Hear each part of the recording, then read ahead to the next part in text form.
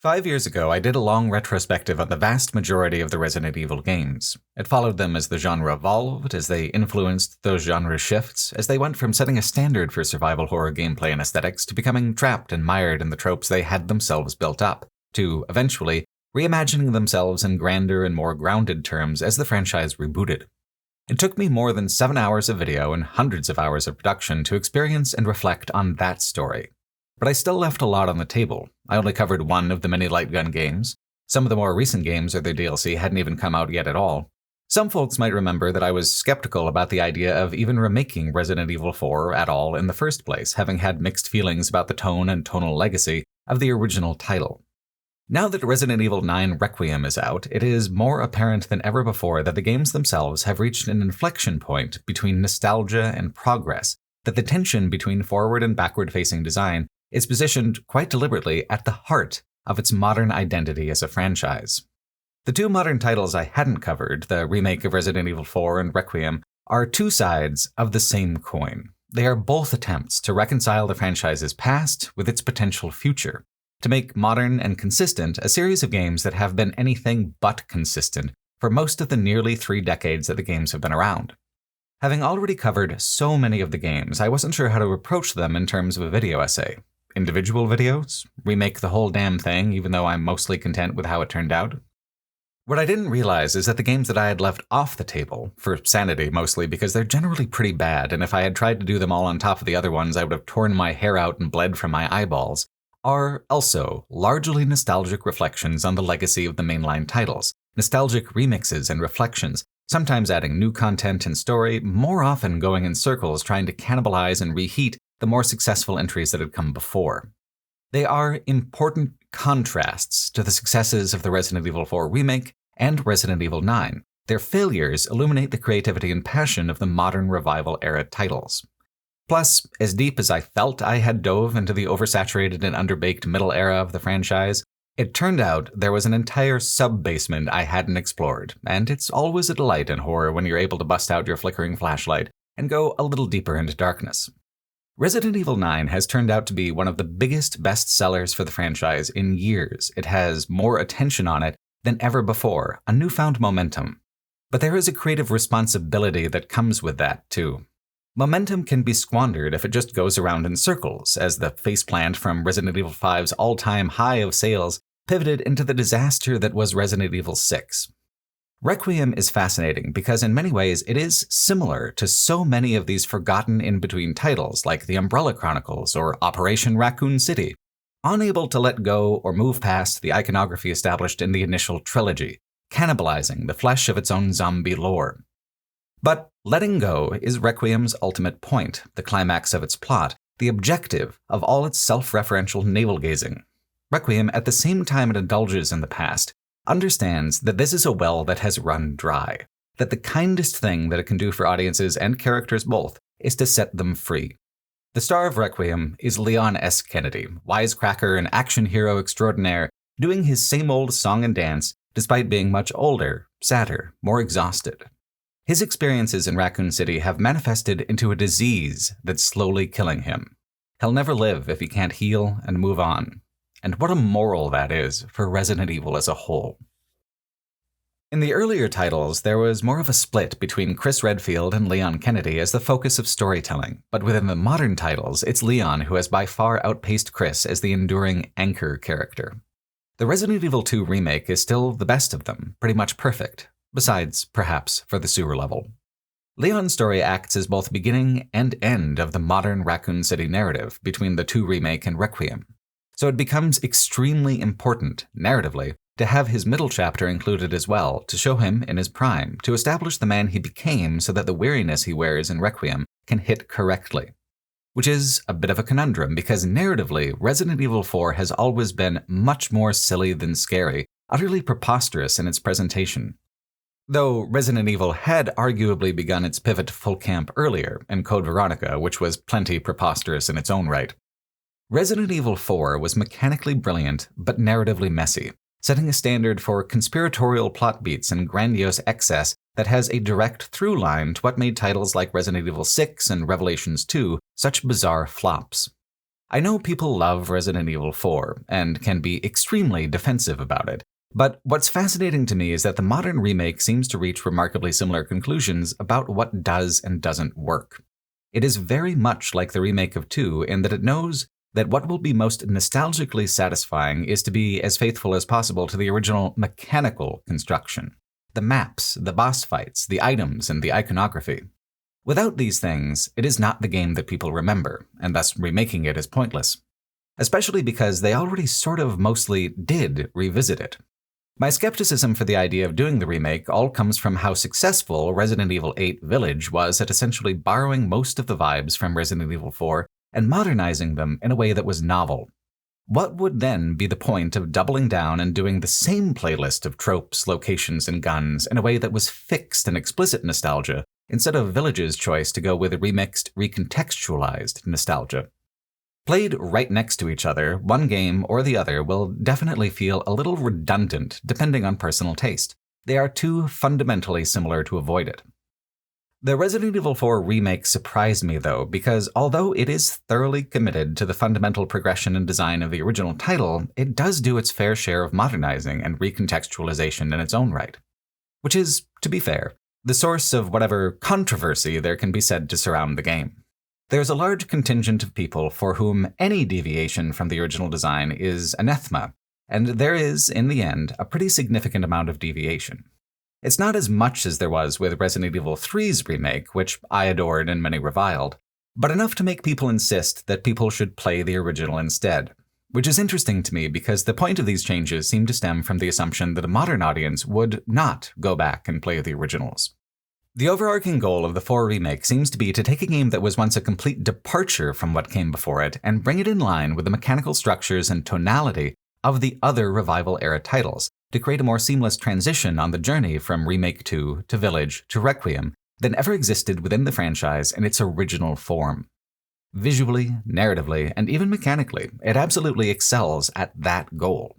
It is no longer an abrupt pivot in a completely different direction, but instead a kind of subtle diagonal shift in tone and intention that sets the stage for Village and Requiem, if going through the modern titles in narrative order. To some, this robs the game of its identity. Some people want it to be sillier and find its attempt to create a more serious atmosphere irritating. Some people thought that the absurdist characterizations of folks like Ada and Lewis were more compelling than their ever so slightly more natural portrayals in the remake, and many feel that the shooting mechanics, having been slightly slowed down and unified with those of the modern titles, has taken the personality out of that aspect as well.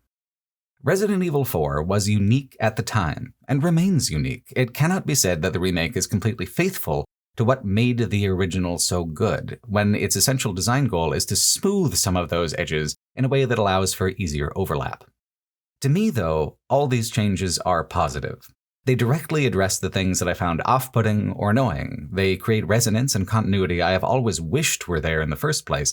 They take a game I could only appreciate in the historical abstract and turn it into something I find fun, and even scary at times. It's action horror and horror comedy more than it is pure horror, but at least it feels like horror from time to time, something that Resident Evil 4 never really did for me at all. It is a fundamentally divisive game that way. For purists, it is unforgivably impure. But for those willing or eager to see an iconic game adapt to contemporary tastes, the new flavor is ever so complex and satisfying. It is essentially impossible to fully separate the extreme cheese of the original plot from any kind of even remotely faithful adaptation. It's baked into it because of the mechanical progression. For the boss fights to be the same, the plot beats have to be the same. And the plot beats tend to be absolutely fucking ridiculous. There is an unalterable core to the experience. Surrounding the core, however, is a whole massive constellation of details that can be shifted into different configurations for a different vibe. If it's impossible for the story to ever trend towards pure horror, it's at least possible to aim for creepy, which begins with characterization, extends to art design, and then expands to combat mechanics and animation. Leon Kennedy himself is the first subject of this change. In the original version, him being a wisecracking action hero was kind of taken for granted.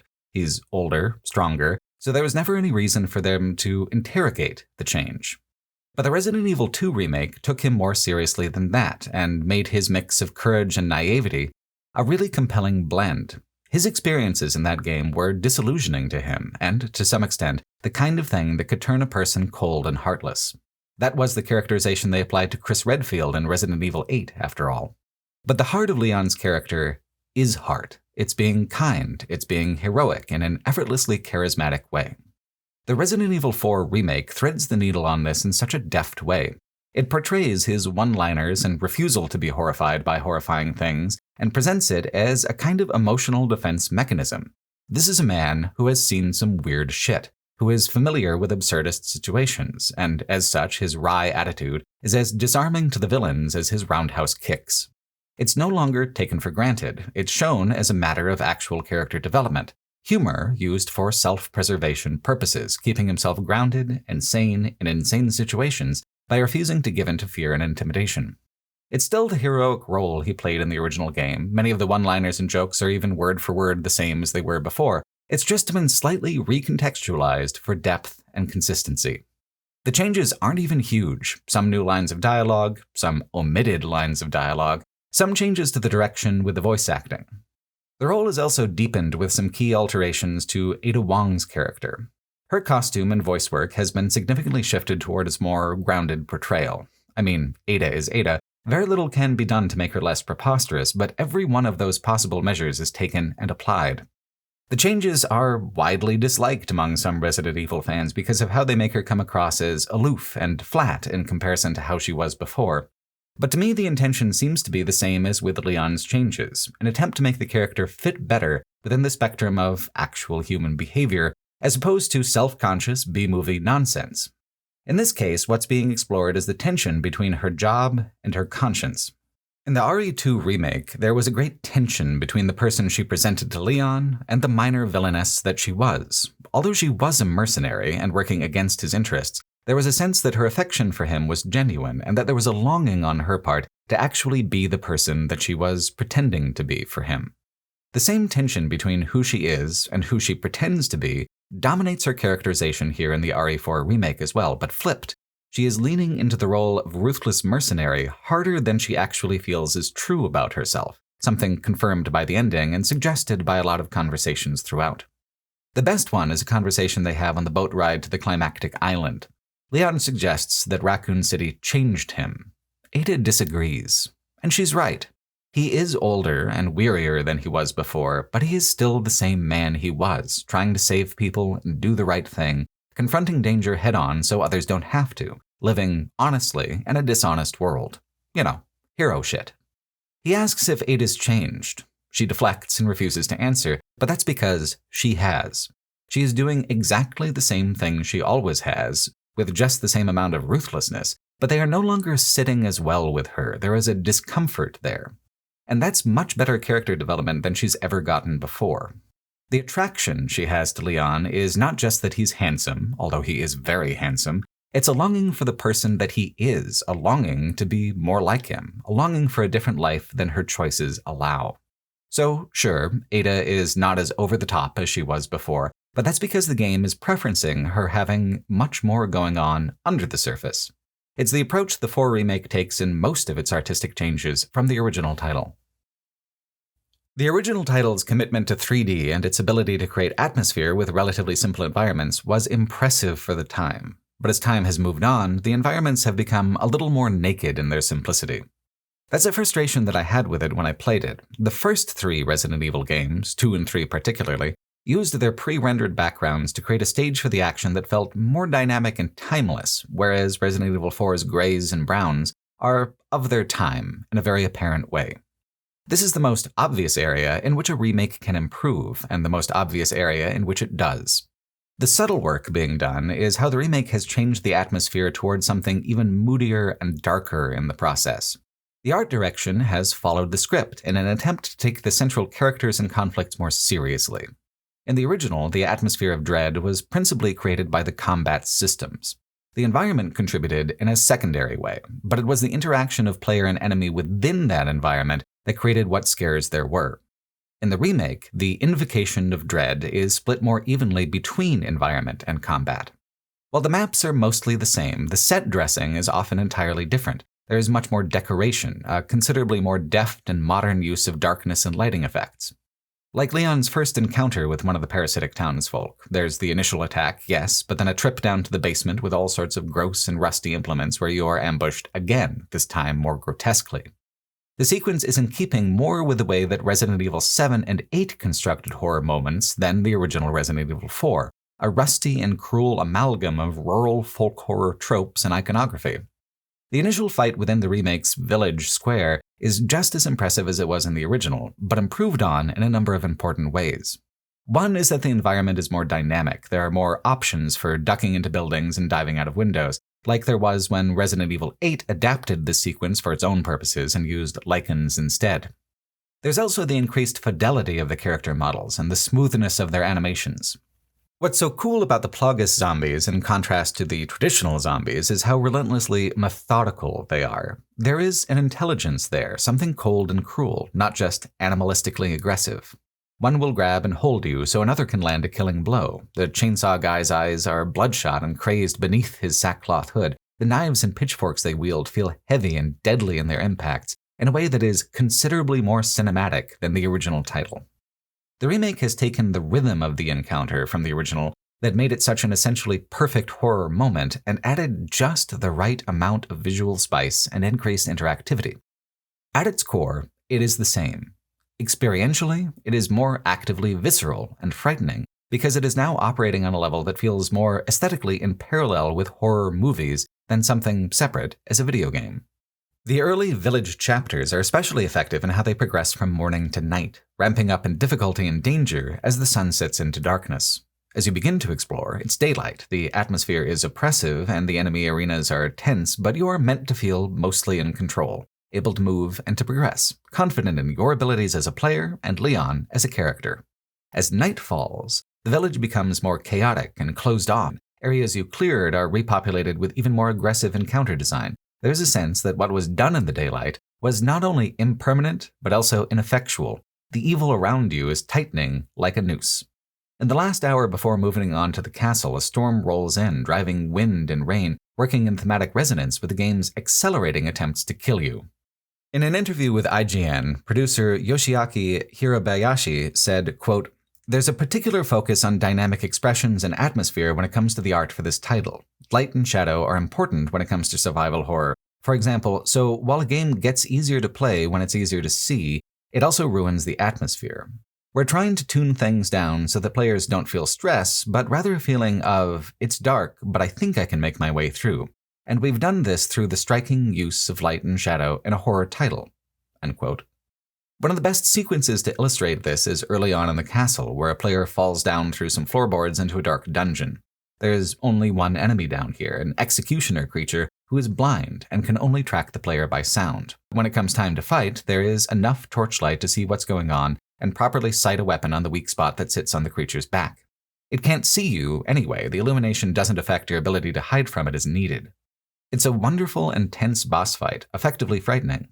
Even boss fights that have never been frightening exactly are improved by the improved attention to visual detail, like the ogre fight. The ogre is grosser than before. The environmental damage it can cause in the couple of buildings where you can hide and resupply is dramatic and impressive. The animations are just smoother overall. While the Resident Evil 3 remake tightened things up by omitting sequences and making the game more linear, the Resident Evil 4 remake seems to expand and add things all the time. There's a lot of exploration and backtracking to be done, both to find treasures and complete side quests for the merchant, which can involve anything from scavenger hunts to fighting new boss creatures. This encourages deep exploration of the maps, seeing some parts of the map you visited before at these later, darker hours where they come across as spookier and more dangerous. As you move forward, the horror only deepens. Although this is true most prominently in the initial village sections, each third of the game has a wholly different vibe and character to it, as it was in the original. The remake has injected a tremendous amount of personality into this aspect of the game, but in terms of combat, it does sometimes feel that a little of that personality has been taken away. One of the things I talked a lot about when I covered the original title for my main retrospective was that although Resident Evil 4 essentially invented the rhythms and verbs of the third-person action genre, I generally liked the titles that came in its wake better. That's still true for me, especially here with the remake. I think the combat is far easier to navigate, snappier and more responsive, closer in tone and rhythm to the other remakes and modern Resident Evil titles. But that kind of just illuminates by contrast how unique the original was in that respect. It had a balance all its own, which games that took inspiration from it, like Dead Space, altered for their own mechanical needs and thematic purposes. In the original, the central concept is that enemies are like a tide that constantly threatens to wash over you, and different weapons provide different rhythmic options for delaying that tide and creating distance. Pistols caused minor interruptions to single enemies, shotguns caused minor interruptions to the wider field of them, and submachine guns stemmed the whole tide for a while, at the cost of resources, where rifles were meant to counter specific threats from outside the initial rush of danger. With magnums, of course, as boss counters and get-out-of-death-free cards. The weapons and enemies all interact in basically the same way in the remake, but not in as pure and deliberate a way as it was originally. It is less fundamentally rhythmic and more reaction-driven. Manipulating enemy animations and balancing the rate at which you stagger them was everything in the original, but it is only a component of combat in the remake. In the initial combat arenas, there are just a huge amount of enemies being thrown at you, waves and waves of opponents who are individually weak and collectively overwhelming. It's such a change from the combat rhythm of 2 and 3, where the zombies were individually strong to the point where a crowd like this would be far too difficult.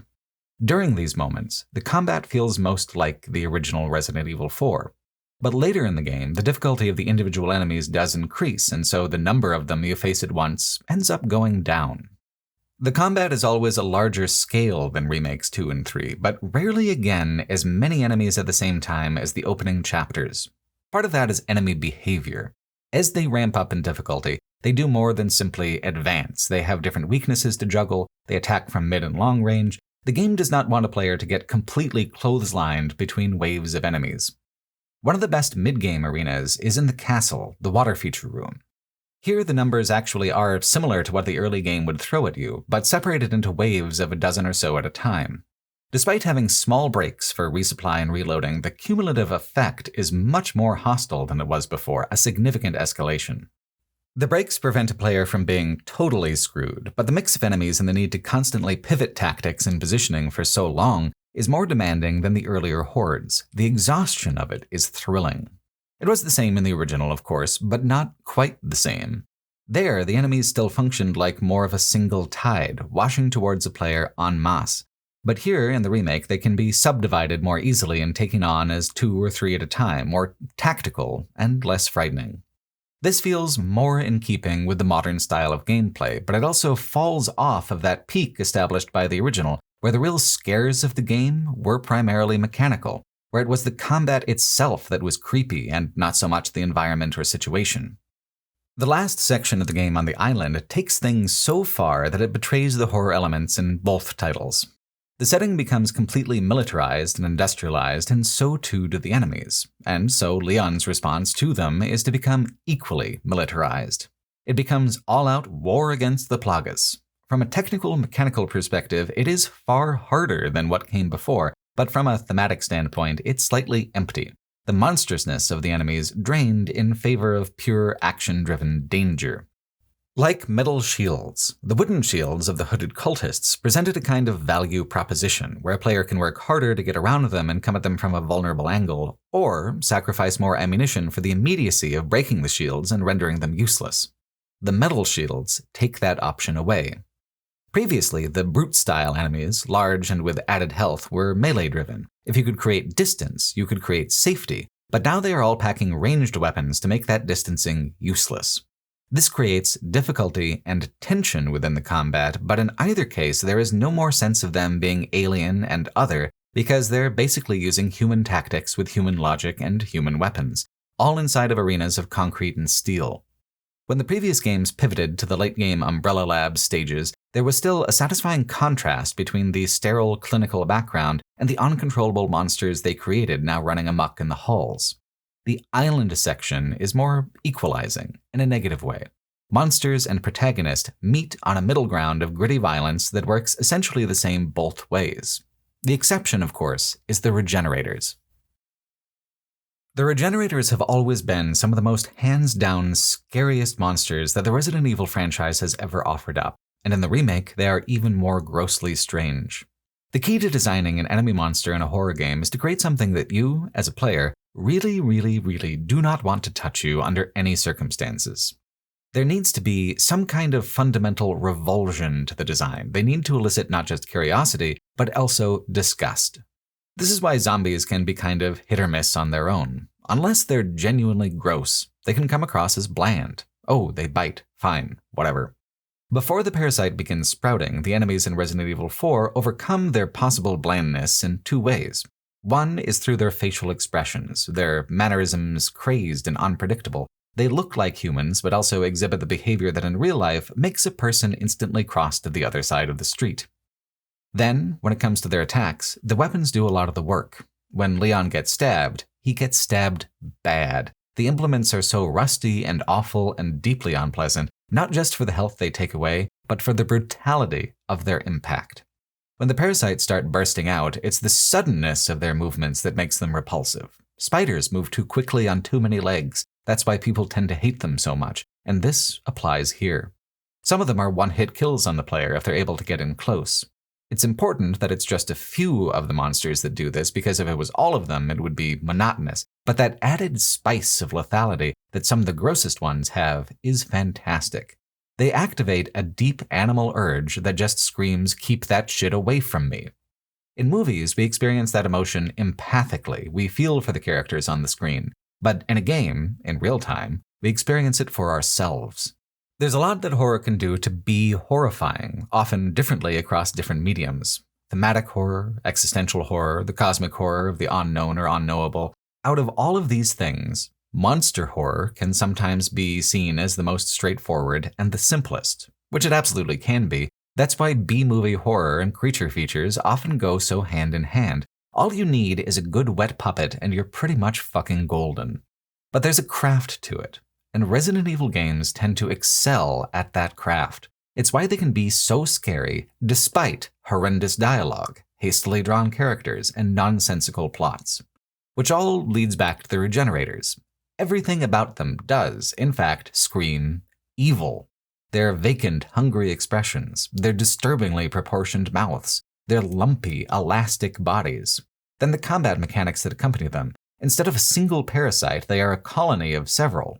Without an infrared scope, you have to shoot off chunks of flesh to eventually one by one reveal the parasites underneath, and if you're not quick about it, the flesh will simply heal over.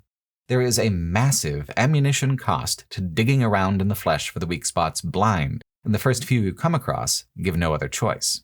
Then, once you do have the scope, their peculiar and erratic movements make sniping the parasites very difficult. Their arms spring out much farther than they ought to, hitting a player at medium range. Most disturbing of all, when they take enough damage to fall down, they then flop and flow along the ground like some sort of horrible land fish. Harder regenerators also sometimes lash out with a pincushion of spikes, dangerous to some degree, even when they die. The thing that makes them visually disturbing are perfectly aligned with the things that make them mechanically challenging. They are about as close as anyone's gotten to a perfect video game monster. So why do they only appear in two relatively brief segments? Because familiarity creates fatigue. That's part of the whole reason we've moved from classic zombies onto parasite zombies in the first place, to shake things up, because too much of the same thing in a row drains the horror out of it. In a sense, that's why Leon is the way he is with the wisecracks. Encounters with the disgusting and terrifying have become his 9 to 5. The Regenerators leave such a lasting impression because they are a rare and specific instance within the game. They do not overstay their welcome and do not reach a point where fighting them becomes routine. Every time they appear, it's an oh shit moment. An interesting contrast is the Armaduras, a suit of medieval armor with a parasite zombie inside. Where the Regenerators are actively disturbing, the Armaduras are kind of cheesy. A possessed suit of armor seems like something that Don Knott sought to fight, and not Leon.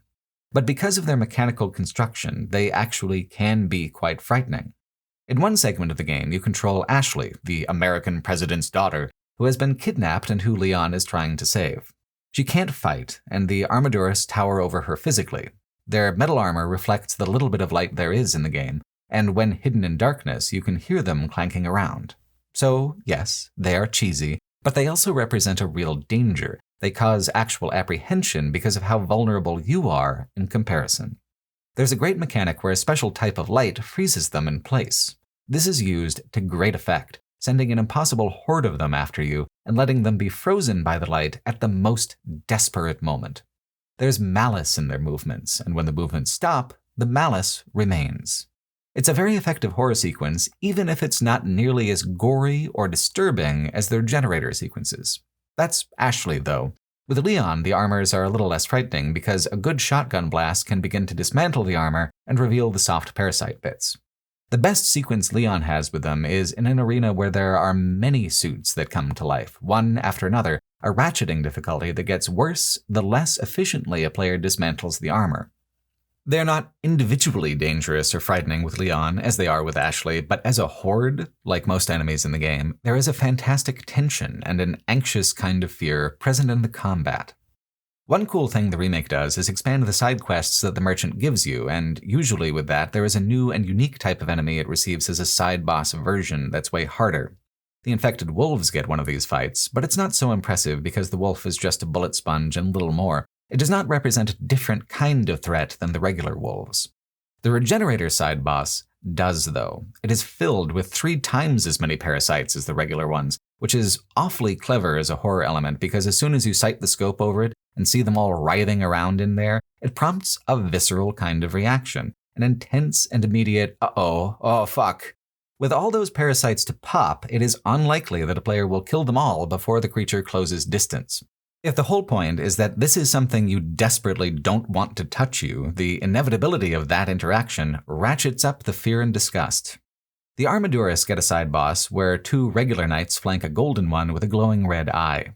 The golden knight has reduced weak spots, increased resistance to being disarmored, and wildly increased damage should its huge broadsword connect. The 2 supporting knights make the encounter chaotic and force players to juggle threats in a way that leaves them more vulnerable than usual. It's not exactly frightening, but it is challenging and fun. It is an encounter that leverages the combat in a way that really makes it sing. Which has also always been part of what works about Resident Evil 4, either version. When it isn't frightening, it is, at least, always reactive and engaging in a way that puts them among the best third-person action games of all time. Even Shinji Mikami, the original game's director and the man who created Resident Evil, praised the remake during an interview with IGN, saying, quote, "I think the comprehensive and fundamental understanding of what it was that made the original work in the first place is probably the most important point of a good remake," end quote.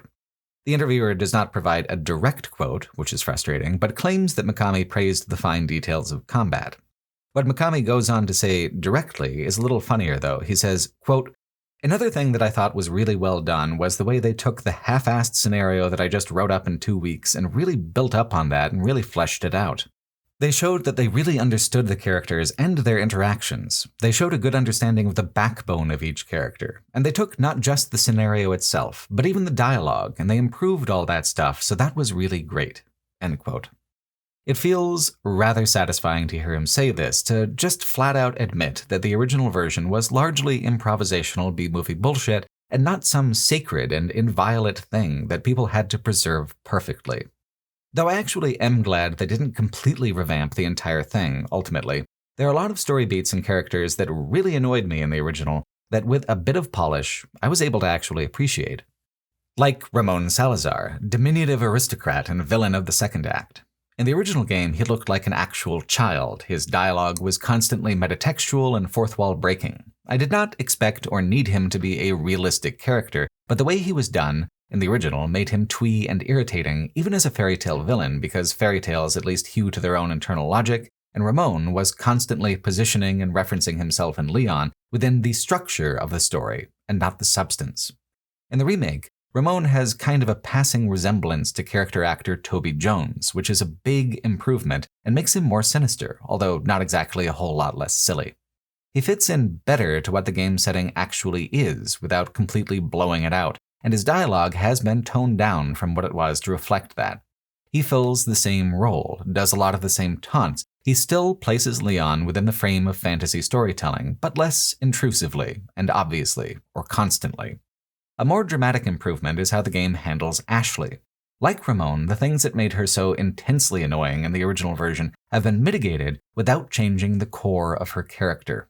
The problem with her in the original was that she was coded younger than the character was meant to be, coming across as childlike when she was actually in college. Being portrayed as childlike paired poorly with how she was constantly getting kidnapped and then re-kidnapped and then kidnapped again. She was a shrill hockey puck being batted back and forth across the script. The kidnappings have been preserved because a lot of that is tied to mechanical rhythm. Some encounter design is meant to have Ashley as a difficulty component, making sure she stays safe, adding injury and unscripted re-kidnappings as bonus fail states, and some encounter design is aggressive enough that having Ashley around would make it too difficult. The player is meant to focus on the threat alone without keeping track of their escort duties. She does still have to fade in and out of focus to preserve that part of the design. Where there's room for improvement is giving her a greater sense of personal agency and ability. She actually comes across as a young woman in her 20s now. She's frightened and fragile, but she isn't just a sack of screams for Leon to toss over his shoulder and haul around. She has integrity. She exhibits bravery. She really tries to meet the moment and not be such a burden to Leon.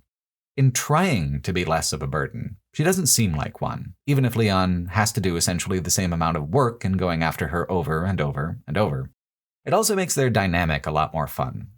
In the original, she was a brat, and he was the man who knew better, a trope as old as it is boring. In the remake, Leon almost downplays his own competence in order to make her feel better, a kind of aw shucks heroism that brings out the kindness within his character in a stronger way. Leon wants her to believe she has the strength on her own to get through this, and because she comes to believe in that, they save each other. Even Luis, the walking, talking Spaniard cliché, gets to have his emotional moments hit better. He's not just a sex pest anymore, and his egotism is more purposeful. It's clearly a defense mechanism the way Leon's joking is. When the two of them travel together, the vibe is particularly fun because they play off each other very well. I feel like it would work better for them to be riffing on more serious predicaments, though. Instead, they travel together for some of the most ridiculous sequences in the game, like this Indiana Jones minecart ride, where the enemies come up from time to time to leer at you and shake a chainsaw around. Or this double ogre fight that's interesting and tricky from a mechanical perspective, but doesn't ever really remotely qualify as creepy in any way. Having Luis to distract and divide the ogres is what makes the fight even remotely manageable, but it would be cool to have something thematic going on here as well. Really, the only character who doesn't benefit from the rewrites is Krauser, the Special Forces operative who was once Leon's mentor in the American Secret Service. Mechanically, his presence is way more bearable. What was once a series of truly awful QuickTime events has been changed into a showcase for the game's parry mechanic. Rather than flash a prompt on the screen, the game expects a player to more instinctively respond during the knife fights, leading to a much more cinematic and seamless action sequence for these knife fights and the boss fight. Krauser is meant to be a stronger, implacable foe, reflected in how you fight him over and over and over through many stages, traps and ambushes, fistfights and gunfights, the student having to surpass the master at great cost. What still doesn't work is how this international conspiracy aspect of the plot overloads and unbalances the story being told. The parasite cult would have been enough. Throwing in some stuff about global domination and corrupting the president's daughter to bring down America and soldiers getting disillusioned through military adventurism. This is the kind of plot stuffing that led directly to everything that didn't work about Resident Evil 6. It would not be the same game if it was not included, but because it is included, it will never really be as creatively tight or focused of an experience as it could be, no matter how much tidying up is done. That's always the push and pull of Resident Evil games, though. They are B-movie creature features at heart, but so much of the brain is soaked through with conspiratorial nonsense. The 4 remake is particularly interesting in this way because it divides its impulses into the 3 distinct acts so cleanly, with such high walls between them. The village sections are really the best at horror. Their pacing is nearly perfect, with the constant pivot between extremely long, demanding arena fights with hordes of enemies, and then the thorough exploration of those areas for treasures and inventory. Every little piece of the environment gets used, and because of the way the hordes press a player to constantly reposition, areas where things are hidden can easily double as tactically useful choke points and defensive redoubts. The shifting times of day and the worsening weather makes the mood perfect. The escalation from zombie variant to fully transformed parasite monsters, the inclusion of the village elder as a nemesis-like pursuer enemy, it hits all the notes of what makes Resident Evil engaging as a horror title, and not just a third-person action extravaganza. This part of the game has an absolutely unique personality. Even when Resident Evil 8 attempted to adapt it, it could not fully recapture the magic. The actual village of that game was rather drab by comparison, lacking in the sense of menace and decay that Resident Evil 4 manages to communicate so beautifully, particularly within the remake where the set design is so much stronger. It is always a horror game in its first act. In the second act, with the castle, it is a hybrid, self-conscious action thriller with occasional horror elements. The castle itself is lush, but rarely creepy, aside from standout sections like the dungeon. In this case, Resident Evil 8 does do better than 4 or the 4 remake. Castle Dimitrescu in RE8 was centered around a much better villain, or set of villainesses, and every part of it was in some way centered around their background, myth, and the consequences of their vampiric hunger. It was tighter, shorter, and so much spookier. The castle section in Resident Evil 4 goes on for nearly as long as all of Resident Evil 8 as a whole. It is a good 7 hours of a 17-hour game. For Resident Evil 4, the whole idea is to just pivot backwards into genre cliché. Resident Evil 2 and 3, however creative they are still extremely classic and traditional interpretations of zombie horror. They borrow from tons of different movies and dozens of existing portrayals of small American towns and cities falling to an undead plague. This is an attempt to encompass European Gothic horror as well, which is a harder fit because it has less contemporary foundation. Contemporary settings always have to burrow into history to make it work. College students awaken ancient horror, construction project unearths a cursed object, that kind of thing. Resident Evil 4 dutifully follows suit by having the parasite unearthed by crews digging around in the mines underneath the castle, finding amber which had preserved the parasite so well it was just waiting to be revitalized and assigned new hosts. But this is a late revelation and not the inciting event. It is a reversal of the genre standard order of storytelling, and as such, the thread that keeps a player going is mostly mechanical instead of narrative. The narrative aspect is disjointed and confused. The navigational aspect is the only one keeping a person on track, how to unlock the next door forward, to solve a new puzzle, to open a new wing. The final area is the clock tower, and I feel like it represents a lot of what works and what doesn't in microcosm.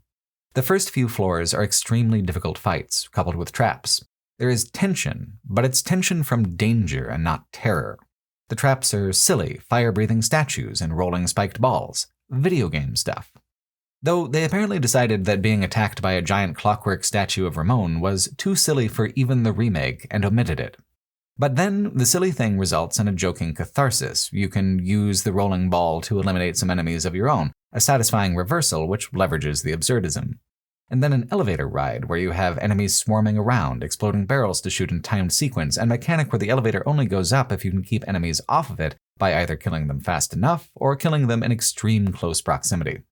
It's a good action sequence, but it's also very artificial and deliberately familiar video game design.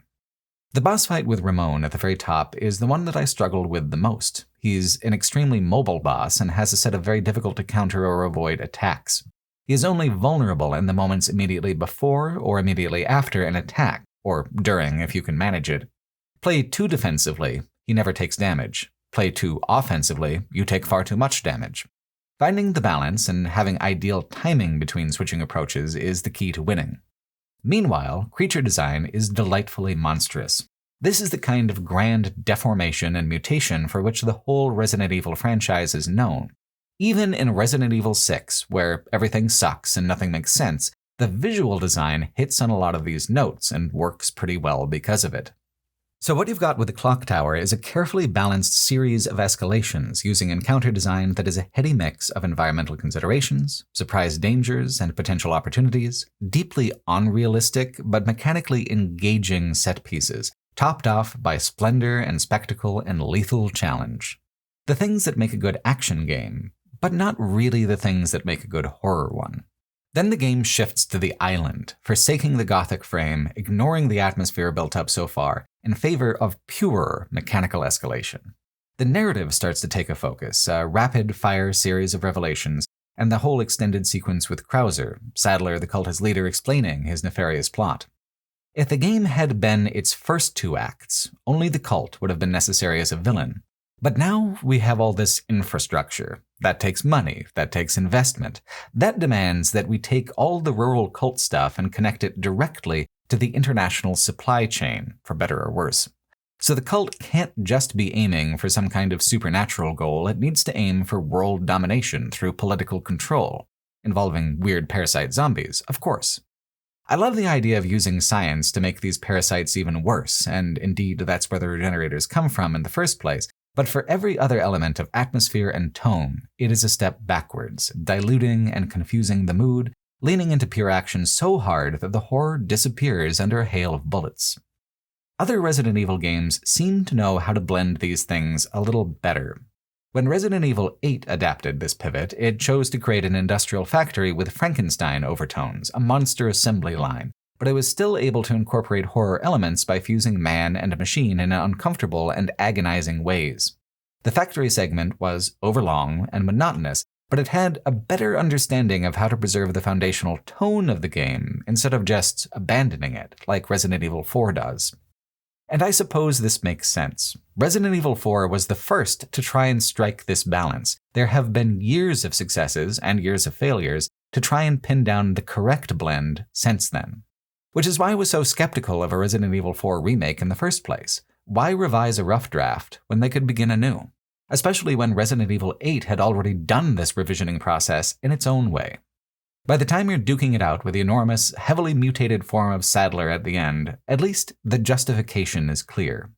By starting over completely, Resident Evil 8 created its own problems, its own weak spots and failures.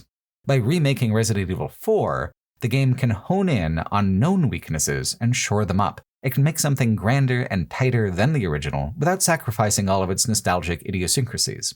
It can preserve an important link in the narrative chain of the franchise and then connect that chain to later sequels that take a more original approach. The Resident Evil 4 remake can never replace what the original release meant to gaming at the time because it was such a singular piece of media and how it handled its mechanics. It birthed a new subgenre of action gaming all on its own. But now that child is grown, the family tree has grown branches in every direction. You can't ever go back to the beginning and expect it to be the same. But a prudent gardener can take a cutting from the source, nurture it, and have it bloom anew, something separate but no less beautiful, or horrifying, or fun. Because when you get down to it, Resident Evil 4 has always been more about fun than horror. It doesn't end with tragedy or disempowerment, it ends with a jet ski chase and big explosions, the girl safe, the hero even more heroic, the villain a puddle of meat and goop. All's right in the world. Until next time. The next time being Resident Evil 5, with Wesker as the main villain. Resident Evil 5 was the sales high point of the entire franchise, but that was so much a function of its time. Is it worth remaking that game when co-op campaigns are not only no longer novel, but no longer even very popular? And especially when Resident Evil 5 has so many more narrative rough edges to sort out than Resident Evil 4 did, when it fits into the modern canon even more awkwardly in terms of tone and pacing. If it was up to me, I would stop at 4, but I also wouldn't have done the 4 remake in the first place if it was my choice in the matter, and I ended up liking how that turned out quite a bit. Regardless of whether a Resident Evil 5 remake is an inevitability or just a possibility, the 4 remake used Ada's campaign expansion, Separate Ways, to set up a bridge to get there should the modern franchise ever arrive at that destination.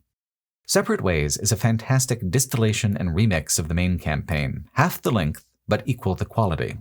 It's a much more immediate and impressive improvement on the original DLC than the main campaign was over its original incarnation.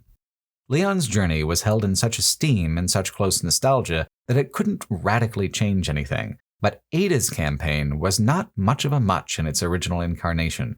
It was an abbreviated playthrough with disconnected lore dumps in between chapters. It did not equal the main story, it was just a bonus for those who wanted more time within the world. The new version of Separate Ways puts in 3 times the effort that the original did, integrating the narrative better, creating much better and higher production boss fights, even adding entirely new sequences to the island section that skew horror in a way that that chapter has never managed to achieve before. Not only does it set up plot threads that a Resident Evil 5 remake can use, it demonstrates the leap in quality that might be possible if that potential remake gives up nostalgia in favor of editorial control and careful revision. Most of Ada's motivation is known from cutscenes within the main game, but instead of the big lore dumps of the previous version of her DLC, The new one uses brand new cutscenes and dialogue to flesh out and expand what we know of her in terms of both spy and character. As a spy, she is working for Wesker, trying to get a piece of the amber in which the original ancient parasites were preserved and later reconstituted. Wesker is the through line that connects Resident Evil 4 to 5. Plus, there's now the question of how much he will be involved in the revisions that the new version of Code Veronica chooses to make when it finally comes out in 2027. Separate Ways is the only part of the modern run of games, so far, where the old-style sunglasses Wesker, who was so important to the middle-era games, has been brought back. One of the better touches of the remake was keeping the merchant character's voice work exactly the same as it was before.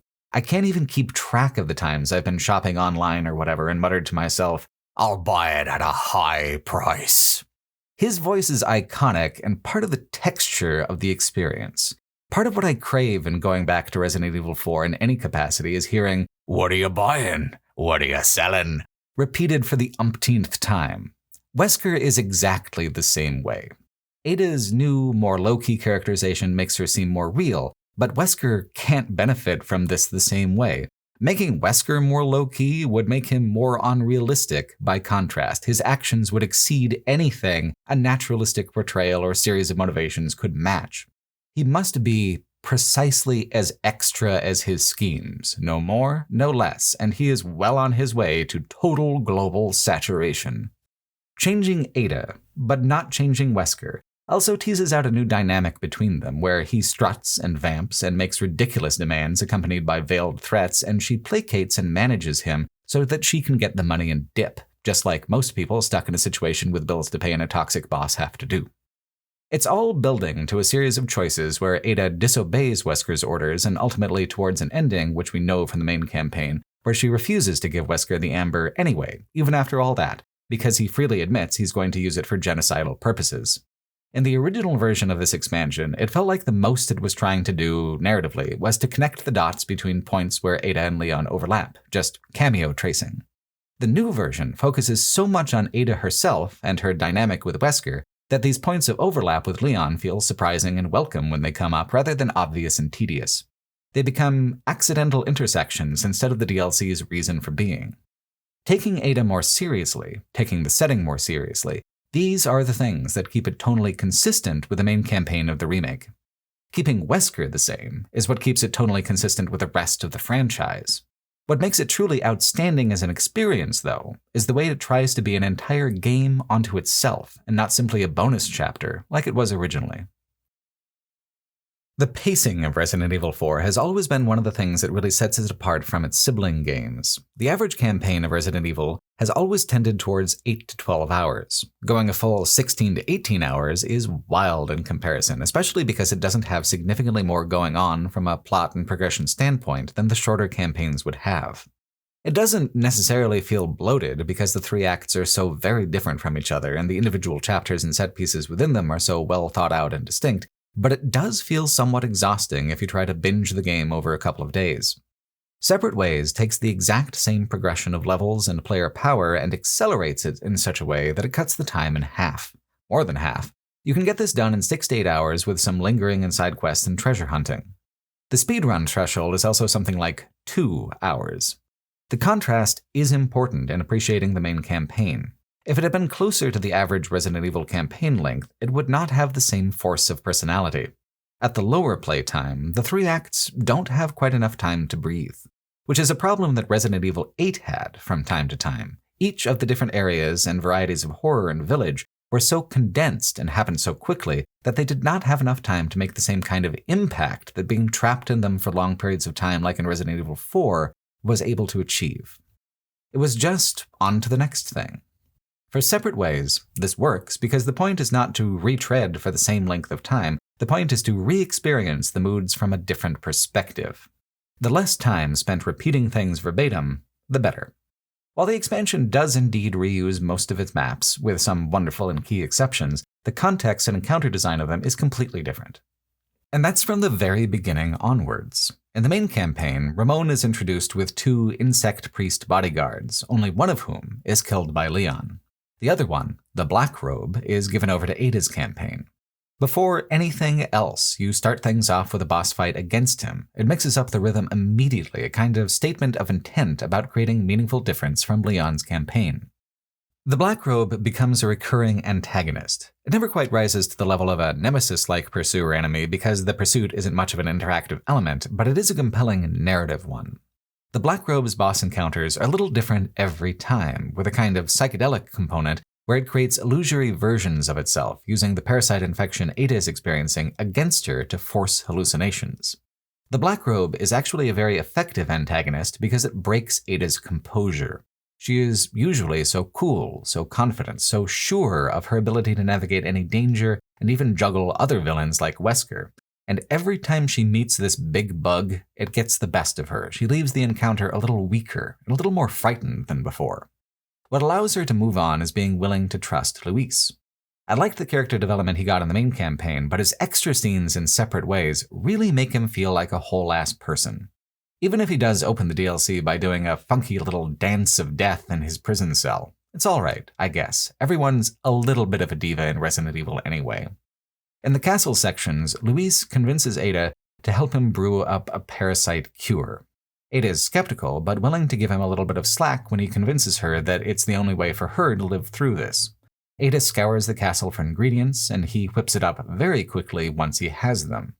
As far as a structural frame goes, it's perfect. It gives the player a new reason to go through old areas in a remixed order.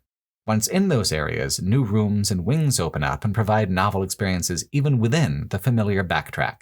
Like this combat puzzle. Ada is trapped in a room where armaduras awaken and attack in 2s and 3s, in an arena much smaller than Leon had to fight them in. It even adds archers beyond the locked gate to distract a player and add surprise damage. It's a wonderfully cruel little encounter, deeply satisfying to prevail over because of just how high the odds are stacked against you going in. Pretty much all the major encounters are like that. A little meaner, a little closer in. Take the factory on the outskirts of the village. For Leon, it's just a stealth and knife tutorial. For Ada, it pits you against 2 chainsaw enemies at the same time, barely an hour out from the start of the expansion, where Leon's campaign took ages to ramp up to encounter design of that intensity. To balance this, Ada gets to begin with a pretty full arsenal of mid-game weapons. She is capable of these feats right off the bat, but not in a way that makes them easy, just in a way that makes them possible.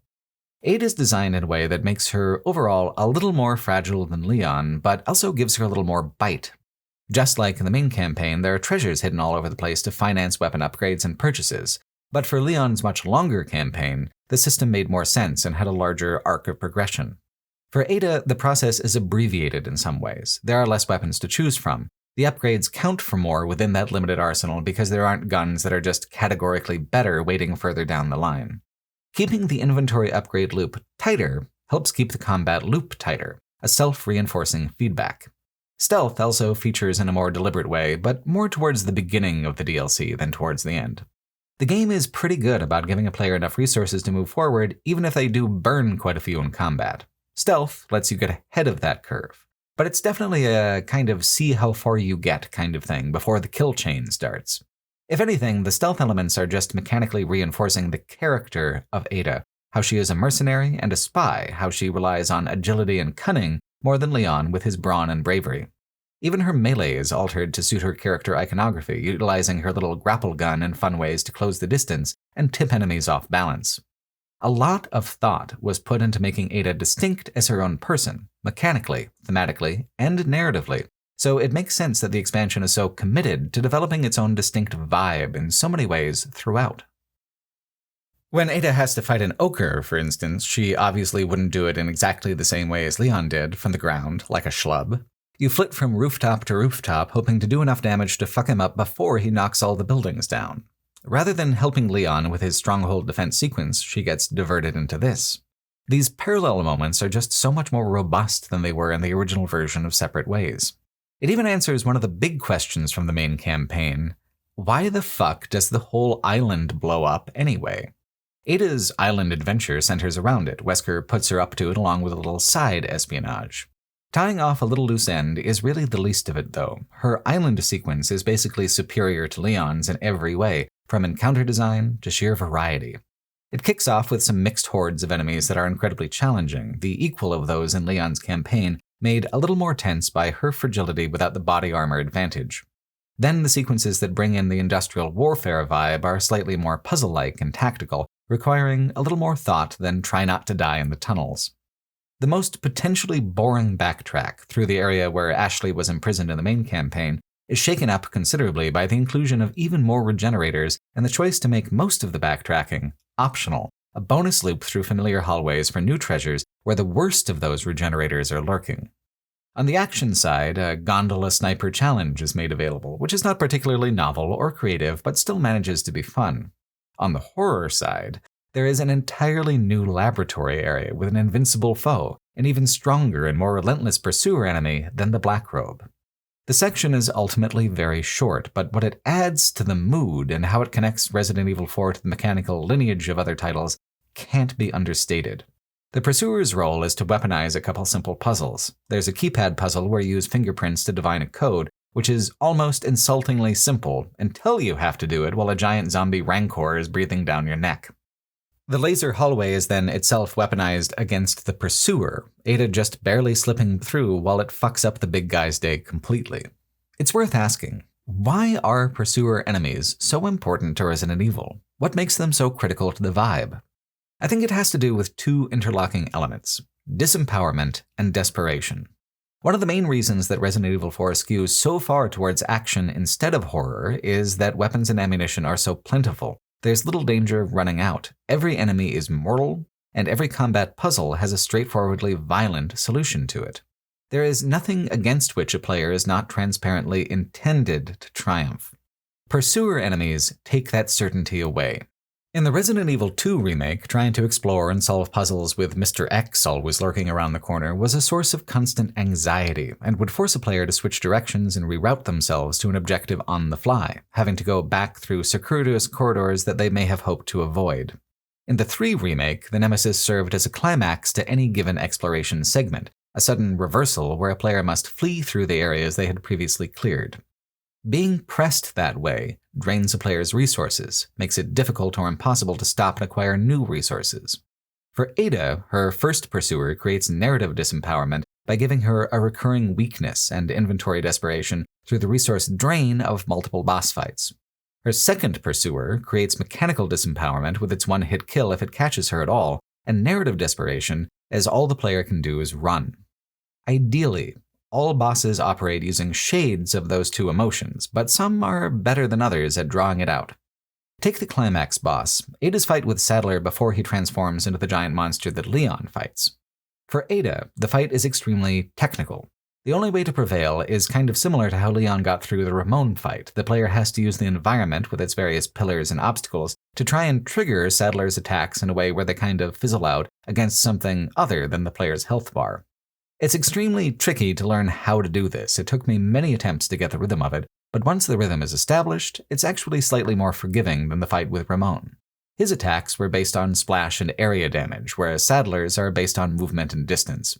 Of course, narratively, it's almost pointless, a delaying tactic so that Leon can end up facing Sadler for real.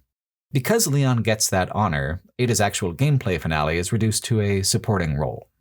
You have to beat a timer by navigating a combat maze in the upper reaches of the boss arena that you fought in the main campaign, in time to kick down the red rocket launcher to Leon and give him a chance to win the game properly. The Sadler fight is the actual mechanical climax of Separate Ways, which makes the whole timed sequence afterwards feel like an unnecessary epilogue. It's just padding the time before you get to the necessary epilogue with Wesker. Ada's change of heart and pang of conscience, we already know. She has been building up to it all game through her various interactions with Leon. What's new is being able to see Wesker react. He takes his big villainous yacht and pursues her, smiling, knowing that she can't run forever and the amber will be his. And he's right about that, of course. Resident Evil 5 doesn't happen if he doesn't get it. It just surprises me that with all the wide open possibilities of the rebooted timeline, we're still sticking with the basic plan. Resident Evil 5 was not quite as bad as Resident Evil 6 in terms of absurd nonsense, but it was still a dramatic escalation in terms of overall bullshit. Are we really going to do blonde Jill Valentine again? Are we doing the boulder punch in glorious 4K definition? Resident Evil 4 sits right on the knife's edge between an effectively creepy atmosphere and conspiratorial action garbage. The remake helps tip it towards a more traditional horror experience, but going forward into more remakes, can this remain possible when the fundamental structure of the entire game would have to change to avoid it? Where does it stop? Is everything that happened in RE5 really necessary to the canon? What about RE6? What about fucking Resident Evil Revelations? The one thing I guess we don't have to wonder about is how Capcom might handle a remake of Code Veronica, because they've actually already done it twice. Let's go back now, over 20 years to November of 2001. I already covered the first of the Resident Evil Gun Survivor titles in my earlier video, and it was bad enough that I felt like, you know what? That's probably plenty. It was exceptionally awful in every way, but at least it was a fully original story. The unforgettable tale of Sheena Island, right? 3 endings based off of 1 intersection. One of the things I do take some delight in as a game critic is stumbling into games and game design choices that are forgotten and bizarre. There's a forensic quality to the experience at that point, a kind of games criticism cold case where you have these bones sticking up through the ground of some godforsaken backlot, and you need to reconstruct what the fuck happened to make it all turn out this way in the first place. Gun Survivor 2 Code Veronica is, hands down, the worst Resident Evil I have ever played, although even for this project I still didn't bother with Umbrella Corps, so maybe there's that. It's hard to know where to even begin. The lack of originality, the weightless and overly simplified gameplay, the oddly long and boring bonus mode that actually constitutes the real game. The game is so self-consciously bad that it even contextualizes itself as a dream sequence, just Claire having nightmares about the actual Code Veronica campaign. I didn't realize she was so afraid of having an arcade scoring system attached to her traumatic memories. In fact, it was meant to be an arcade cabinet game called Fire Zone before assuming the version that it ended up as. Gun Survivor 2 is notable for never having actually had a North American release, just Japanese and European versions, almost as if there was some kind of understanding about what an awful boondoggle this all was. In truth, though, it was shit-canned for the same reason the original Gun Survivor was released without its support for an actual light gun. It was thought that with all the shootings in American high schools, it would be tasteless and insensitive to contribute to a national tragedy with a game that celebrates guns. Which is awfully quaint, considering that America itself became basically immune to self-reflection regarding mass shootings. The main campaign only consists of 5 levels, the first half of Code Veronica's campaign before it pivots to Antarctica for its finale. Claire and Steve are both playable characters with significantly different arsenals to give them a sense of, I guess, personality. The game is so cheap that there is no voice acting, which is honestly a massive favor for Steve, and improves him as a character. But it also hardly matters because there are very few cutscenes, and ones there are, don't really make any sense or impact. The plot of Code Veronica was always a mess, but in the original version it was also densely convoluted. There was stuff going on.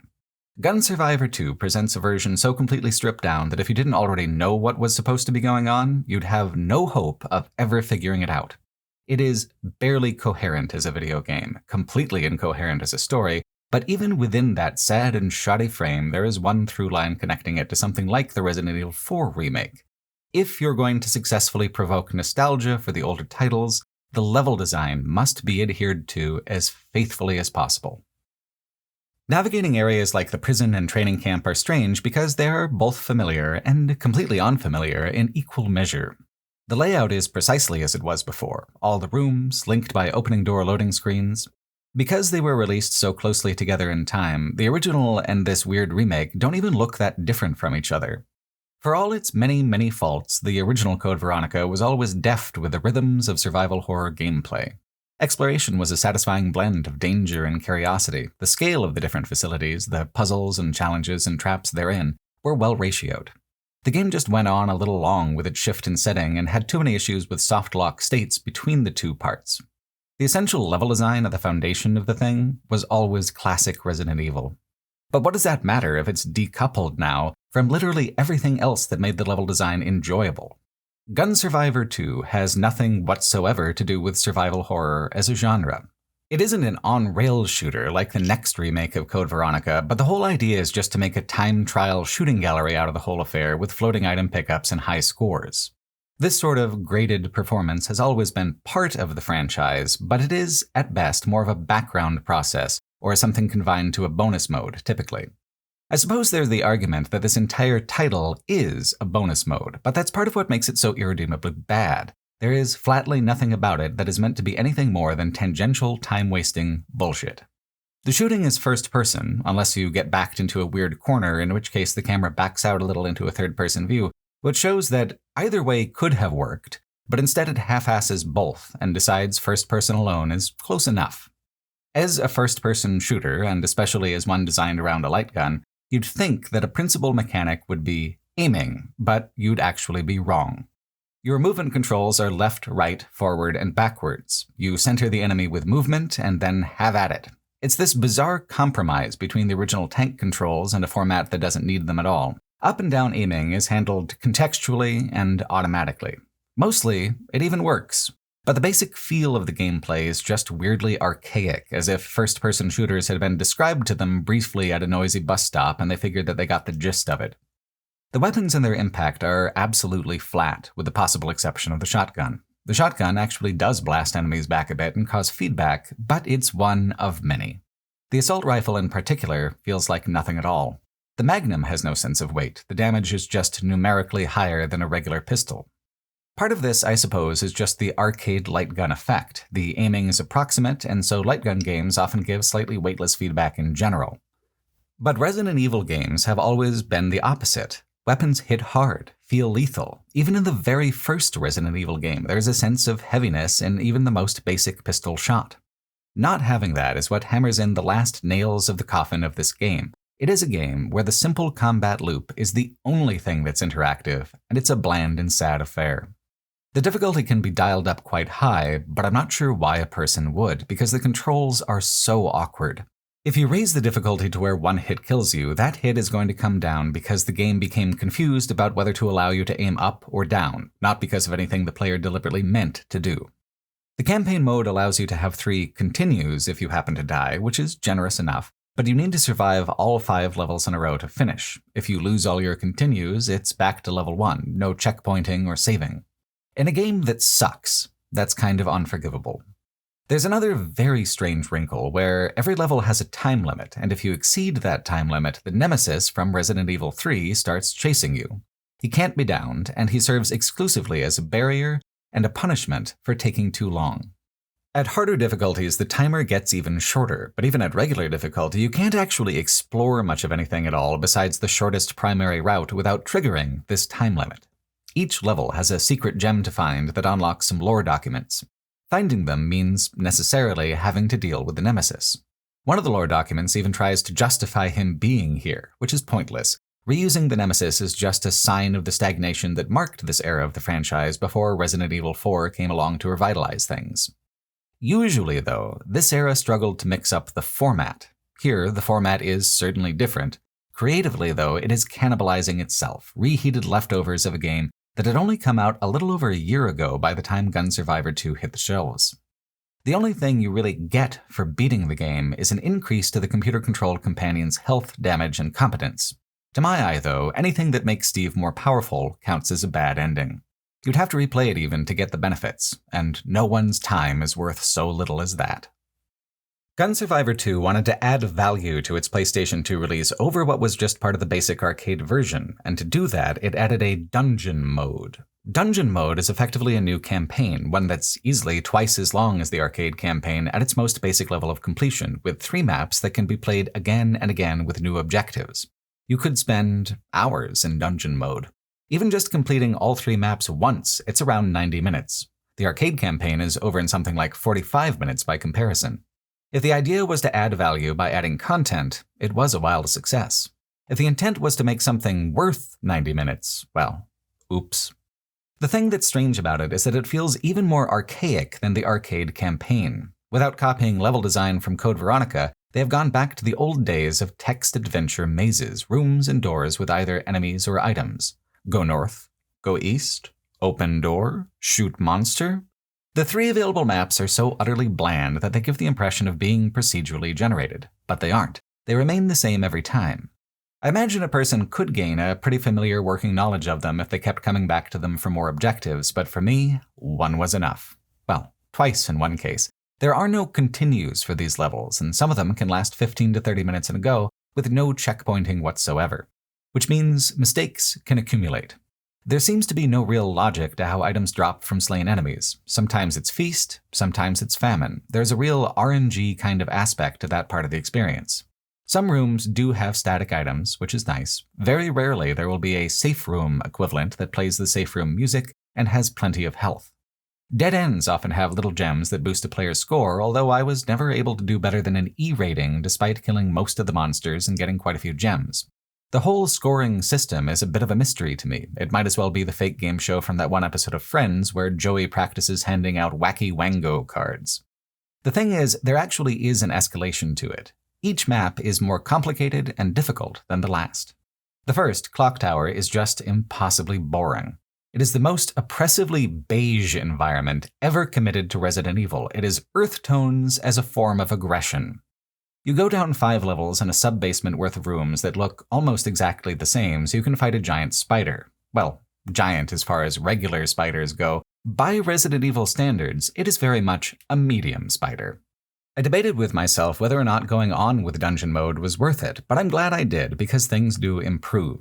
The next map has an actual theme. You go through a series of caverns until you reach an industrial facility.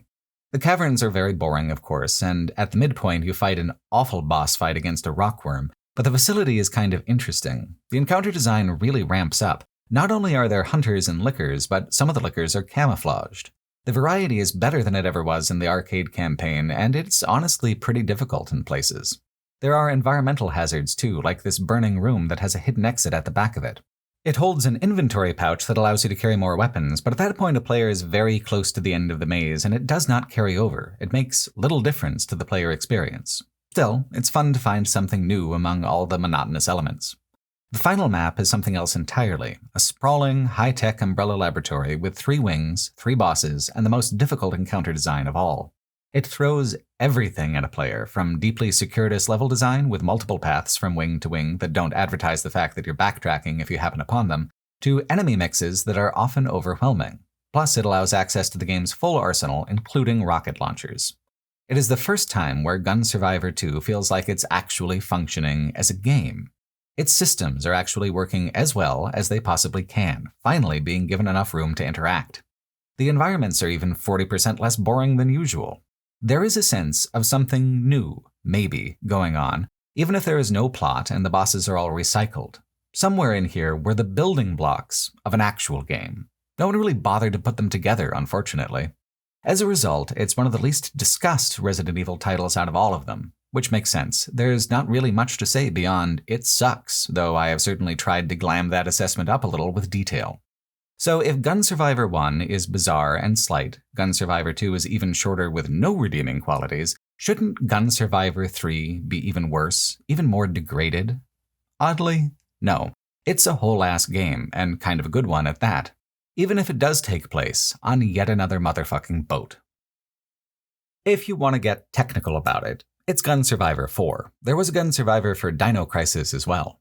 The Gun Survivor lineage is neither important nor interesting when considering Dead Aim, though, because what it actually represents is far more important to the franchise at large than it is to the progression of lightgun game spinoffs. Dead Aim, 2 years before Resident Evil 4, represents the point at which the tropes of the middle era actually begin to take shape and take focus. It is a precursor in ways to both Resident Evil 4 and Resident Evil Revelations. It would be easy enough to say it was derivative of those 2 titles, but because it came out in 2003, it is slightly more accurate to say that those games went back and scavenged pieces from Dead Aim instead. There are pieces here that would do better and flourish more in different contexts. It would be wrong to abandon all the pieces and just forget it happened like Gun Survivor 2. But Dead Aim itself feels very much like an experimental prototype.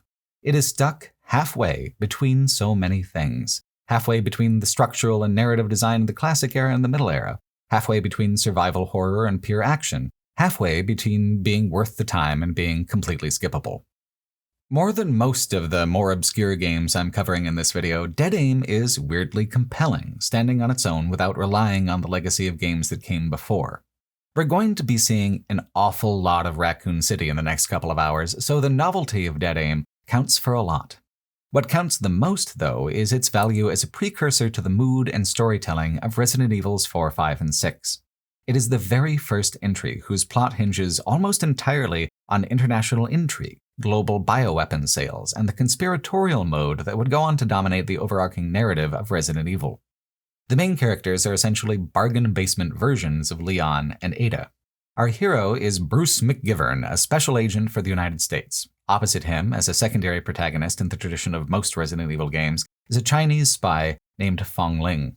They have a romantic tension between them that, despite having zero actual chemistry, at least structurally mirrors the vibe between Leon and Ada in Resident Evil 4. The game starts out with both of them looking for samples of the T and G viruses stolen from Umbrella's Paris labs, possibly the same labs Claire went to before the events of Code Veronica. They've tracked them to a luxury cruise ship owned by the Umbrella Corporation where they were going to be auctioned off. But by the time the game moves into its second half, this is discarded in favor of an even more ridiculous plot where the villain is holding the US and China ransom with the threat of launching dispersal missiles with the virus at major cities. China pays the ransom, but the US does not, leading to scenes like this where a Chinese orbital laser tries to kill the protagonists because their interference is no longer wanted. Going forward, the games are like this all the time. But Dead Aim is actually patient zero of the international intrigue angle. It feels like a secret. This game is extremely obscure within the canon, but it is canon. A lost chapter linking the humble beginnings of the franchise to its maximalist peak in Resident Evil 6. If Bruce and Fong Ling are trial runs for Resident Evil 4, putting all these silly twists and turns within a cruise ship context is a trial run of Resident Evil Revelations. I couldn't find any concrete sales numbers for Dead Aim, but I can't imagine Revelations would have gone with fuck it, run it again as an approach if Dead Aim had been a bestseller with a large cultural footprint. Why would it, really, when Gun Survivor 1 was kind of forgettable and Gun Survivor 2 was so unforgivably cheap? I don't imagine most people were willing to give Gun Survivor 4 a chance. I wasn't. I thought it was skippable when I did my original retrospective, which was foolish in hindsight, because I would have really preferred to put it in sequence with the mainline titles instead of here among the spinoffs. Historically, it establishes too many tropes the mainline titles began to pivot on to count as a spinoff. And in terms of gameplay and player experience, it even largely plays like a mainline title, or at least a classic-era spinoff like Outbreak. There are significant differences between the difficulties of the game, but on normal difficulty and above, it actually is a true blue survival horror title with all the inventory anxiety and item management that comes along with it. In the previous Gun Survivor titles and the Chronicles titles to come after, the idea is that a player should kill everything that comes their way. Ammunition ebbs and flows, but combat is a constant. In Dead Aim, there is not nearly enough ammunition to kill everything. In normal, anyway. Easy mode in Dead Aim is unusual within the franchise because it genuinely is too easy. You are handed what seems like 4 times as many healing items as you could possibly need, weapons along an advanced timeline where you start with a shotgun and find a machine gun at the very beginning and not towards the end, and you find more than enough ammunition around every corner to kill whatever you please. Plus, boss health is cut in half to boot. It's nice, I guess, to have a guarantee that anyone can beat the game in this way if they care to, but it rejects the idea of balance entirely. I guess the idea is to kind of create a toggle switch in between the run-and-gun style of the other light gun titles and the survival horror of the greater franchise. The game has its awkward segments and annoyances, sure, but the genre shift is kind of worth putting up with them. Having real mechanical tension allows the game to cultivate an actual atmosphere, combined with a soundtrack that ranges from good to excellent. Besides, perhaps the ending song, but even then, the effect is to put it in sequence with the horror vibes of the early 2000s, like the 1999 version of House on Haunted Hill, or, of course, Ghost Ship.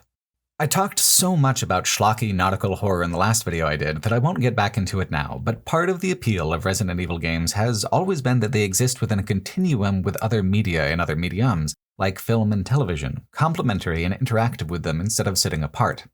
Dead Aim doesn't ever feel like a good horror movie, but if it was a movie, it's the kind of thing you'd see recommended on Tubi alongside Return of the Living Dead 3 or Puppet Master.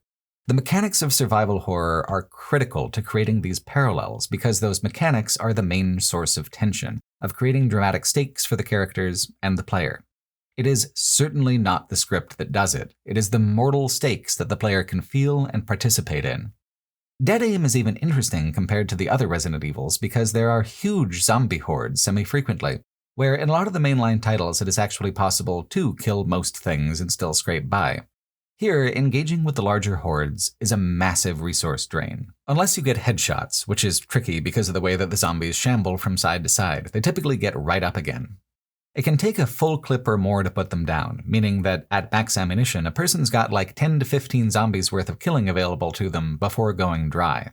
There's a number of places where truly enormous hordes materialize suddenly, which puts great pressure on a player. You've got to cut through, and if you don't go forward fast enough, you'll have to kill the ones behind you as well. An action game that's pure shooting has tension because it involves endurance, peaks and valleys of danger that a player rides up and down along a linear path. Survival horror and tactical action create tension through choice, creating situations where risk can be managed or mitigated in different ways, choosing to spend inventory and reduce danger, or conserve inventory but allow danger to remain or increase. It makes long-term gameplay a proposition on which a player bets. If you make good bets early on, you can create a cushion large enough to absorb the higher stakes situations you'll inevitably be faced with later on. Each player's agency and each moment's decisions accumulate into success or failure, making the experience extremely individualized.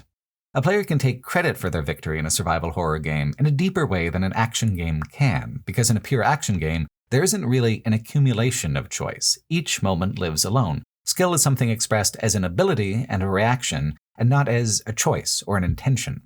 Again, this is the appeal of survival horror in general, but it's worth talking about here because it's so surprising that it even applies to Dead Aim at all, considering the kind of games it's surrounded with in the spin-off series. There were many times when my indiscriminate choices with ammunition or my fumbling of encounters left me with low health and few options, with many long corridors of danger ahead of me.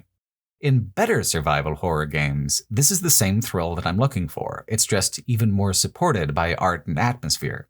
In lesser games, and Dead Aim certainly is a lesser game in most respects, the survival horror structure is just so fundamentally compelling and strong that a similar tension exists anyway, a comparable drama of gameplay and systemic interaction. Dead Aim is also clever in the way it preserves some of the other game design structures that have become iconic to Resident Evil in particular, like having dual protagonists or the progression of level aesthetics. Repeatedly throughout the game, you switch perspectives from Bruce to Fong Ling. Her sections are always shorter, but have a rhythm that will be familiar to anyone who's played Ada in either version of Separate Ways. Like Ada, she has a fully automatic weapon with which to keep the hordes at bay. She has a silenced pistol to feel more like a spy in her gameplay. She feels more agile and fragile. She is meant, even more than Bruce, to avoid than engage in combat. Her hordes are always larger, and she very rarely has ammunition restocks. What you start the game with is mostly what you work with up until the end, except for a couple of times where pistol ammo can be topped off. On top of that, the game presents a number of ammunition traps, like a 200 encounter where it will take half of your game-long stockpile to cut through them if you don't use the explosive barrels in the arena. It is so genuinely strange how much of a prototype the Bruce-Fong Ling dynamic is for Leon and Ada in Resident Evil 4. Both Resident Evil 4 and Dead Aim are building off of the relationship and vibes already established in Resident Evil 2, but reaching the exact same conclusions seems unlikely and uncanny. Leon and Ada are vastly superior characters, though, even as absurd as they are. Bruce is bland compared to Leon, and he holds his gun like a dork. I mean, this shit is straight goofy. Look at him go. Fong Ling has Ada's aloof playfulness, but no sense of depth. Her motivations as a person are never very clear. Even after the orbital laser incident, she tells Bruce that she's still loyal to China. Like, alright, if you say it's fine, I guess it's fine. What's a little laser between friends and colleagues? Something to note regarding the dialogue, since it's muted in this video, what the subtitles say almost never matches up with what the actual spoken dialogue is. It is hilariously mismatched. The subtitled dialogue is straightforward and basic, and the spoken dialogue has more color and flavor, but it's also usually worse than the plain text.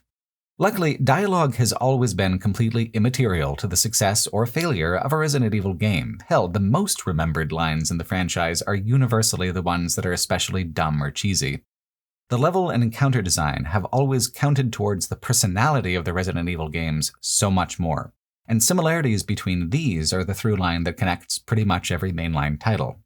Dead Aim adhering to the mainline structure further puts it in this odd valley of feeling almost, but not quite, like a classic-era game. The cruise ship you start out on, the Spencer Rain, uses the frame to create environments that evoke the Spencer Mansion, luxurious, lush, and dark. Blood and violence contrasted with art and architecture. Then things get more industrial, the bowels of the ship, and then once the ship crashes, a secret umbrella facility on a faraway island, just like Code Veronica, just like Resident Evil 4. Encounter design ratchets up as the environments become starker and meaner.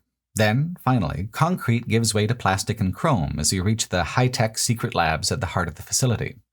This three-phase progression defined Resident Evil 1 and 2, and although subsequent games did not always adhere to every step, they adhered to most. Resident Evil 3, for instance, skips the luxurious opener but sticks with the last two phases. Resident Evil 0 abides by Phase 1 and 2 but never quite gets around to the gleaming, pristine lab portions. But the format is so critically iconic that Resident Evil 9, as a deliberately nostalgic work, does every phase in the exact classic sequencing and style. The only place where Dead Aim's structure really falls short is the bosses. The first major one is a tyrant whose weak spot is on its back, in a game where turning around the other way can be time-consuming and awkward. It's much more difficult than it ought to be, simply because the movement design runs counter to the fight's design. Or perhaps that is the design, that a straightforward enemy is complicated by an irritatingly inaccessible weakness. In which case, it's as difficult as it ought to be, I guess, but the difficulty comes from friction with the controller and not from engagement with the systems. You're meant to use the dodge and the quick turn, but I only found out about these by reading about them later. They aren't really needed for most other encounters anyway. Another boss has a similar weakness that's unsupported by the actual game systems.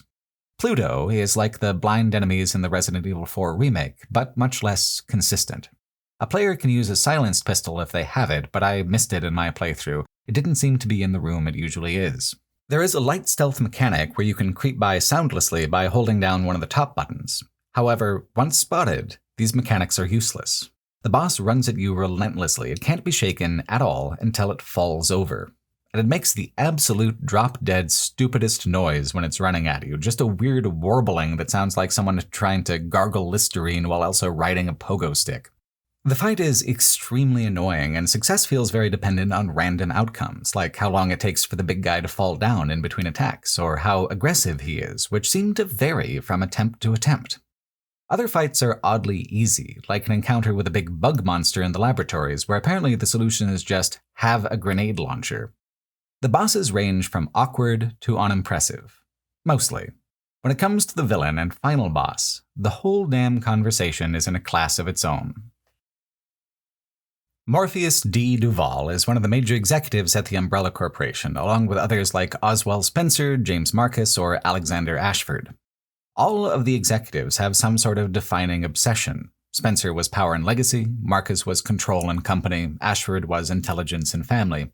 Duvall's obsession is beauty, particularly feminine beauty, and to do it, Duvall will combine the T and G viruses to create the hybrid TG virus, which will, you can guess, right? And you would guess correctly. People got really bent out of shape when I criticized Code Veronica for having transphobic tropes, saying that this was impossible because Alfred wasn't a trans character. The point was that Alfred's gender nonconformity was meant to be seen as part of what makes him monstrous, a symptom of aristocratic decadence and decay that more broadly defines him as a character. A villain doesn't have to be trans to pivot around a transphobic trope. But if a villain is explicitly trans as part of what makes them a villain, well, there's not much room to dance around it, is there?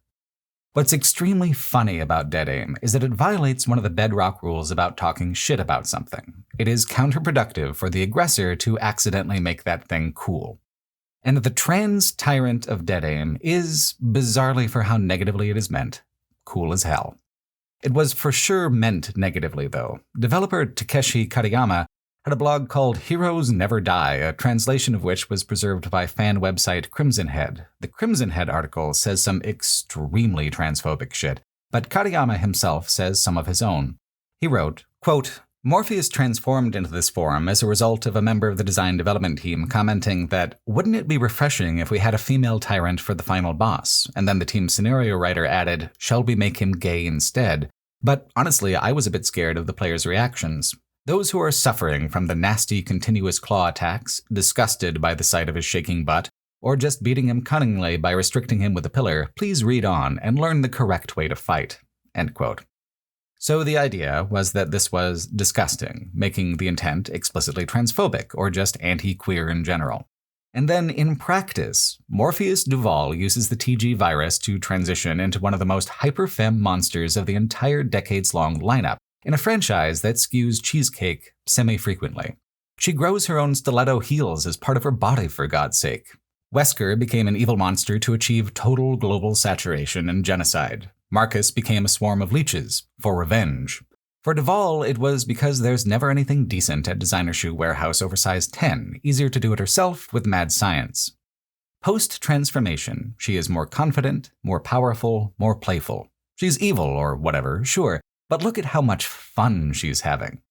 It is a wild mismatch of tone and intention because Katayama meant this to be part of the horror, meant it to be explicitly derogatory. Instead, this tyrant looks like a trans femme shitpost, like all the Blue Sky posts that go, "Hey, where do I get the HRT that gives me tiefling horns?"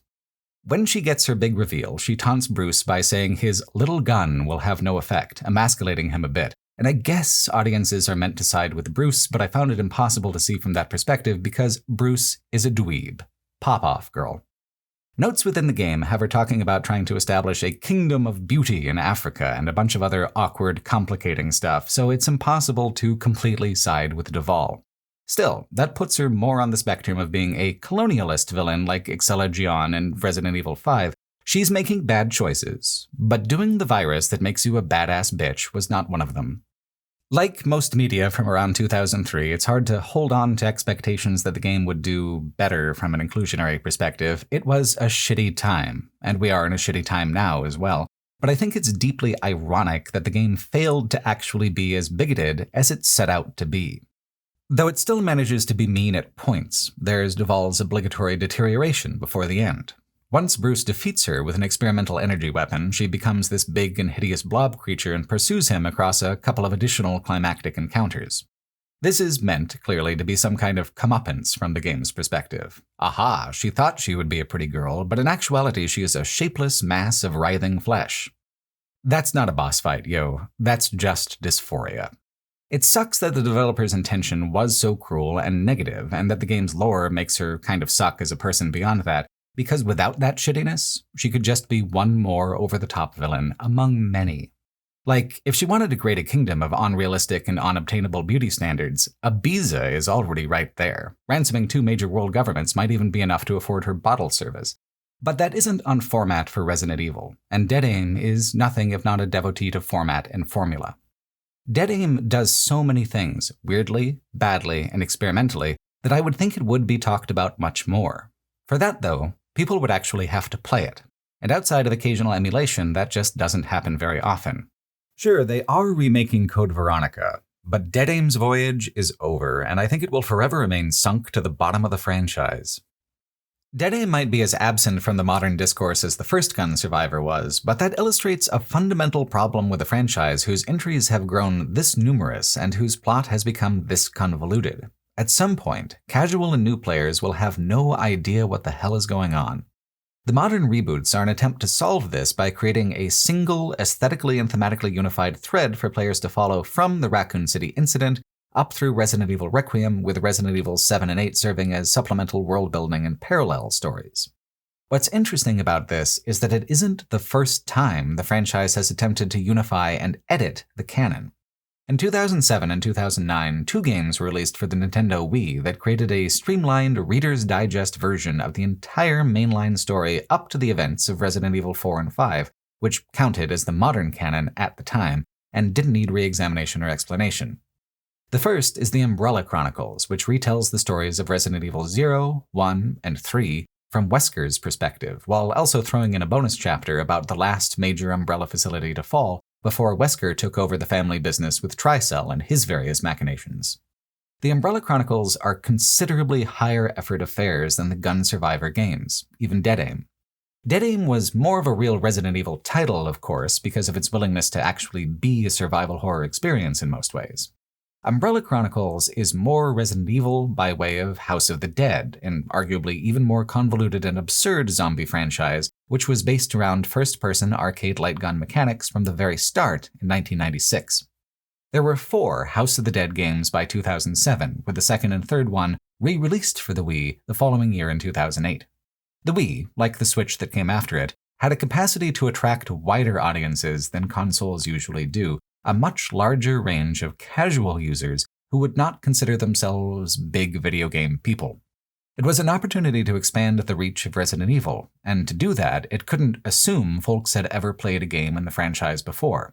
But it also had to have a hook for those who had. It had to reach deep into the barrel and scrape out something that was actually compelling, if it didn't want to end up being like Gun Survivor 2. Originally, it actually was going to go the dead aim route of being closer in spirit to a real Resident Evil game.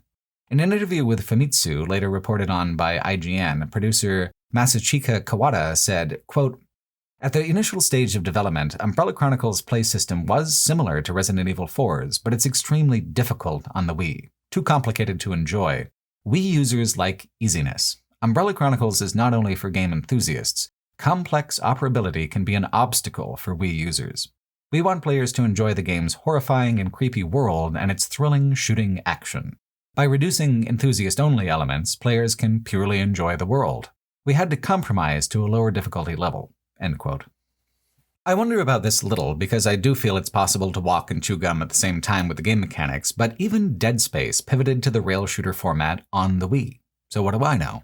Umbrella Chronicles is less than what came before, simpler, abbreviated, a true Reader's Digest summary of what made the franchise great. There actually even are Reader's Digest versions of the plots within the game documents to catch people up further. But the many little details that the Umbrella Chronicles and the Darkside Chronicles were able to sneak in have an unusual effect within the greater storytelling, growing connective tissue between the classic era and the middle era, laying out a kind of mulch of character motivations and plot points that the later remakes and reboots and reimaginings were able to sprout up through and draw sustenance from.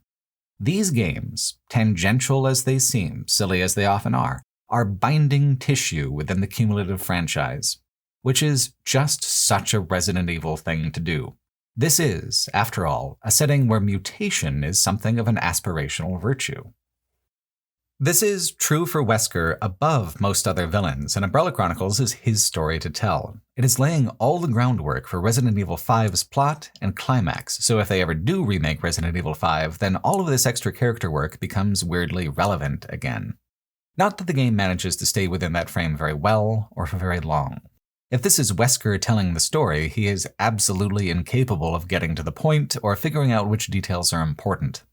Wesker only focuses on his own personal experiences in the bonus unlockable levels in each of the 4 chapters.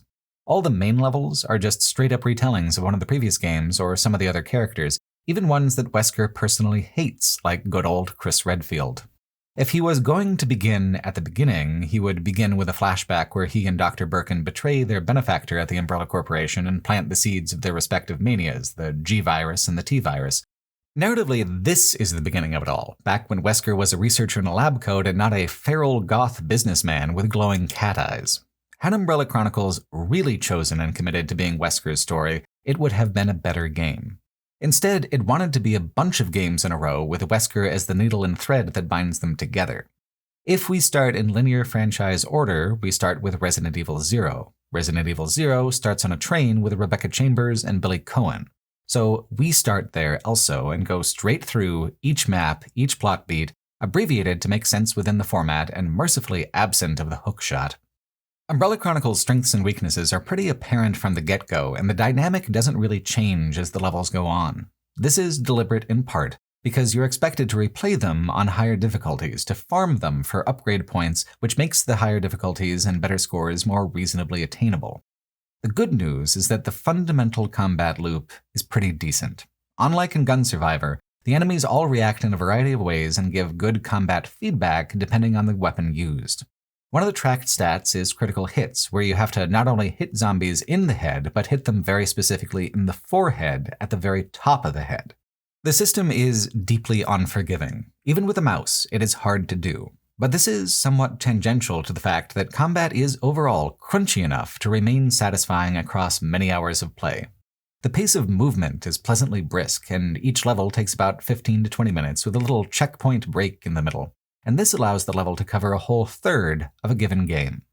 By the standards of the original release, that's a speedrun. It's not every room of every level, but it manages to hit all the highlights, balancing on the train's roof in the driving rain, exploring the grand foyer of yet another creepy umbrella mansion, fighting a tyrant down in industrial train tunnels.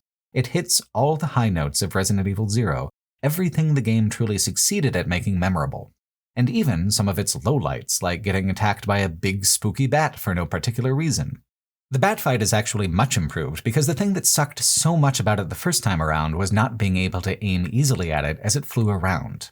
Now, aiming is all you do. It's the one main mechanic. Resident Evil 0 is an interesting one to start off on with this format because it's one of the titles that did kind of suffer from its original incarnation as a real survival horror game, adding artificial difficulty by omitting the item storage box, requiring weird backtracking, forcing players to hang on to large items for long periods of time at the expense of useful inventory. There was a lot of awkwardness to it. It was often very good, but it was equally as often quite annoying. Doing such a short and simple retelling allows Umbrella Chronicles to kind of skip right over the parts that people hated and get to the parts where nostalgia can resonate, an unreliable memory that flatters its subject. Mostly. Some things are more annoying, like the leeches. They exist as big hordes where some of them jump out and stick to the screen, obscuring vision and ticking damage. Shooting randomly into the horde never seems to really do the trick of preventing this. Grenades clear them out pretty quick, but they are limited, and there are far more leech swarms than available grenades. There are infected monkeys that also come out in big swarms. Their movement is just erratic enough to be frustrating. And some of the bosses are straight trash, including the very first one. The scorpion at the end of the train level is, for reasons I cannot quite understand, one of the hardest bosses in the game. It is rarely vulnerable and telegraphs itself very badly. Fighting it is both difficult and tedious. It is a terrible introduction to the game. There are bosses coming up that are genuinely way better. It did not have to start off on the wrong foot this way, but it does, in a way that is kind of filtering because my initial impulse was that I really did not want to bother continuing. I'm glad I did, but the question, is this all there is, feels valid at the time. Beyond what's good or bad, though, is one design choice that ends up dominating the experience of play across every chapter in the game. Items and collectible documents are all hidden behind breakable objects within the environment. If this was just a few obvious things, that would be fine, enjoyable even. The problem is that breakable objects are every object that isn't a wall, floor, or ceiling. Light fixtures? Light 'em up. Books on shelves? Shred 'em. Windows? Waiting to be shattered. Every bottle, every urn, every pot. You are meant to never stop firing your weapon for any reason, for a single instant. In many encounters, you have to make a choice between killing enemies or destroying objects, so quickly does the camera pivot away and never return. Objects destroyed is another thing that a player is graded on, and so are collectibles. If some of your scores are not graded highly enough, the bonus levels where the actual new plot takes place remain locked.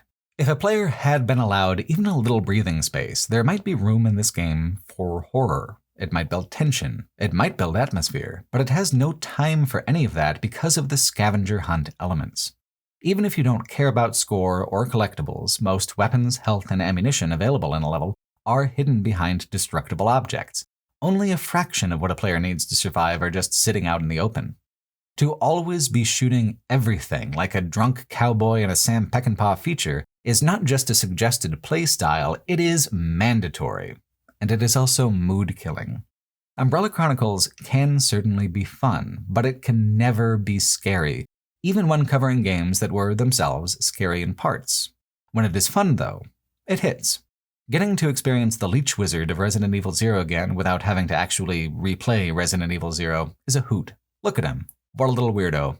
The boss fight is even just as good as it was in the original, going through the same sequence of boss phases and mutations, ending with a satisfying sequence where you must attack relentlessly enough to drive it backwards into sunlight where it dies. Resident Evil 9 even borrows this moment for its own purposes in one of its most serious and scary encounters, but here we see it in a more arcadey, casual context, working pretty much the same way. The games of Resident Evil are like the plot of Resident Evil. They are a convoluted mess of extremely variable quality, but they always do seem to interconnect in surprisingly resonant ways. Doing Resident Evil 0 over again felt worthwhile because it was an overlooked game without the reverence people have for the original trilogy. It's worth reminding new players in a new context that these stories mattered, and at least some of these moments are worth remembering. Resident Evil 1, however, had already been beautifully remade in 2002. It still holds up in terms of graphics and gameplay. The remake was spectacular in every way, just as good as the 2019 remake of 2, just as timeless. Remaking the remake, with graphics that are the same or worse, shorter, and without the pacing, the mechanics, or the mood that made the game work so wonderfully in the first place, is kind of a head-scratcher. I loved a shorter version of Resident Evil 0. A shorter version of Resident Evil 1 is just missing the point of the experience. But here we are, shooting down every chandelier and breaking every statue. The Spencer Mansion was never just about being a big scary house. It was a big scary house that was also an intricately designed dungeon with flawlessly interlocking puzzles and exploration. Removing the puzzles and the player-driven exploration reduces it to an online Zillow walkthrough of the Spencer Mansion. Ah yes, good bones, nice floor space, kind of fragile light fixtures though, don't you think? It also makes the different levels kind of boring in a certain way. The first one centers around the mansion itself and is good enough for doing so, but then the next level is the gardens and caverns leading to the dilapidated side wing, and the next is just concrete tunnels as you go down into the Umbrella Labs and up again to fight the Tyrant. It kind of highlights how important the pacing was in the original. This is the same basic order of progression, but it felt so much more engaging in its original survival horror context. The boss fights are also kind of lackluster for the most part, being kind of overlong in comparison to the original game being the main problem. In the survival horror medium, fights like this don't last too long. Either a player prevails or dies. You don't just keep going round and round and round for ages. Another contributing factor is that maybe the first Resident Evil didn't have the greatest bosses in the franchise to begin with. Oh, a big snake. Uh-oh. How about an evil plant? The Tyrant fight was always the most impressive part, climactic as it is, but the way that it's put into the Umbrella Chronicles is kind of meanly difficult.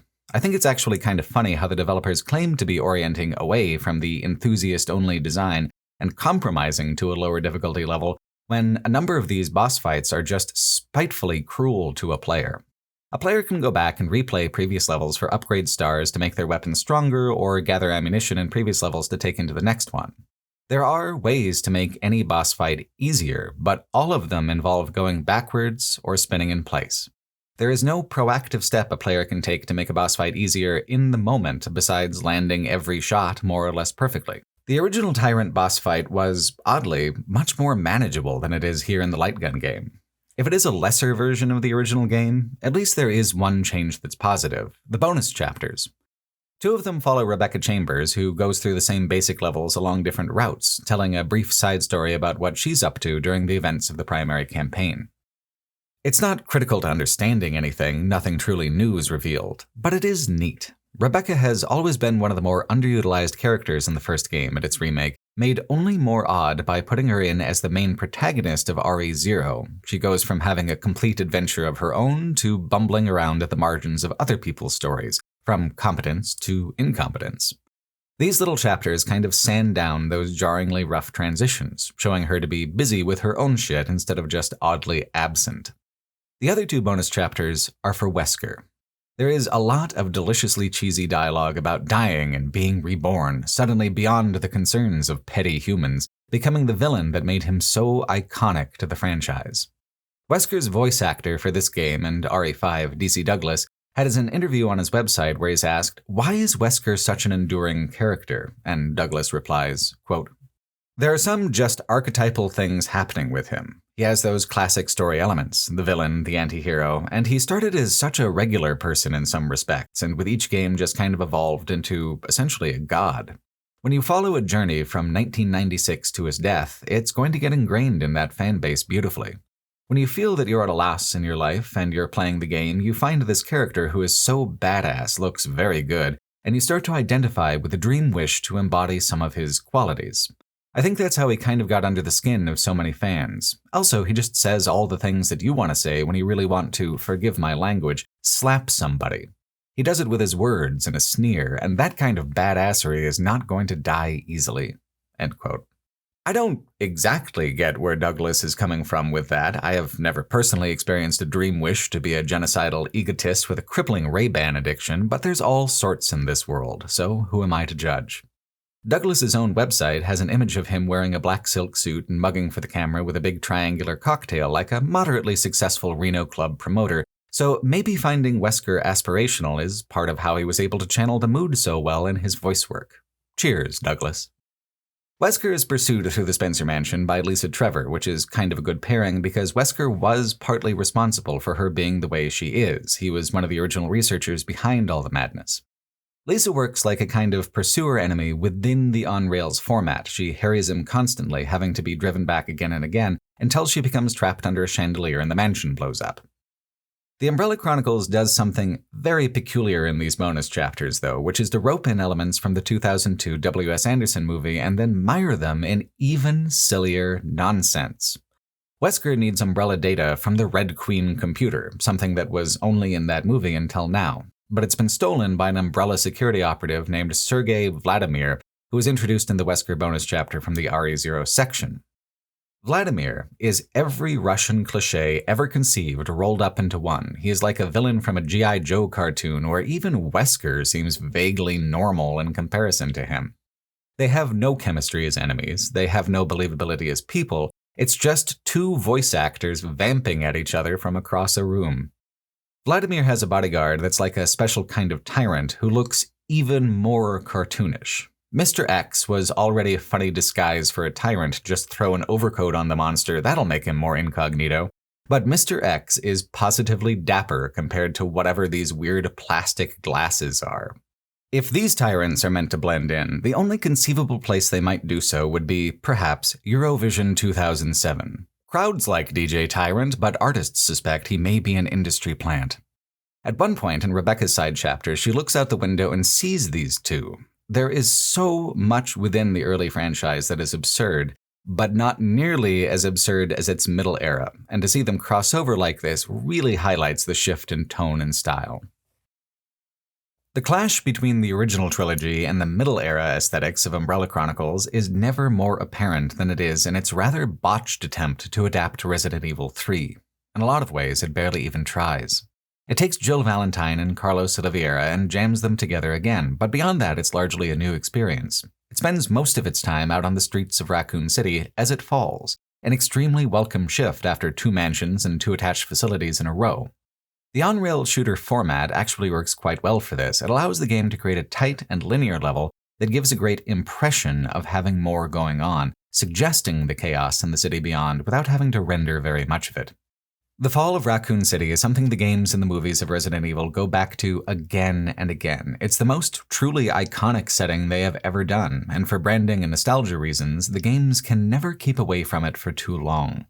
The problem is that drinking so often from the same well depletes it until all that's left is some brackish rainwater at the bottom. When the modern remake of RE3 came out, it took Jill and even Carlos seriously as characters. It gave them depth, it made them seem so much more natural. Although it redacted some levels, it made up for it in immersive believability, in tone and atmosphere. Umbrella Chronicles, in its attempt to remake RE3, aims for shallow sensationalism. Jill does not need character development, she needs to be in danger of being, devoured. Thigh's the limit here in the middle period, anything is possible, so long as it's cheap. People got so angry at the modern remake for omitting the Clock Tower City Hall sections, but so did this. And it didn't even omit them to focus on other things. It just took the basic idea of zombified city and popped off. Here we have a boss fight where a giant worm throws cars at you. These sections are not faithful to the level design of the original title, not faithful to the characters, and not even remotely faithful to the title mechanic. Where the fuck is the nemesis? Well, it gets saved for the last level alone. You get chased around the Raccoon City Police Department for about 20 minutes and then fight it on the rooftop. There are no phases to the boss fight. There are no mutations. He does chase you around, there's that. After being so otherwise faithful to RE0 and the RE1 remake, this loose and apathetic adaptation is so strange. It could have easily borrowed some characters from Outbreak Files 1 or 2, or better yet, it could have done new ones. Why Wesker would even be telling this part of the story is largely unclear.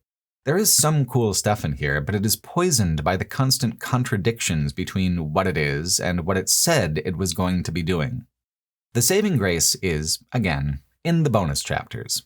One of them fills in a particularly fascinating gap in the lore. How does Ada escape Raccoon City after the events of RE2? It does kind of a lore double whammy, showing not only her flight across the city, but also her recruitment by Wesker. Umbrella Chronicles creates a deliberate through line for Ada between RE2 and RE4, giving her just as much continuity as Leon has. Ada had not had that before, so it feels kind of important. Wesker gives her the little grapple gun that becomes such an iconic tool for her. Her first major use of it is to hitch a ride on Umbrella's last helicopter out of the city. Even the Ada of the modern remake benefits from having these scenes. It is a missing piece of the puzzle to why she would be working for Wesker in the first place. She owes him. He saved her life. Another bonus chapter is a retelling of the fourth survivor optional scenario with the Umbrella Special Forces soldier Hunk. Hunk is a peculiar one. He can be almost completely missed in the canon because he only typically shows up in bonus game features like Fourth Survivor or Mercenary modes, or even here is the last bonus level unlocked for Umbrella Chronicles. But without Hunk, there would be no Umbrella-centric spinoffs. His character led directly to Operation Raccoon City and Umbrella Corps, which is a dubious legacy, but a legacy nonetheless. Raccoon City is such a compelling setting. It's odd that so much of the middle period is wrapped up in taking the things that made it compelling and draining them of purpose or personality, reducing the incident and its creative possibilities to the blandest possible form of brand recognition.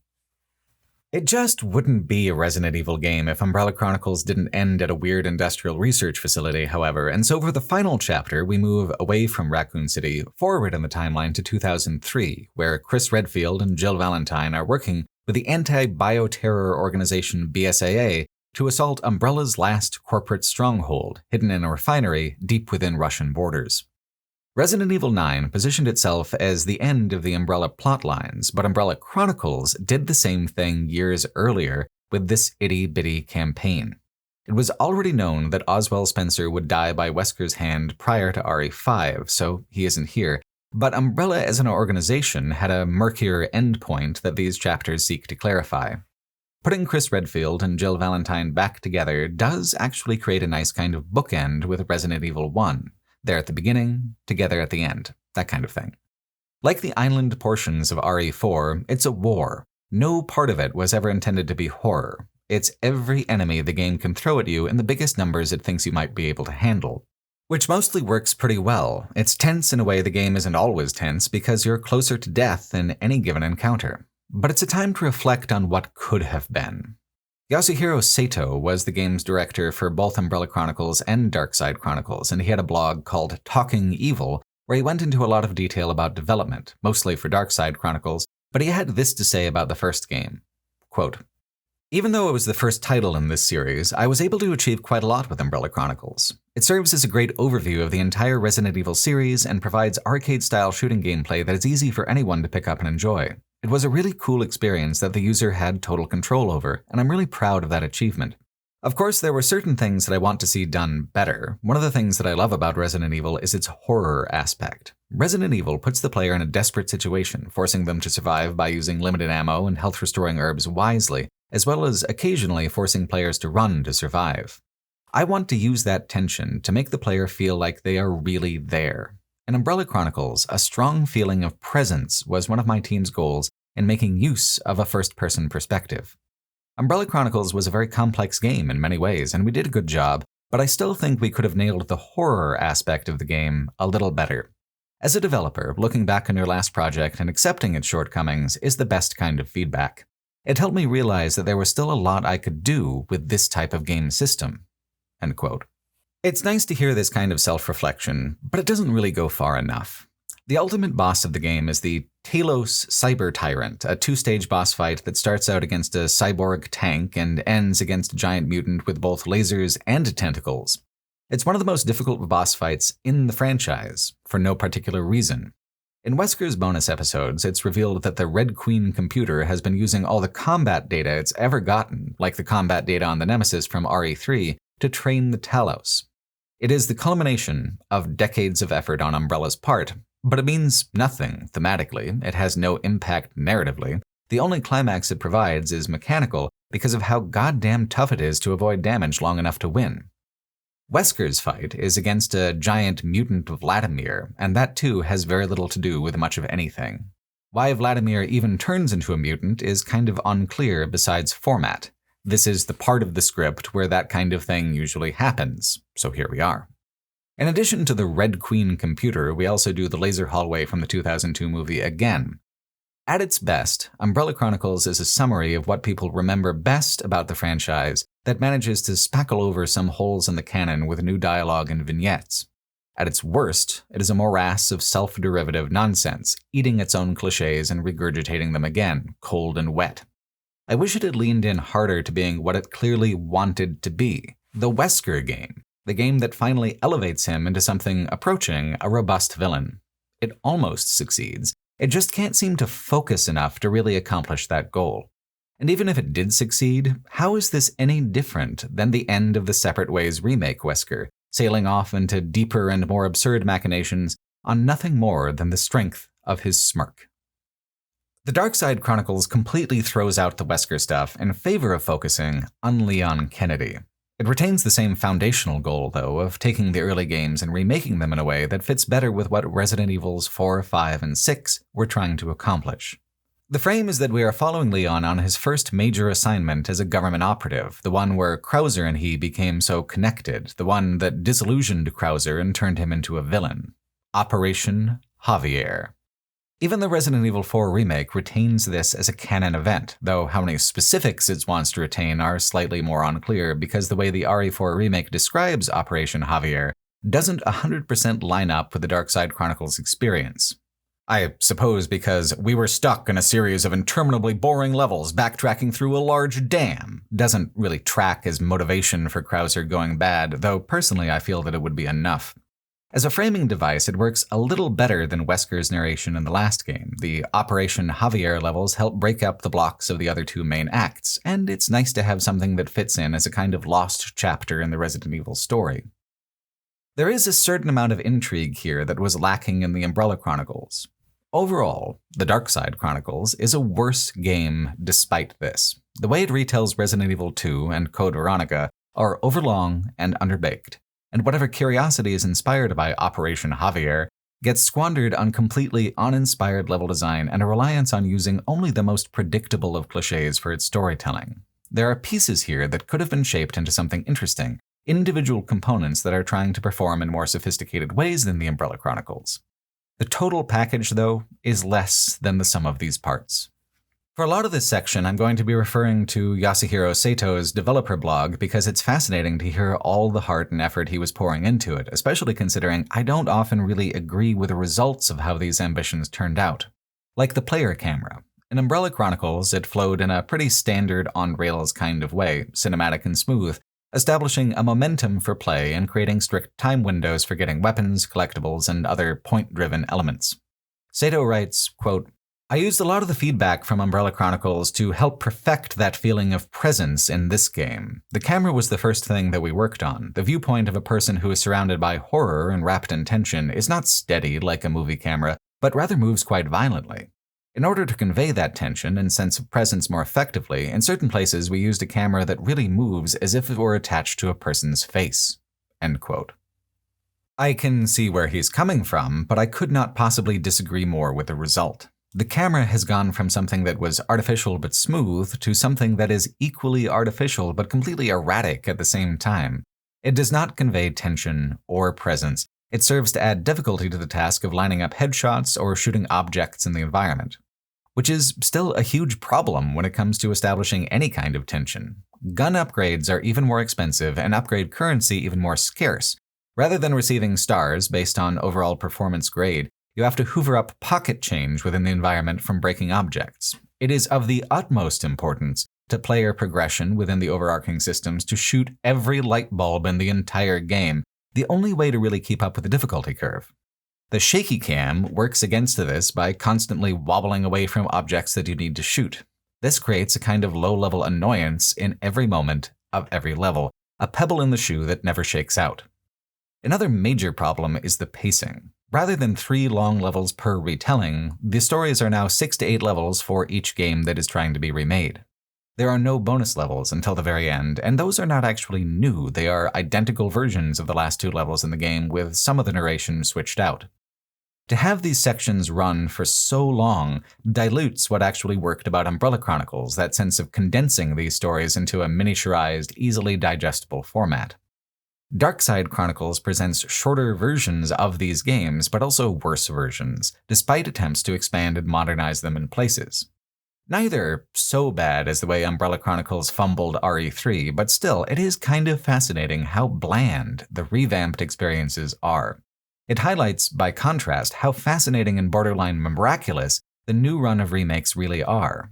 In a lot of ways, Darkside Chronicles is attempting to do the same work, a decade or more ahead of the real remakes, which makes the failure more fascinating. How is it that these largely forgotten remakes could share so much in common with the modern ones and fall so short of the mark? Within the frame of the Darkside Chronicles, Leon decides that he needs to tell Krauser the tale of his first encounter with bioorganic weapons and how he became a government operative in the first place, which means dialing us back to the very beginning of Resident Evil 2. Claire and Leon have more dialogue together than they ever had before, but their voice actors do a very bad job of it. The impact of getting to explore some of the Raccoon City Police Department building from a 3D perspective is diminished by the fact that we already did this back in Umbrella Chronicles. Within the frame, how much of this is even necessary for Leon to tell? We see abbreviated versions of all the plot beats, even tangential ones like a confrontation with Chief Irons, the secret serial killer. To spice it up a bit, he mutates into a giant monster and adds a new boss fight to the story. Is this embellishment on Leon's part, or did they really think it would make better canon? A plot beat that both Darkside Chronicles and the modern remakes identify as important is his encounter with Marvin, the doomed cop in the lobby. The noble man with the fatal bite is about as ancient as a cliché gets in zombie media. But it's classic for a reason. It has a compelling emotional core. What happens to Marvin feels tragic, and if it provokes emotion in the player, surely it would leave an impact on Leon as well. The franchise is still pulling on this particular thread all the way up in Resident Evil 9, and as far as Remake 2 is concerned, they chose to do Marvin's character model in a way that's actually quite consistent with how he is here in the Darkside Chronicles.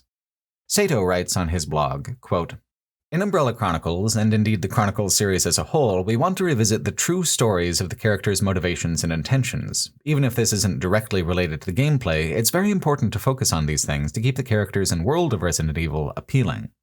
However, this was unexpectedly difficult in Leon's case. He's not as simple as Chris or Jill, definitely a tough nut to crack.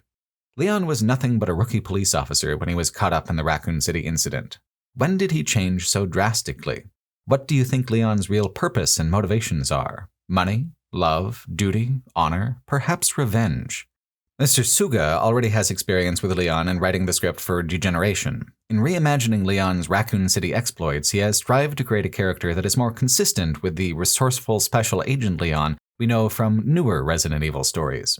What happened to Leon that made him choose that life? Mr. Suga and I have gone through many revisions trying different things with Leon's character, and this process has yielded a great final scenario. The story of how Leon lives his life and the choices he makes is one of the themes I am very excited to explore with you here in Darkside Chronicles." End quote. I mean, are these not also the themes that Resident Evil 9 is very excited to explore with us also? It seems that no matter how Resident Evil 2 is remade, trying to draw a line of connection from his beginnings as a rookie cop out of his depth to the unrelenting, wisecracking ass-kicker he is in Resident Evil 4 is the primary concern. Where the modern remake put emphasis on his relationship with Ada and mostly relegated the plotline regarding Sherry to Claire's playthrough, this Darkside Chronicles remake puts saving Sherry front and center. Leon, as a savior of wayward blondes within the franchise, is something that defines him more than just about anything else. He does it every time we see him. Resident Evil 2, Resident Evil 4, Resident Evil 9, and even here in the new content revolving around Operation Javier. Him not appearing in the Shadows of Rose DLC for Resident Evil 8 must have been an editorial oversight, but I guess a girl can handle her own business once or twice within the franchise without Leon necessarily being involved. This focus on Sherry helps create the sense that somehow, despite all its many shortcomings, the Darkside Chronicles is still relevant when it comes to Resident Evil 9. A lot of what it does still makes sense in context. It just doesn't make all that much sense for Leon to tell Krauser the entire damn thing. There is no pursuer enemy in Operation Javier, so do we need to spend so much time on Mr. X? Being so unwilling to actually abbreviate the Mr. X portions leads to one of the worst boss fights in all the Chronicles, where there is a very unclear window in which you deal the final fatal bit of damage, and if you miss that window for any reason, you have to go around again. While this and the modern remake share some narrative priorities in common, much of the actual experience of play makes it clear that what was worth remaking about Resident Evil 2 was mechanical. The pace of play, the survival horror mechanics, the sense of difficulty and dread that came from control over your inventory and movement. A shaky cam arcade version just doesn't cut it. I wish that Leon was a little better of a storyteller, that he was more willing to just get to the point instead of spending 10 minutes at a stretch reminiscing about getting from one subway platform to another in the dark. At least, this was his story to tell. The same cannot be said of Code Veronica, but fuck it, once was not enough for a cheap arcade shoot-'em-up remake of the most awkward title of the original franchise. The Code Veronica remake here in the Darkside Chronicles does at least make an admirable attempt to take the original story and make it more consistent and coherent, as much as it's able to do while still remaining faithful to the extremely bizarre creative choices of the original anyway. There's not much that can be done to make Steve better, for instance, but it does actually try. Steve in this version is maybe 20% less annoying overall, which I have to concede is impressive. It does so by making him less histrionic and whiny, by trying to ground him within the setting a little better, which is ultimately the same sort of approach Remake 4 took towards its characters, isn't it? Making them slightly less absurd in favor of taking the conflict and setting a little more seriously. It's a tried and true method, they just had to try harder in the later remakes to actually make it true. The movement in that direction is pretty clear though, like in how the creepy sibling dynamic between Alfred and Alexia is expanded and clarified. They're both exceptionally dislikable, but that's the role they play, haughty aristocrats who have never once had to be normal for anyone. In the original version, Alfred was so obsessed with his sister that he impersonated her. It was a very messy and shitty subplot. It's still messy, but it does manage to recenter itself in the Darkside Chronicles within the idea that Alfred is too messed up to understand if his sister is alive or dead. His obsession is the horror beat, and not just that Alfred doesn't always perform gender in a way that the game approves of. I mean, after Dead Aim, it's practically low-key. He didn't even grow his own pair of high heels. The revelation that Alexia actually has been alive and has been kind of whispering in his ear and corrupting him further this whole time actually works in terms of horror, and an added scene where their father, who was a complete shit in his own right, expresses fears that his daughter is too far gone and that some future hero might need to use this handy cannon to put her down for good, expands it nicely. For his concern, Alexia turned her father into this awful monster, which is great creature design, but a really annoying boss fight here in the Darkside Chronicles. When Alexia betrays Alfred, it leverages his obsession well. He was just fecklessly misguided the entire time, and that trust that he put in his sister dooms him more than his many other failings.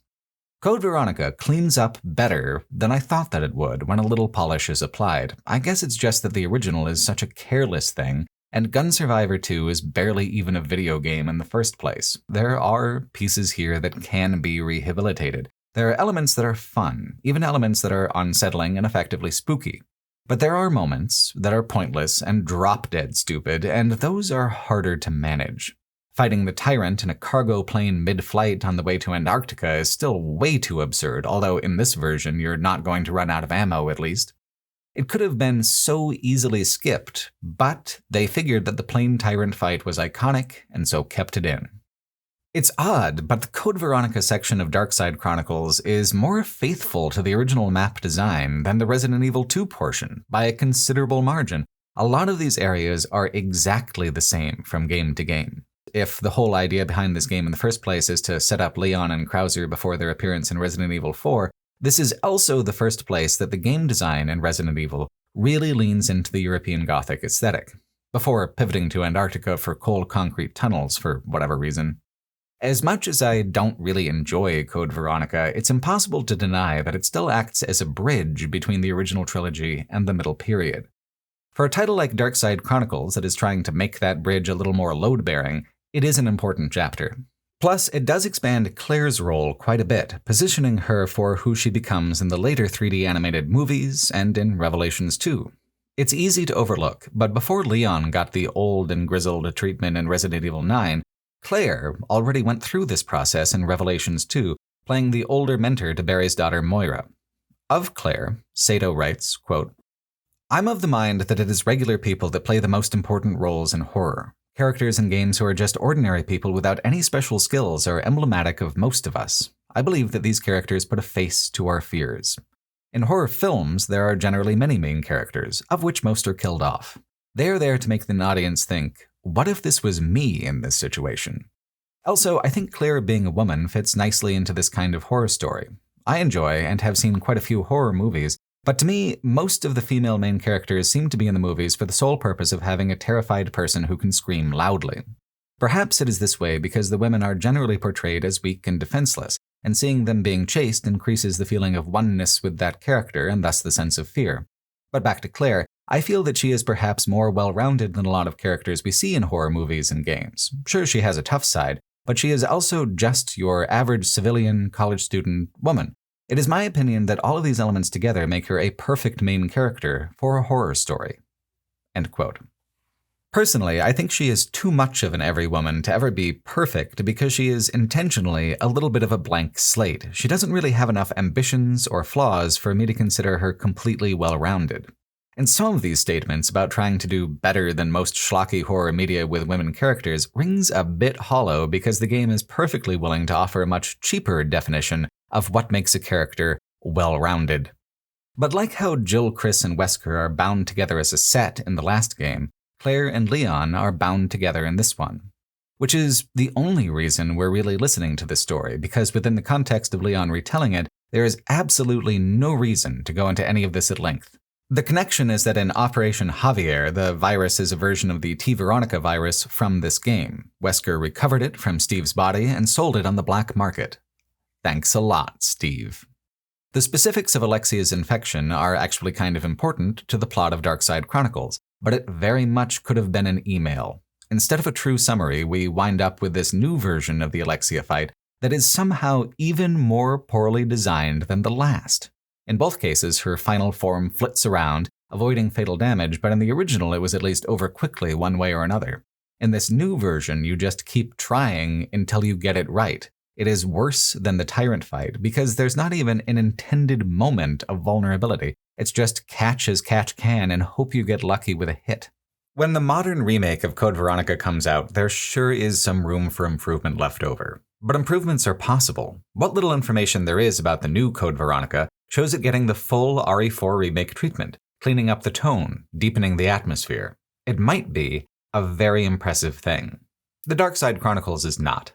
Yet, the fact that even something as tangential as this title was able to pull off positive changes for Code Veronica gives a lot of hope for the future. If you're hoping for something new at this point, though, guess again, because as soon as we pivot back to the present tense of Operation Javier, you have to do the same level you did at the break between campaigns again, but backwards. Damn. There are technically 7 levels in this chapter of the campaign, but 6 and 7 are just repeats of 4 and 5, and 2 and 3 are pretty much the same as well. So there's like 4 original levels, 2 of which are any good. Player will spend half the time they spent on Code Veronica alone on this new content. It is just about as close to the line of being a total cop-out as it can get, while still offering just enough to remain intriguing in the things that it's trying to do. And it's trying to do a lot. According to Sato, quote, "There are hints in RE4 that point to Leon and Krauser having a past together. Krauser's history with Leon and his thirst for ultimate power made him a very dark and cool character. I wanted to create a story of what happened when Leon met Krauser. When I was thinking about the story, I wasn't planning out what would happen logically. Rather, I relied more on intuition and flash ideas for inspiration. I thought of a number of scenarios which could be interesting and imagined Leon and Krauser in them. After doing some research and working through a lot of different material, I decided that South America would be the perfect setting for the story. Hidekazu Gondo was also a big help with Krauser on this project. He was in charge of the RE4 cinematics, and his ideas really helped to flesh out the story. Also, as the story developed, A lot of my original ideas had to be changed, but thanks to him I was able to keep the theme I was looking for, which I am quite thankful for. I believe the story is really deep and interesting." End quote. I mean, it's nice to believe things. The story could be deep or interesting if it took an interest in its setting or worked harder to create believable characters, but it just doesn't. Its whole interest in South America is to kind of scratch its head and say, "That's the one with the drug lords and the mustaches, right?" The Darkside Chronicles has about as nuanced a take on South America as the part of the Brendan Fraser Bedazzled remake where he wishes to be rich and powerful and winds up in essentially the same position as the villain from this game, minus some of the monsters. The idea is that the drug lord Javier Hidalgo has been doing all sorts of bad shit to keep his daughter Manuela alive. He tried to treat Manuela's mother with the Umbrella viral products, and it didn't go so well. But he's nothing if not a company loyalist, so he thought the T. Veronica virus would work better with his daughter. In Code Veronica, Alexia was in hibernation because there's like a 15-year incubation period before the virus starts to work. Instead of hibernating his daughter, Javier just kept swapping out the organs that failed with new ones from children and teenage girls from the surrounding countryside. It is, like most Resident Evil plots, unnecessarily convoluted. Manuela has a kind of blood magic as a result. The one effective scene in the game is where you fight a monster that turns out to be her mother. The fight itself is nothing special, but when Manuela sings to the monster, it recognizes her, which is kind of touching despite the absurdities. The game would have benefited so much from making Javier a more detailed villain. There could be meaningful contrast between his love of his daughter and his cruelty to everyone else, but it never comes into any kind of relief. Too much time is spent going through corridors at the dam. Javier's stronghold is a house of horrors. He has gone completely off the rails and allowed the virus to run amok, but there is very little detail about why or what he gets out of it. I guess zombies are less likely to skim cocaine? Hard to say. The whole scenario, rather than being deep and interesting, seems so hastily drawn. There has to be some hook beyond just the anecdotal value of filling gaps in the franchise narrative. Darkside Chronicles doesn't have that hook. The art design is spare and flat. There is so little in the game that is beautiful and so much that is low-resolution concrete. The level design is only good when it's reproducing a previous title's environments, and even then, the value of level design in an on-rail shooter is mostly only good for creating a sense of momentum and flow. The creature design is franchise standard at least. There are some new creatures that are good enough, but by design, this is nothing that we haven't seen before in a general sense. To the very last second, the game does exactly what the Resident Evil tropes established in the franchise at large say it's going to do, including having the villain merge with a monster and become extremely large and wet. The game has 3 variants on its ending, and the player will typically experience all 3 in the same order because of the ending requirements. In the fight with Javier, Manuela will use her blood magic to help you defeat him. If the fight goes on long enough, she will deplete herself, and you'll get the bad ending. However, by design, the fight will always go on a little too long past that threshold if you're using the basic weapons or you run out of ammunition for the more advanced weapons. Then the game will literally tell you, this could have gone differently if only you were stronger. Which means go back and replay levels, breaking as many light bulbs as you can until the stats on your weapons go up and you can cut the time to kill down to the assigned threshold. In the bad ending, Manuela disintegrates into the sunset. In the good ending, she keeps her form. Leon says she has to keep on going for the sake of the girls living inside you, which is an awfully optimistic way to refer to all of her stolen organs. Both endings feature the line, quote, "Why did Manuela never lose her conscience? Was it genetic, or was she sustained by this land that is so rich with life?" End quote, which is the most live, laugh, love shit to ever come out of Leon's mouth. A bitch goes to Cancun once and can't shut up about this land that is so rich with life. Cut me a break. The true ending is Krauser's. Once the good ending is attained, an alternate version of the last 2 levels are unlocked. Like we talked about though, it is the exact same level from a gameplay perspective. All that's added is some light narration from Krauser. He gets injured, and it hurts his ego. That's his whole villain story, as flat as a postcard and half as long. While Javier took it too far, to Krauser's eye, he was right on the merits. The virus gave him strength, and even a small brush with weakness is enough to make Krauser desperately afraid of ever being hurt by anything again. In the good ending, Leon talks about how Krauser's arm injury gets him kicked out of the military. In the true ending, with Krauser's narration, he ruminates on Wesker, how when one door closes, another opens, one where he can be, rearmed. Thematically, they are setting up Leon and Krauser's conflict for RE4 in a decent way. Leon's ending narration talks about how the virus must eventually be destroyed in our bodies and in our souls, which remains his quest all the way through Resident Evil 9. Krauser instead focuses on a blend of resentment and ambition, using the virus to create strength, to leverage that strength over others. The two characters contrast well, and on a very basic level, it works thematically, but what an outrageously belabored process it is to get here. The whole flashback could have been a single cutscene. Instead, it's two soft remakes and a bonus campaign where almost nothing actually happens until you replay the ending 3 times. Taken as a whole, the Chronicles games are boring as hell to play, but fascinating from a sort of historical perspective, as an example of the first major attempt within the canon to try and create a unified lore that's connected and consistent between the original titles and the Middle Era. Its failures make the later successes of the modern reboots shine brighter, but it was not the only early attempt to reboot and retcon the earlier titles for more modern audiences, and it was not even the worst. If the Chronicles games make the modern games look better, then Operation Raccoon City makes the Chronicles games look like glittering jewels of creativity by comparison. Opinions are often very divided within the Resident Evil fandom about what games are good and what games are bad, depending on what a given person values about the franchise. Some people love the cheese and absurdity. Some people prefer it when it leans into actual horror. Some people like strict inventory and others prefer the looser ones. There's a lot of modes of mood and gameplay the franchise moves through, and some people will naturally prefer one mode over another, depending on taste. Which makes it so surprising that there is a resounding consensus that Operation Raccoon City is hot fucking garbage from start to finish, a game essentially disowned from the franchise at large. People who defend Resident Evil 6 will not bother to defend Operation Raccoon City, which makes sense. Resident Evil 6 is an awful game because it tried too hard to do too many things. It was a maximalist failure that burned brightly all the way down to the ashes that players actually left with. Operation Raccoon City tries to do only the wrong things, and it does them badly. It's not as bad as Gun Survivor 2, I'll give it that, but it's also 10 times as long, so the suffering is actually considerably worse. The trouble begins with the fundamental concept. It is a multiplayer-centric, 4-person squad shooter with a small cooperative campaign and an array of competitive modes. At this point of the franchise, in 2012, most of the mainline games are being conceived of as cooperative because of the runaway success of Resident Evil 5. The main developers were working on Resident Evil 6, which was 4 cooperative 2-player campaigns in one, and so shopped this title out to a different studio, Slant 6 Games.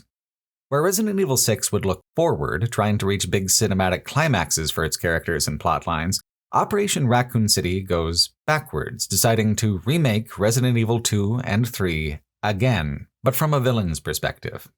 You play as various members of the Umbrella Security Services, where Hunk is from. Hunk, in fact, serves as your guide and patron for the tutorial level before diverging to go do his 4th Survivor stuff elsewhere. This is not a bad frame. If you absolutely, positively have to do these stories all over again, then it becomes imperative to try to at least find a new angle on it. The Umbrella Squad is kind of fun in a lot of ways. They're all a bunch of weirdos in black leather with blue light accents, led by a woman named Lupo. Playing as Lupo is fun because of the abilities she gets, which have the most combat utility in general-purpose encounters because she gets flat bonuses to damage and toughness, but you can play as a more specialized character at any point and swap between characters between levels. Each character has unique lines of dialogue that suit their personalities, and during the brief instances that there are cutscenes, the script is tailored to whatever mix of squad members are chosen by the player or players. You always have a squad of 4 out of 6 total members, with 3 computer-controlled bots filling in for single player. You choose which bots, though, so there is an element of balancing them to your preferences even if you don't have other people with you. Your job is to clean up evidence of Umbrella's involvement in Raccoon City, which is a big ask when the city is basically entirely employed by Umbrella and there's a giant underground facility with the name branded all over it, running every which way below the streets. Still, all your goals are nefarious, and that's actually a lot of fun at this point in the franchise. The original canon is treated with such reverence usually that it's refreshing to run across Leon and Claire and have the objective immediately become, oh, hey, get their asses. There are a lot of elements that had potential. One cool one is that it's possible for the first time within the franchise to get sick from bites. A squad mate or the player can become infected with a T-virus and need a special antiviral spray.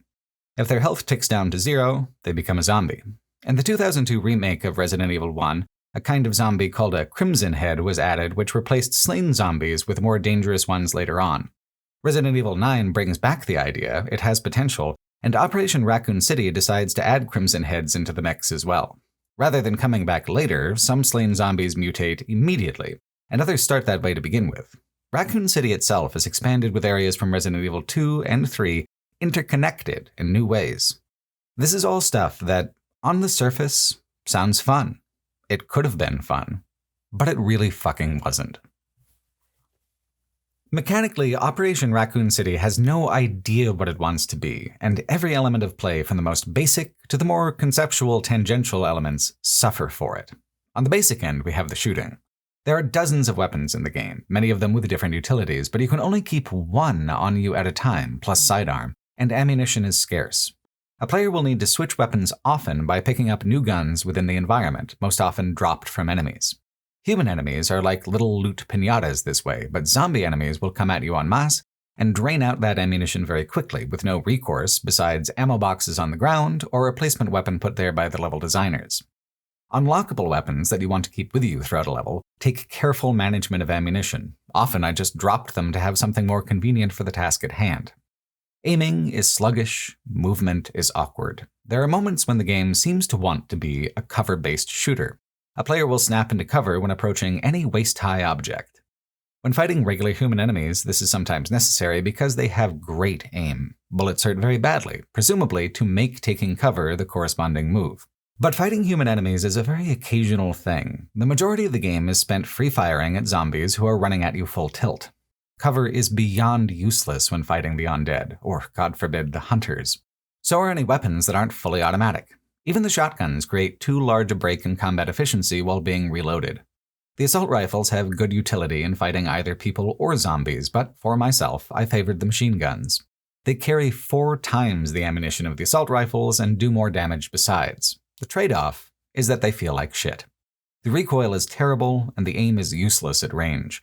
But for single player, they are indispensable because the companion AI offers the most limited amount of help possible. With 4 actual players, I'm sure it would be a different story, but Operation Raccoon City is very much like Outbreak Files 1 and 2 in that the design is balanced around an assumption of actual human intelligence, and playing alone is mostly an afterthought. 1 player must do the work of 4. The enemy toughness is balanced around this assumption as well, the idea that 4 actual living people are laying down damage in ways that make sense. In single player, this means that even on normal difficulty, all the enemies are hopeless bullet sponges. Boss enemies are much worse. Crimson Heads are particularly egregious. Some take an entire assault rifle clip to down, and you only have about 7 clips max, and sometimes there are over a dozen of them plus a mix of other enemies on screen. To slightly balance this out, all characters have a melee attack that's very powerful. It can be fallen back on quite easily if there's a few enemies left, but facing enemies with guns and facing down a full horde makes the melee pretty much useless again.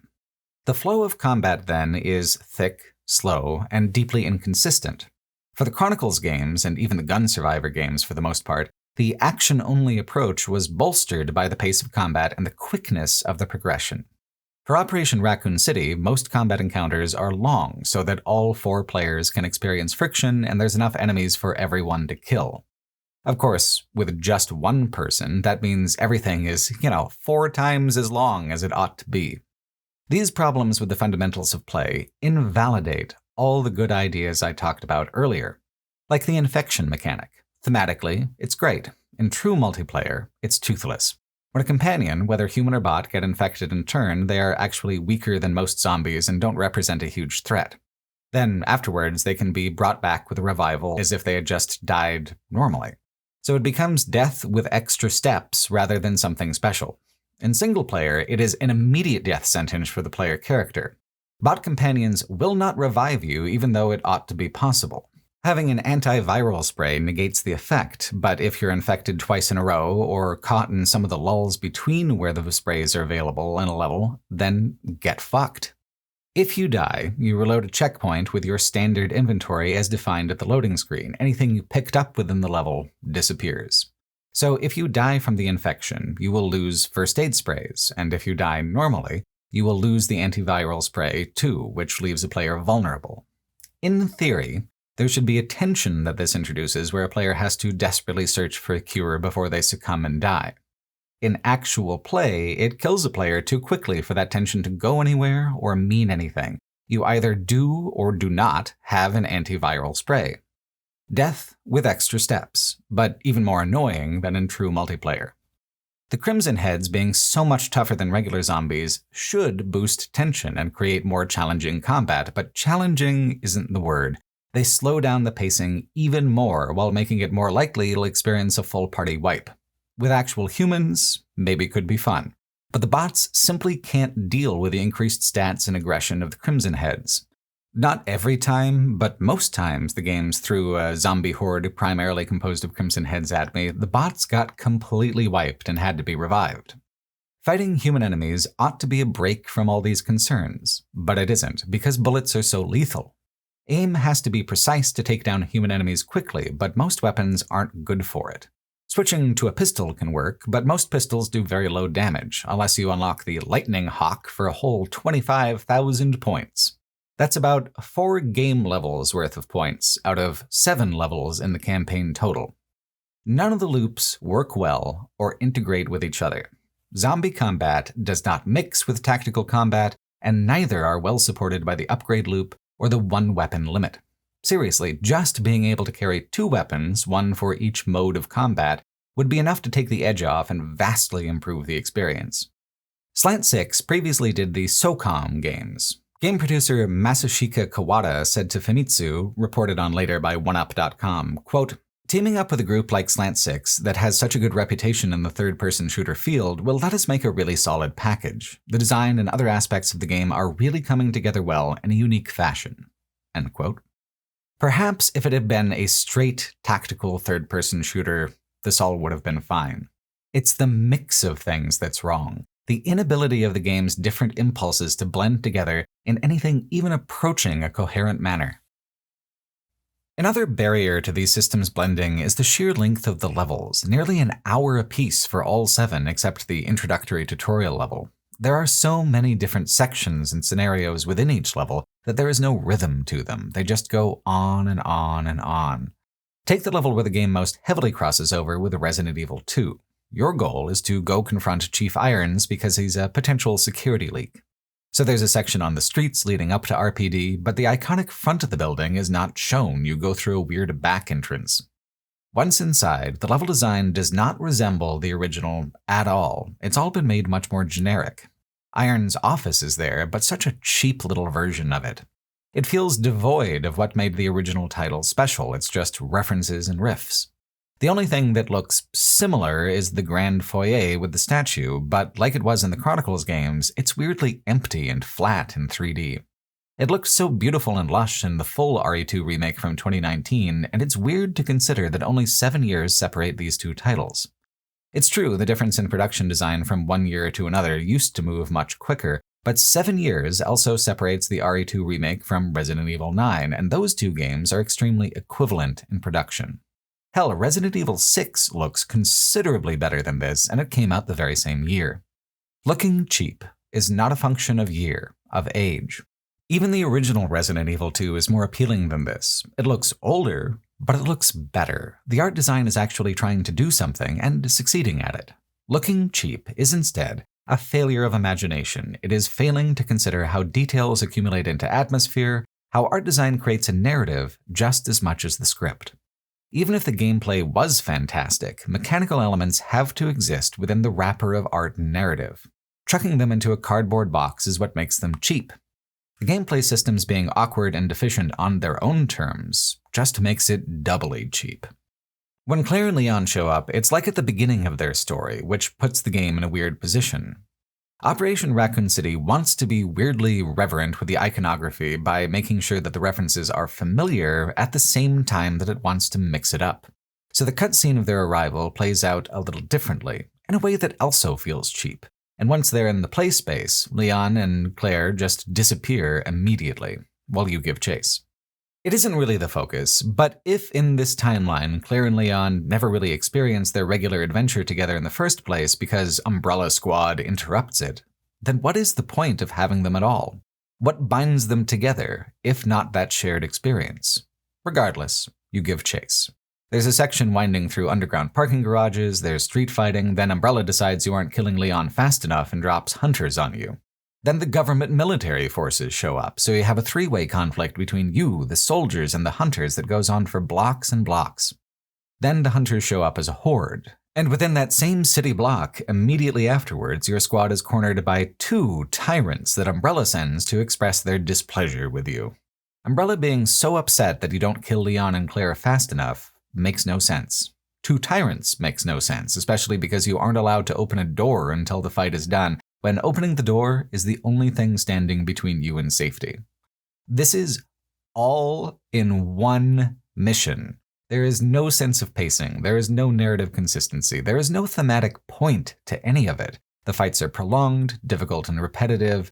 The narrative is bullshit. It's a complete shit show.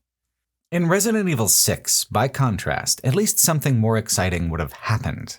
It knew how to be snappy. It's wild to me that this game has got me reappraising Resident Evil 6 in some ways, but there really is such a quality difference between them that it creates some interesting contrasts.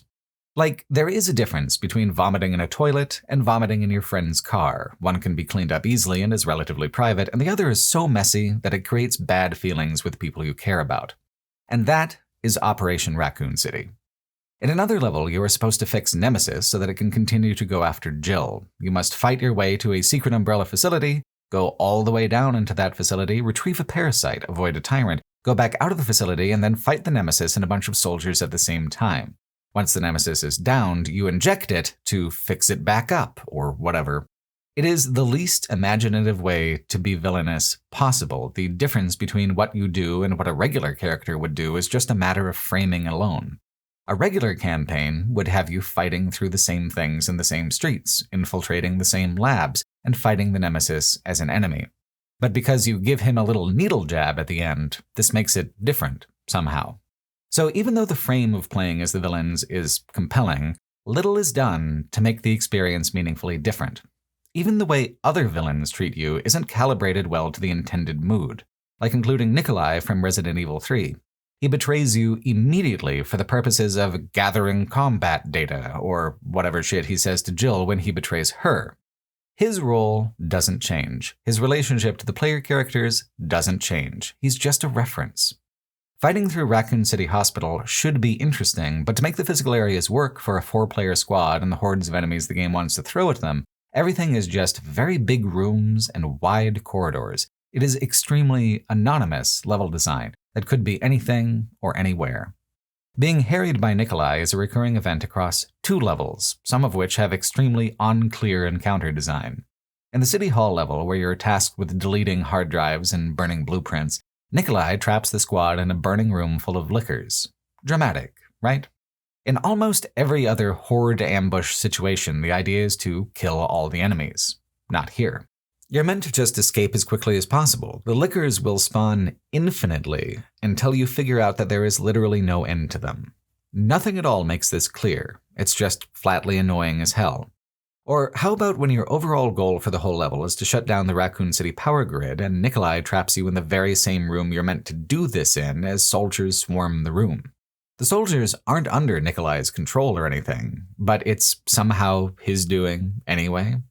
Asking for things to make sense in any Resident Evil game is mostly a fool's errand, but in Operation Raccoon City, things make no sense in a way that isn't even fun.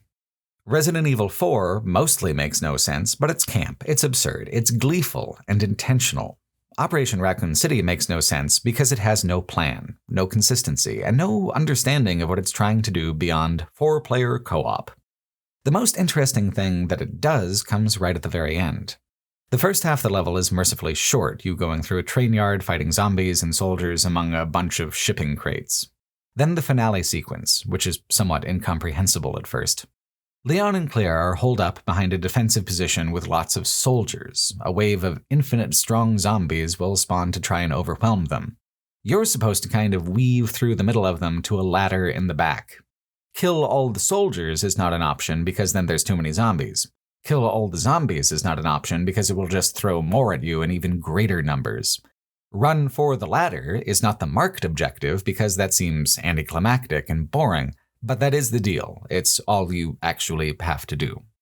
This obviously is not the interesting part, but I feel like it's worth complaining about within the context of the game's overall failures, that even when it comes time to do a dramatic final push to the climax, it whiffs, doing something boring and obtuse instead. The actual climax is the thing, though. You finally made it all the way to Leon and Claire, and Sherry, I guess. Will you save them or kill them?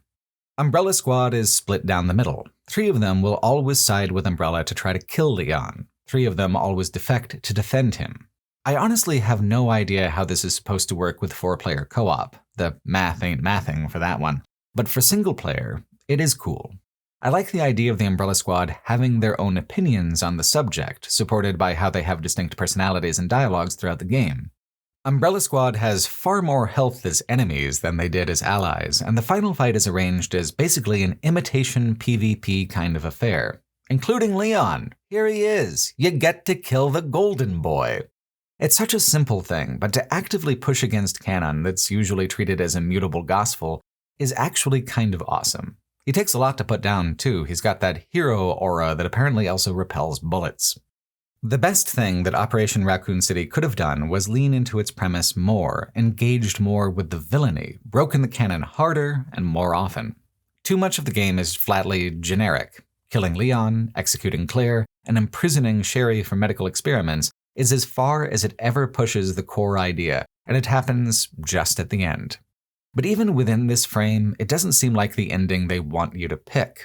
Umbrella betraying the squad earlier seemed convoluted and pointless because it was, but it was attempting to lay groundwork for this other ending, where the embittered squad save the heroes and vow then to punish Umbrella, blowing the whole thing wide open.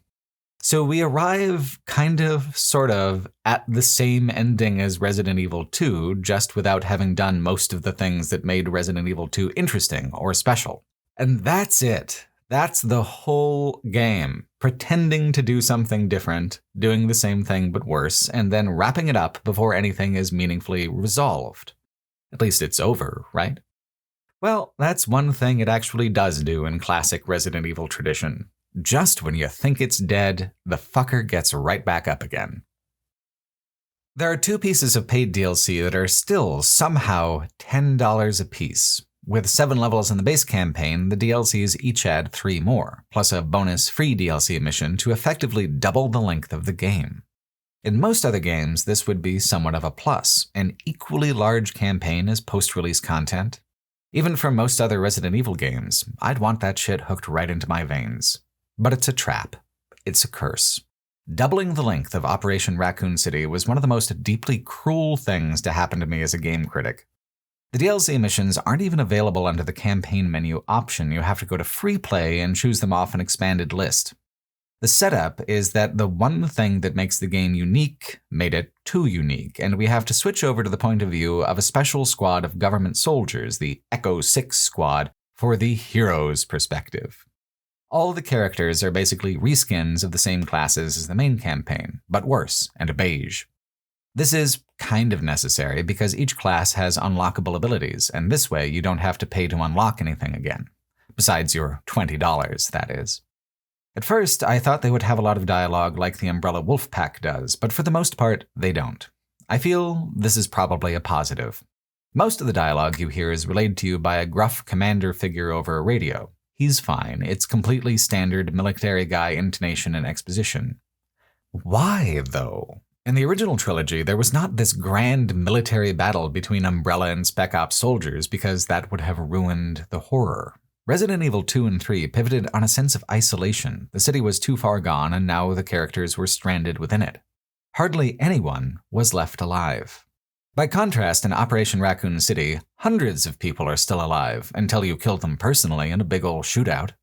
This is not, and never has been, a militarized conflict because that's so counterproductive to the atmosphere that the original games were trying to cultivate. This is the storytelling mode of the Resident Evil Middle Era, where all these monsters are bioweapons in a series of international conflicts, now creeping backwards into the original setting. The revelations that creatures like the Lickers and Hunters were lab-bred for war was always part of the setting, even as far back as the original games. But the war wasn't. That came later. When it finally did come, the total global saturation era was upon us, all the many extremely purposeless and convoluted revelations of revelations, Leon shooting the president, Ada's clone, a conspiratorial circus of globe-trotting nonsense. Operation Raccoon City is the original setting distorted through that lens of storytelling. What makes it worse is how completely artless the remixing of familiar elements is, how lacking in any kind of resonance. It's worse in the DLC than in the main campaign for some reason. Like, the free teaser level immediately crosses over with Resident Evil 3 after a brief interlude where it seems like it might do its own thing for a while. Instead, here comes Jill, tits first this time for flavor and variety. And the nemesis, hey big fella, trying to help her catch her bus, that's so helpful. For any of this to mean anything, one of two things would have to happen. Either the story changes in a new direction, or the story is immutable and the new plotline has to fit within it. Operation Raccoon City grasps apathetically at both approaches, creating a kind of confusing morass of action and references. You help Jill for a while, then you fight the nemesis on your own at a gas station. The fight takes so long that I actually paused the game to Google if I was supposed to try and kill him or not. I had been fooled by this game enough times with unclear objectives that I didn't want to just sit there forever. Turns out, yes, this is the first fight. But he does not change forms for the second fight, he just chases you across town, a vague recreation of Resident Evil 3 vibes that the main campaign did not bother with. Eventually, things come to a head in a foundry. You must stun the nemesis underneath some molten lead cauldrons and dump it on him, not once, but 3 times. The last time throws a limitless horde of zombies at you at the same moment to make sure that it's extra difficult. To be sure, this is definitely more difficult than anything in the main campaign of Operation Raccoon City. One of the major design goals with the DLC seems to be ramping up the encounter design so that those used to the rhythm would be newly challenged. But why not make a new monster, something thematic, something surprising? Dumping lead into and onto the nemesis is just hopelessly boring at this point. And this is the climax of that thread within the DLC. You never see the nemesis again, nor any of the new forms, I suppose, because he still has to go and fight Jill, but that isn't clear either. There are scenes where you meet up with Carlos again, but those just kind of go nowhere. He's on screen for like 30 seconds and then says, "Oh, hey, by the way, there's a bunch of bombs in Town Hall," and then he dips. There should be a point to all of this. There is none. Especially for the bombs thing, like, yay, we saved an empty building for another few hours until the city is destroyed entirely. But at least the Resident Evil 3 references don't take the shape of an escort quest. The DLC introduces a new mechanic for the sewer levels, where you have to use thrown flares to light your way. It's kind of neat at first, a little visual drama where usually the lighting system is very bland. Then Claire appears. She's looking for Sherry, which is strange because if she never wound up in the police station, how would they have found each other? Or does the Umbrella campaign never happen in this version of events? That seems likely, but you do get a message from one squad member of the Umbrella team once briefly, so theoretically they're around. But your events conflict with their events. The most likely thing is that neither Operation Raccoon City campaign is meant to be compatible with anything else, not with the original games, not with each other. As the saying goes, any resemblance to real people, living or dead, is purely coincidental. Claire, particularly, is completely bland. She exists as a costume and a concept only, although that's basically true for anyone in the game, including Leon. Except for Sherry, because she also exists as a mechanical object, the central figure of an extended escort quest.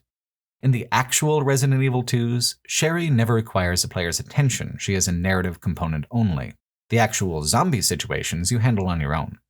I think this is part of why Sherry works in those titles. She provokes sympathy. She draws out the compassionate aspects of Claire and Leon as characters. As a fragile fail state in a janky-ass co-op shooter, Sherry provokes resentment instead. The first sequence is fine enough. Use the flares to guide Sherry from one end of a room to another and keep the zombies away. Simple enough, novel enough. Then it happens twice, overstaying its welcome. Finally, it devolves into the kind of shitty escort quest that's existed since Daikatana was getting terrible reviews, putting you and your ward in the middle of a big combat arena and just throwing whatever it can at you. To be fair, the game seems somewhat considerate about making the zombies prioritize player characters over Sherry, but the pacing is abysmal. She moves one half of a hallway, a wave triggers. She moves another half of a hallway, a wave triggers. I'd like to say something like, there's no passion in the design, but I'm willing to settle. Creative passion is a bar I do not expect Operation Raccoon City to clear. I would just appreciate it if they didn't rummage a game design mechanic from the dumpster out back and put it in without even wiping the grease stains and rat shit off of it first.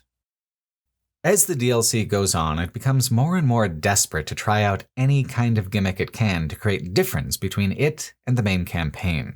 The levels themselves have some new parts to them, but the majority of the DLC completely reuses the environments of various levels, just adding enemies to make it more difficult. The City Hall is exactly the same. The last level is exactly the same, you just run it backwards. There's more sewers, but the sewers happen over the course of 2 levels and are just remixed uses of the same assets in both. It's so hopelessly repetitive that gimmicks are the only thing that can spice it up. Well, good story could spice it up, some actual twists or turns or character work, but having established that that's not going to happen, I guess we're left with gimmicks. What if we took a regular old street and turned it into a turret kill zone corridor? To be honest, I'm not even sure how this is supposed to be solved. There's a horde of zombies that complicates it by flushing a player out of cover and infecting them. Usually the infections happen randomly, but this time it's consistent, just about every time at the opening of the sequence. There's an ability the leader characters have that let them shrug off bullets. Another character can turn invisible for a little while. Both these things will let a player sneak behind the turrets and turn them off, but without these abilities, I'm just not sure how the kill zone is supposed to be navigated. Maybe with the expectation that some players will draw fire while the others advance. Totally possible with human players, completely impossible with bots. Though it's not the most ridiculous example of piling on indiscriminate difficulty as a gimmick. There's a sequence towards the end where you fight something like 10 tyrants in a row, most of them overlapping. I'm serious. Some of them are even the molten variety, some of them original flavor. There is an automatic railgun that drops down from the ceiling and shoots them for you. The fight is one of the worst designed in the franchise. It is total pointless chaos. Players are not even really meant to kill the tyrants themselves for the most part. Maybe the first couple, but once there's like 6 tyrants at the same time, then it's just too overwhelming. Each can only be defeated by sustained extreme damage applied to the head or their glowing weak spot. They are meant to be fought one at a time, maybe 2 at a time for co-op purposes. So you don't really do the fighting. The turret does. You just do the running around and surviving. The idea behind fighting tyrants is that it's climactic, it's difficult. They are an almost invincible pursuer that can eventually be defeated by force of will in every magnum round you have. This gimmick fight manages to contradict every single thing that makes tyrants special or compelling. Aggression on your part is not required, the game does it for you. Strength on their part is not important, their mortality is guaranteed. They are no longer unique, they become a common horde just like any other enemy. It's just a complete failure to understand the rhythms of combat and the methods of creating tension within Resident Evil games. The only thing that it has going for it is that it's difficult, which, oddly, the last boss is not. The DLC merges a tyrant with one of its RE4-inspired parasite creatures to create an infested tyrant. Never mind that that's, sort of the idea behind the Nemesis, and they chose not to do anything interesting with the Nemesis, but whatever, here we are. It's almost over, that's the important thing. After running the train yard level backwards and chasing after Leon, Claire, and Sherry to an extraction point, the infested tyrant comes out to play. Its most notable feature is that it has a disgusting amount of health. It takes forever to kill, but its design is about the simplest out of all the boss fights. It has weak points on its back, so a co-op team has to just kite it around and pour lead into it. When enough damage has been done to the back, a weak spot opens up on the front. Rinse and repeat, and keep repeating. I thought the fight was over when a crate of special weapons was dropped into the arena. I thought this would be the red rocket launcher moment, but it's just a regular grenade launcher and the fight is only like half over. Let me speed up this footage to give an idea of what I'm talking about. In a way, the boss is emblematic of everything wrong with Operation Raccoon City. It's obvious, derivative, uninspired, and just keeps going, long after the point where it ran out of ideas. The main campaign's climax was, at least, a climax of the frame it started out with, Umbrella villains being villainous. The DLC's boss fight is clearly meant to be the climax of the game as a whole, the big spectacular send-off. Narratively, it refuses to meet its own moment. Rather than have everyone fly off triumphantly into the sunset, the RE2 characters get shoved onto a helicopter as Echo 6 Squad gets a message from command. It ain't over. There's still a job to do. What was that going to be? More DLC? Operation Raccoon City 2? I have chosen not to cover the multiplayer-only Resident Evil titles in this video, but in terms of vibes and format, Operation Raccoon City did lead directly into 2016's Umbrella Corps, which has a reputation of being somehow even worse. But even that awful game had the sense to remain focused on the novelty of playing mercenaries and villains. What role were these Echo 6 idiots meant to play in the franchise moving forward? These missions were shorter, sure, but the DLC content is like 6 to 8 hours of a player's life we're talking about here, spent on nothing, for nothing, not even the satisfaction of having finished their nonsense mission. Fuck, yo. Another reason I don't want to cover Umbrella Corps is tonal. I think I've had enough negativity and slogged through enough mud in these forgotten middle period titles to earn a break. I need a palate cleanser. I need to talk about something that I actually like. And for that, we need to skip ahead a few years. Having already covered the miracle of Resident Evil 7 and the majority of the Revival-era titles for the main Resident Evil retrospective I did, I don't want to just retread ground that I've already covered. Although retreading ground is kind of the idea of an awful lot of the Resident Evil franchise as a whole, isn't it? Even when it's done well, so much of the total media output for the franchise is taking the original concepts from over 20 years ago and trying to find new angles on them. Even though it was a total failure, this was the objective Operation Raccoon City was trying to accomplish. It's the entire reason that the best game in the modern franchise, the Resident Evil 2 remake, exists at all. Within the Resident Evil 2 remake are a series of bonus challenges, all featuring alternate protagonists and new scenarios. One of them is the Fourth Survivor mode, which was part of the original game and which was remade for Umbrella Chronicles. The other 4 are called the Ghost Survivor stories, so named because each of them is a what-if scenario involving characters who canonically die within the main story, where they claw their way instead to a happy ending. I think they stand in fascinating contrast to Operation Raccoon City because even though they are derivative, non-canonical side stories, they actually feel compelling. They are connected to the core themes of the franchise. They actualize on the canon that does count, and they are mechanically clever variations on the primary survival horror gameplay loop. Instead of Operation Raccoon City, what I wish they had done was an Outbreak Files 3. There are plenty of scenarios in the Outbreak Files that were silly or slight, like the zombie one with the zombified elephant boss, but the main thing holding that game back was that it was a concept ahead of its time. It had a lot of the same problems as Operation Raccoon City. The game was balanced for co-op, but the computer-controlled bots were unable to fill that promise, leading to a single-player experience that was incredibly awkward compared to the mainline titles. In retrospect, though, the Outbreak games are so much better than Operation Raccoon City because they tried to tell new stories within the setting instead of just threading together references with string and Elmer's glue. The Ghost Survivors, Fourth Survivor scenarios are useful little windows into what it would look like if the franchise had decided to go that direction again, focused on single player instead of co-op. They're so short, maybe 10 to 15 minutes apiece, but they are extremely distinct from one another and the main campaign. The most straightforward is called No Time to Mourn. One of the more emotional story beats in the main campaign is when the characters are briefly able to leave the police station, heading towards the gun shop owned by Robert Kendo. His daughter is infected, he realizes she is beyond help and has to put her down. Canonically, he kills himself too out of grief, off camera, which has more emotional impact. Suppose, though, he gets a call. There's a helicopter waiting, but not for long. Looks like there's no time to mourn.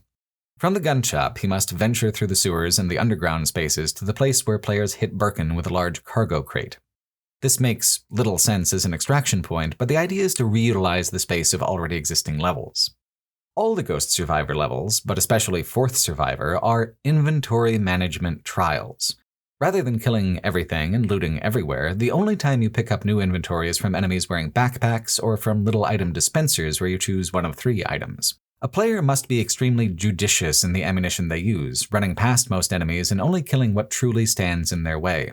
It makes these scenarios feel even more apocalyptic, the player even more isolated. It reinforces the horror atmosphere, even where some progression elements like finding items have been more streamlined and gamified.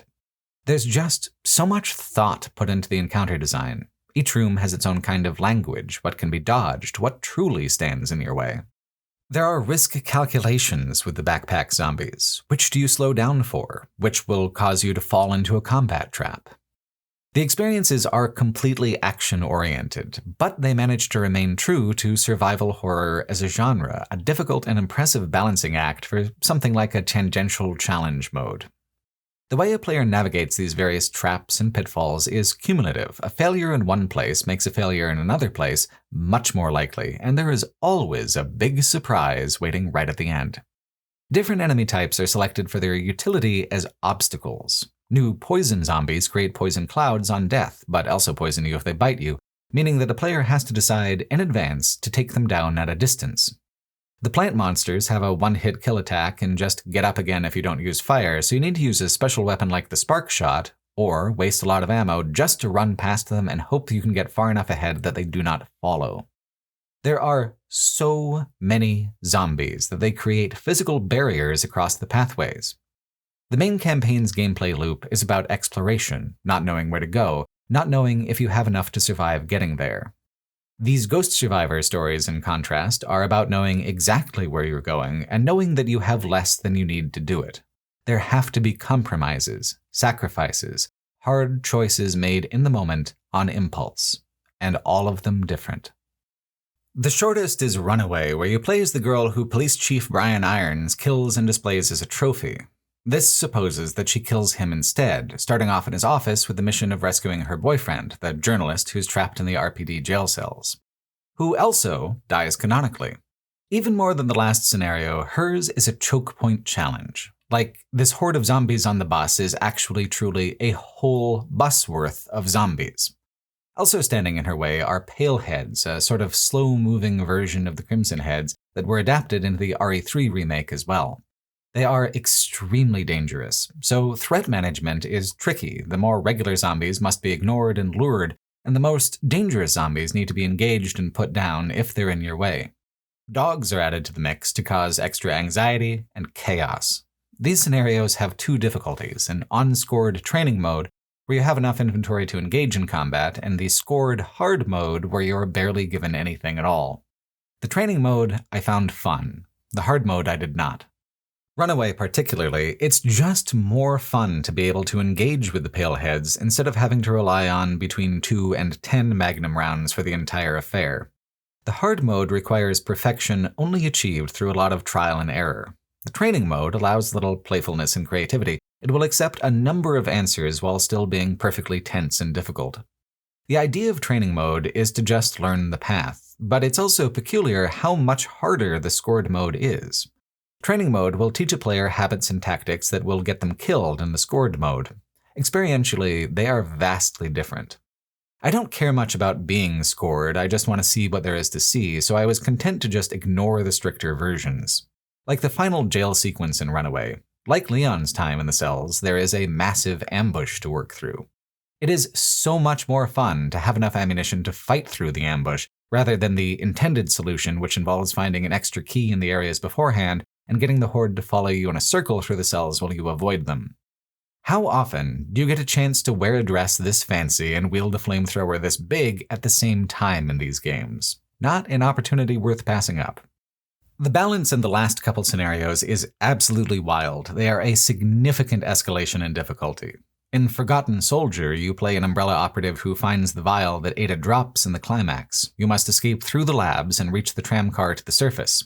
In the scored version, you begin with one weapon and one clip of bullets for it. That's it. In the training mode, you get like 200 bullets and a grenade.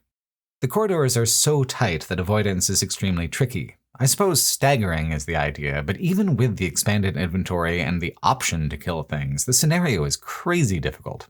There are a lot of armored zombies who only have small exposed weak points, the idea being that you need to carve a narrow path through which to dodge and weave, enemies ahead, enemies behind, never more than a second away from danger and death.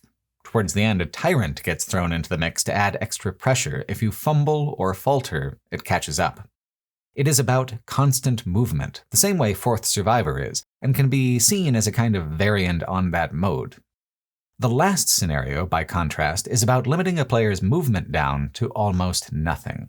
You play the dead sheriff from the gas station in the very beginning of the game.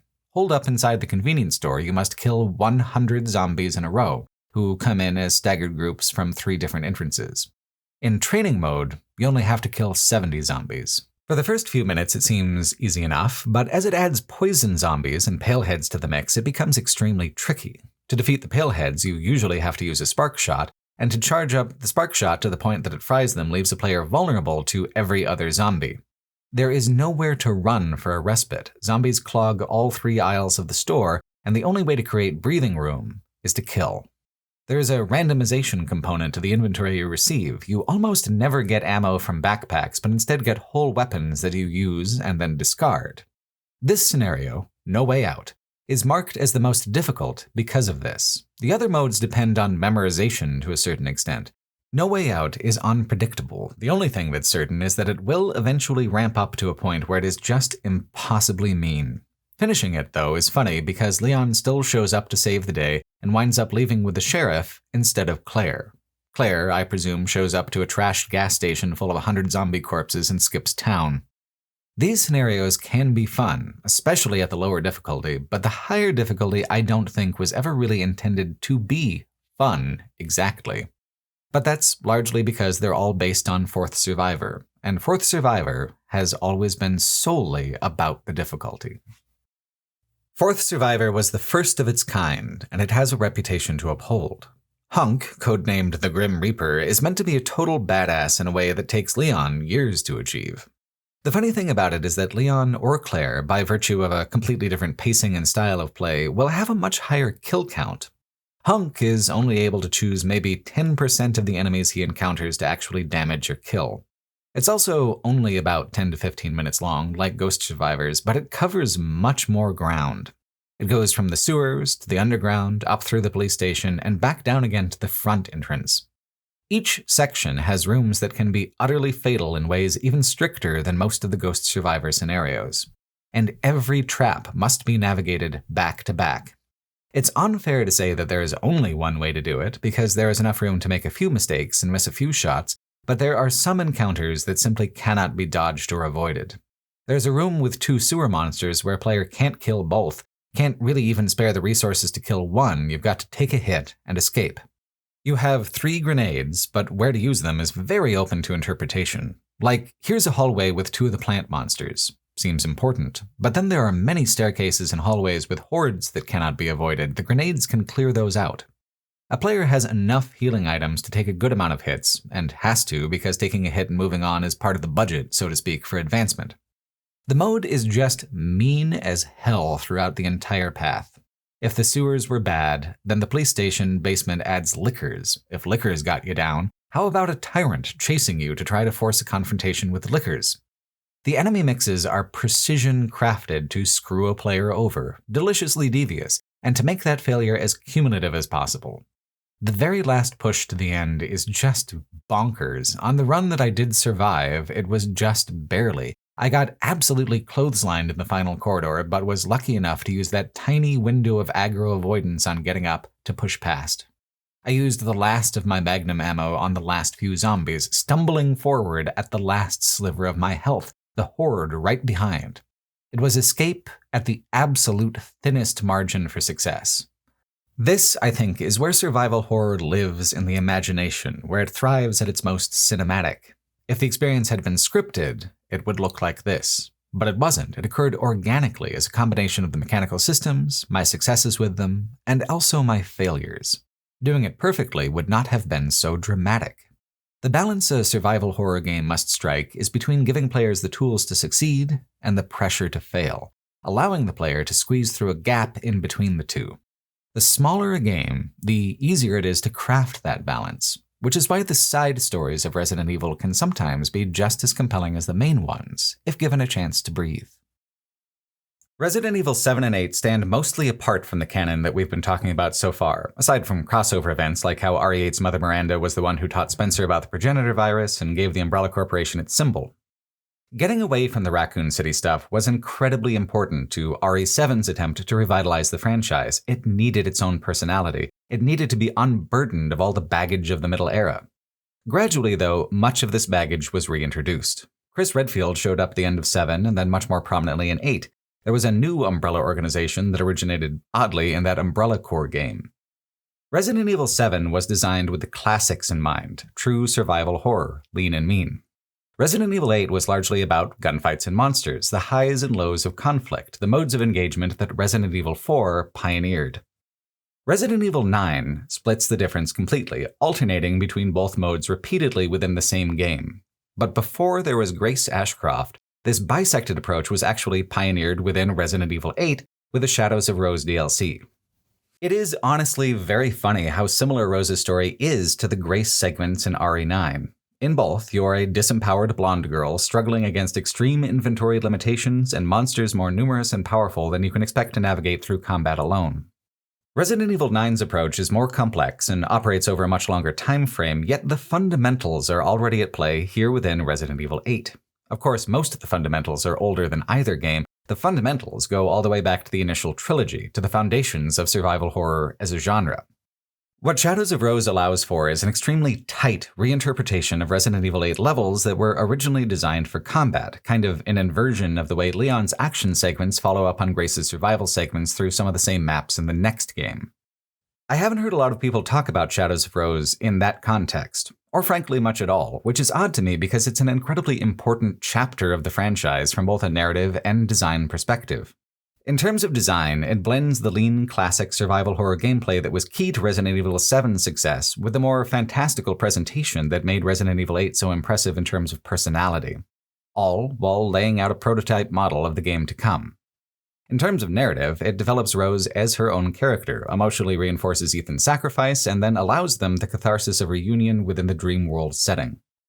DLC director Kento Kinoshita talked to Inside magazine in an interview then translated by SVG.com, saying, quote, "It's essentially the final episode in the timeline of The Village. We started working on Winter's expansion after The Village was released, but we had been developing the concept for a while before that. We even had a plan that focused on Chris at the planning stage, but rather than creating a story where he's always shooting, we wanted to focus on Rose.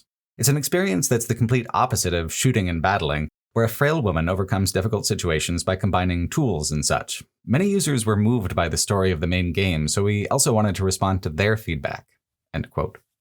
In a lot of ways, focusing on Chris would be the more obvious choice, one where there would be an escalation of the shooting and battling, because frankly the game is really good at it. The Chris sections of the main campaign, after all, were pure reaction shooting galleries, all action, no horror.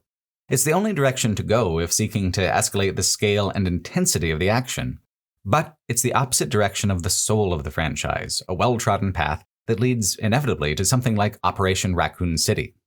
Instead, the DLC shows enormous creative restraint, foregoing escalation and spectacle in favor of tension and terror. And it does this by leaning into a dreamy surrealism that puts it in keeping with yet another legacy of Resident Evil, a branch that grows on a completely separate tree from the rest. Following Resident Evil 4, Shinji Mikami took a long break from survival horror, not really intending to dive back in. But by 2014, he was frustrated with where the genre was at and how it was going, and came out with The Evil Within as a direct refutation of action-driven horror, returning to the same fundamentals as Shadow of Rose. In an interview with Eurogamer, he said, quote, "For me, personally, why I came back to survival horror is that survival horror as a genre is becoming all action now. There aren't any real survival horror games in the world right now. That is the biggest motivation for me." End quote. The Evil Within takes place in a dreamscape, where the protagonist and others are sucked into the mind of a serial killer by way of a big brain-linking machine. This allows it to do essentially whatever it wants, blending different horror subgenres, different level design aesthetics, different pacings and approaches to encounter design. It's fascinating as a precursor to what Resident Evil 8 does with its own juggling of horror subgenres. No string of chapters stays the same for long. The only truly unifying thread is the protagonist and the danger. Shadows of Rose takes these thematic and structural connections between The Evil Within and Resident Evil 8 and makes them even more explicit by borrowing the underlying framing device. Rose, now a teenager, is deeply unhappy with her own strangeness. She has odd powers, she sweats white fluid when she's nervous, she's made of mold and magic, and this has alienated her from her peers. A friend of Chris Redfield's, a researcher, tells her there may be a solution that will make her a regular girl, but to find it, she must mentally venture into the last remaining sample of the mold and explore within the mindscapes of those who died under the mold's effects. Like The Evil Within, it goes bad pretty much immediately because the dominant mindscape is that of a monster. In this case, there are 3 layers of villains to descend through, 3 types of horror, 3 recontextualized environments that take something familiar and twist them in disconcerting ways. When Rose enters the dreamscape, she is astounded to find the first resident is herself, and then her own corpse, and then more of the same. The dreamscape is littered with dead roses, their souls ripped out through their faces, drowning in a weird red goop. Resident Evil 8 does everything it can to incorporate modern fantasy elements, werewolves, vampires, storybook monsters, in a storybook setting. Storybook monsters are, by their very nature, familiar though, and horror thrives on what is strange and unfamiliar, what is impossible and wrong. Creating a dreamscape puts Shadows of Rose outside the scope of most Resident Evil settings, but the mold magic is flexible enough to accommodate it. Frankly, the franchise has asked audiences to accept far more outrageous things in the past. Being able to conjure up surreal and impossible imagery allows it to remain consistent with the fantasy vibes of the base campaign, while also surpassing them, taking them deeper, which is important considering it is just reusing the maps for the most part.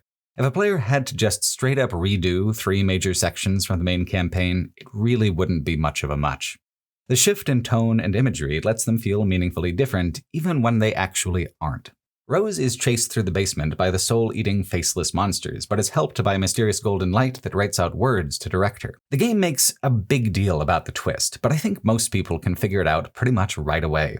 If everyone the mold has ever taken still exists within this hive mind, then Ethan is down here too. I mean, a whole major plot twist of the main campaign is that Ethan wasn't much but mold by the end. He got his heart ripped out and was able to just bounce on back. So here he is, acting as essentially a secular guardian angel for Rose as she journeys deeper into the dreamscape. There's definitely an argument to be made for this being too saccharine and cheesy, but to me, I felt like it just walked the line of genre and believability relatively well. Ethan gives Rose just enough help, just enough information to do the heavy lifting on her own. He doesn't solve everything for her, but when the dreamscape conspires to put her in situations meant to be fatally unfair and unsolvable, he comes in to even the odds and give her a fair chance. He is an empowering presence while still preserving player agency and a sense of player control over their cumulative successes and failures. In trying to create a sense of a parental father-daughter relationship, this is pretty much exactly the way to approach it. A parent wants their child to succeed, but knows that they cannot live the child's life for them, knows that taking away choice and potential for failure is also robbing them of the opportunity for self-definition. That Rose becomes so brave over the course of the DLC is her own doing, and while Ethan has a hand in helping her, the growth is her own. This saves the game from being just schmaltz and bathos, a Resident Evil Hallmark Channel special. The other thing that helps it avoid becoming mired in sentimentality is the monsters and villains are generally quite spooky and unnerving. At first, the faceless cannot be fought. Soon, however, Rose gets given a gun by Ethan. He manifests it into being the same way that Alan Wake gets given a gun in the DLC for Alan Wake 1 by Thomas Zane. It is not so much literally a gun as the idea of it, a representation of self-defense and self-confidence. From there on out, though, it's full-on survival horror mode. There is often enough ammunition to kill most of the faceless, but not all. Sometimes you can clean up on a backtrack. Each faceless is extremely strong, though slow, which gives the great combat pacing where the enemy advances relentlessly and only perishes when it's all too close. The faceless are often arranged in little gauntlets where repositioning from one enemy leaves a player vulnerable to another. Structurally, this castle sequence could not be more classically Resident Evil. Rose must find powers, keys, and key items in different wings of the castle which unlock in a nested order. As the player unlocks more wings of the castle, Rose's arsenal expands and the difficulty ratchets up. Every new area feels at first like more than a player can handle, but this is a clever illusion. The balance is very careful to make sure that if a player scavenges and uses ammunition judiciously, they will always have enough to make it. And if not, there's always running. Added into this mix is even a pursuer enemy, impossible to kill before the climactic boss fight of the first act. Shadows of Rose, in just this very first of 3 chapters, goes through literally the entire sequence of what makes Resident Evil games so memorable and effective as survival horror titles, miniaturized into its tightest possible configuration. When Resident Evil 2 did its Ghost Survivor stories, it omitted the whole scavenging and puzzle-solving loop in favor of pure combat progression. This chapter of Shadows of Rose is like 4 times as long as one of those, taking around an hour or maybe a little more, but omits nothing. It's even got weird painting puzzles reminiscent of Resident Evil 1, statuary that doubles as progress markers like Resident Evil 4, and shotguns locked behind grates like Resident Evil 1 and 7. This is what makes it feel like such a prototype for Requiem's grace sections, these experiments in compressing the classic tropes into nostalgically evocative configurations.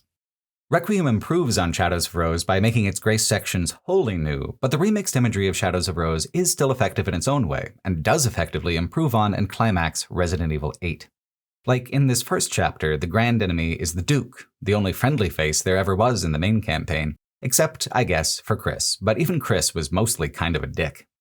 The Duke is just a corrupted memory, a different person from who he was, but in this reversal, he is extremely effective as a villain. His playfulness and sarcasm become sadistic. He exists only to hunt and torture these copies of Rose, toying with them to draw out the inevitable end. He toys with you, too. The crystal that Rose is looking for sits tantalizingly in the central foyer. Unlocking it is the entire goal, but it's just an illusion to bait the Duke's trap. He pits you against the pursuer enemy in a tight arena for his own amusement. The fight is a 3-phase affair, just as complicated and difficult as anything in the main campaign. More complicated in a way, because ammunition scarcity is such a concern. It's very possible to have reached this point underprepared, which is not really a concern for Ethan most of the time in the more combat-oriented main campaign. The Duke is just a bump on the road, though, a pawn of those that truly control the dream. To confront them, Rose has to go deeper. Deeper into Nightmare, and deeper into the recontextualization of things that made Village such a wonderful game in the first place.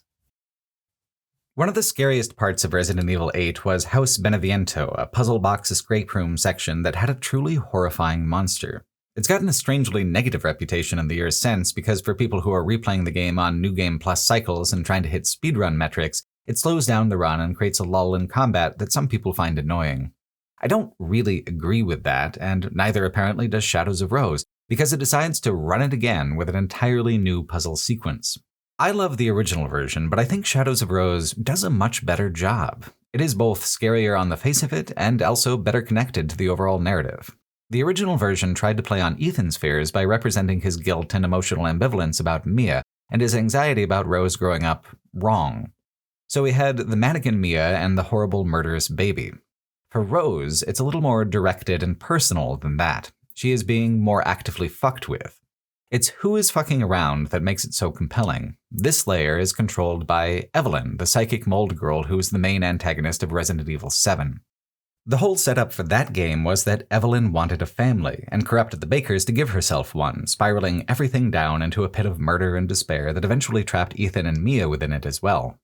Evelyn was covetous and bitter, and so it naturally goes to follow that there is no one in the world she would hate more than Rose. Evelyn wanted Ethan and Mia as her own. She wanted to be loved, but could only compel love through corruption and degradation. She would never be loved as a daughter like Rose was by Mia. She would never be a regular girl either.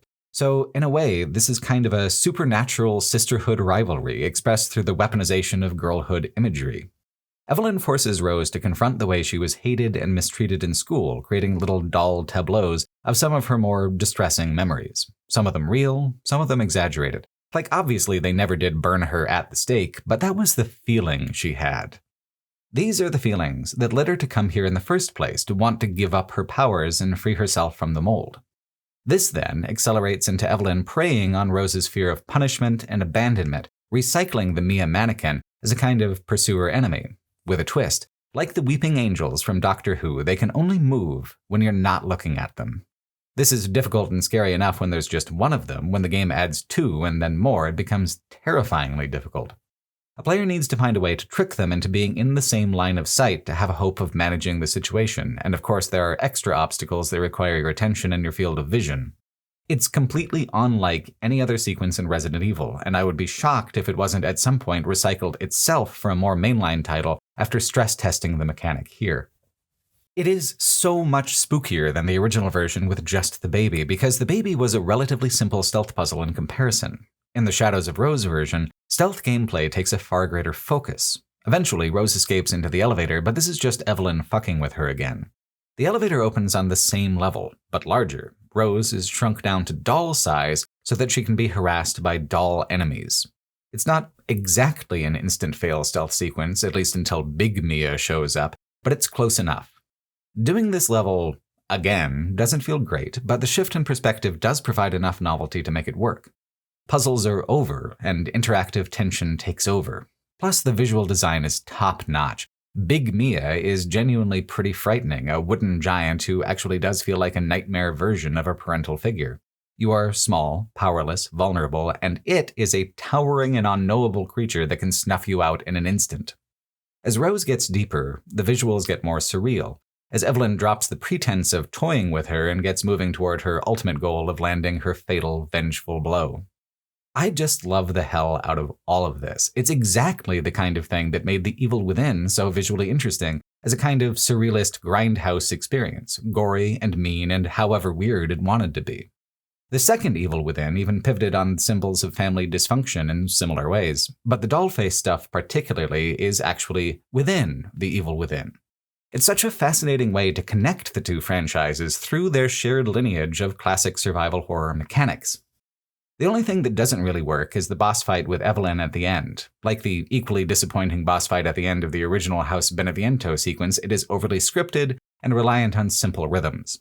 It's designed to be like the final confrontation with Evelyn in Resident Evil 7, but that was a real anticlimactic encounter too, just avoiding the psychic waves until Ethan could get close enough to finish the job. Rose uses her own psychic powers, but only when Ethan says to use them. The fight cannot play out in a way that feels very player-directed, and that's just frustrating. Plus, it's not very scary. The only thing that really works is the opposition of Rose and Evelyn as characters in the narrative, and that works very well. Evelyn is so sad and believable in her anger. She never grew up. Rose did. She never got to be part of a real family. Even without Ethan, Rose did. Evelyn will never be able to escape the person that she is, the monster she allows herself to be, but Rose can. And she does, saved by Ethan by being tackled deeper into the nightmare for the grand climax. It's a pretty damn short climax, unfortunately. By far the longest chapter is the first, the second is about half its length, and then the final chapter is maybe half again as long as that. I wish that wasn't the case, because it is quite good. It takes the village map and has Rose follow roughly the same path Chris did for a similarly action-oriented experience. She doesn't mow them down like he did, but she does face them in much greater numbers than the first chapter. This makes me wish there was more. This could have been an opportunity to really let loose a little with the design and accelerate its intensity, but it feels over before it even really begins. It's all essentially just a prelude to the boss fight. Mother Miranda reappears, but first you get to investigate her weird little laboratory for all sorts of lore. She intends to use Rose as a vessel to reincarnate herself, and has been making copies in an attempt to master the process. She seems to get better results when the Rose clones are afraid, and so she created her copy of the Duke to torment them and press them, ramping up the terror and then discarding them when they fail her tests. Evelyn was outside her plan, a personal revenge she could neither prevent nor encourage. Not that she would. Miranda seems to hate Evelyn as much as anyone else, which is kind of sad. If she wanted a weird, evil little daughter, there's one right there. This is where all the various plot twists are revealed, which is kind of pointless because they've been lit up in neon with spotlights since the beginning. Mother Miranda wants Rose to lose her powers because then she's vulnerable. Her desire to be a regular girl just makes her defenseless against other mold magic. The friend in the beginning was just an illusion that she projected to trap her and begin this cycle. Of course, Dad isn't going to just take this lying down. This deep in the dreamscape, Ethan actually takes form.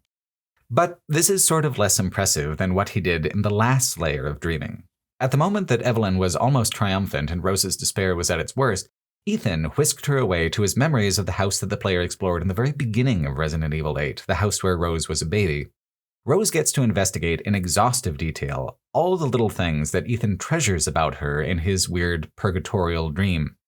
In it is even a letter he wrote to her that says all the exact things that she needed to hear. This, perhaps, is a little too sentimental and obvious, but it also kind of completes Ethan's arc in a way. His sacrifice said all of these things implicitly, but Rose was too young to hear it. Now she gets to understand. But it's so obvious that I truly don't understand how we're supposed to believe Rose didn't already figure it out. She's smart. But she doesn't have to be smart. Literally anyone could deduce why she was being shown these things and who by. The reversal that works is that Ethan cannot defeat Miranda within the dreamscape, never has been able to.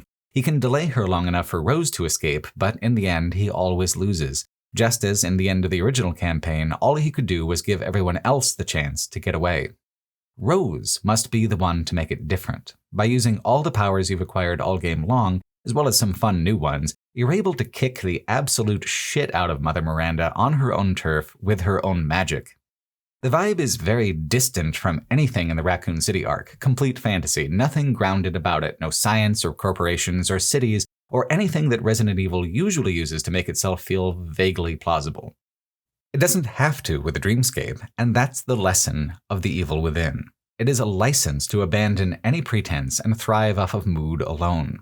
Shadows of Rose as a DLC completes the Winter's arc, but that does not mean the franchise will never get this weird with it again. On the contrary, I think Shadows of Rose is just establishing a precedent for the series to push even harder into fantasy, or urban fantasy if you like, in the future.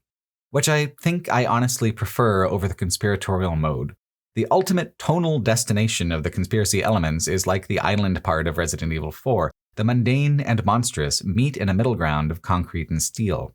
It's always governments and money and grand schemes. Whereas the full fantasy mode within the Resident Evil 7 and 8 arc has led us to something that is tightly personal, the heroes and villains wound around each other and nothing else. The imagery is absurd, it isn't even grounded in a sense of reality, but it is grounded in emotional symbolism. It is relevant to the story being told. In terms of genre, this is often the way. Science fiction tends towards external stakes in storytelling, fantasy can trend toward the internal. When applied to Resident Evil, I like it a lot, even when I've struggled with it before. Like with Resident Evil Revelations, I just did not enjoy the Fish Wizard final boss, but that's largely because every other aspect of storytelling was in the conspiratorial mode. The Fish Wizard was an atonal misfit, with all the other back and forth about betrayals and international bioorganic weapon policy. If the Fish Wizard had been foreshadowed or grounded in some kind of emotional component, that would have been a hell of a lot better. Rose defeating Miranda is not just a boss fight, it is her embracing her own power and agency, it is her accepting the gift of life that Ethan sacrificed himself for. And then she gets to thank him for it. I genuinely loved the scene of the two of them together at the end, getting to say their first real hellos and goodbyes at the same time, cramming into seconds what ought to have been years. The game then loops back on the original epilogue scene where Rose visits Ethan's grave. All the DLC took place beforehand. Which makes sense, her dialogue and the emotions feel much more resonant with the added context. Where she will go from there is uncertain, but it is certain that she doesn't have to go anywhere, she can just live. Her trauma is healed, Ethan's sacrifice was not just justified, but completed, looped back around in a more emotionally whole way. It is a more complete resolution than most Resident Evil plotlines ever get. Resident Evil 7 and 8 are extremely tidy compared to what came before. There will never be a need to expand them with lightgun game digests or Operation Father-Daughter Day spinoffs. Endings are good, resolutions are meaningful. And the purpose of Resident Evil 9 is to apply that basic storytelling logic to the meandering, open-ended nostalgia of the primary canon. Resident Evil 9 Requiem is about as metatextual as a Resident Evil game has ever gotten. It is about legacy, in its mechanics, its narrative, and every one of its themes. It is a game completely bisected between design tropes from the classic era and design tropes from its middle era, sewn unevenly together with a glossy production of the modern revival era.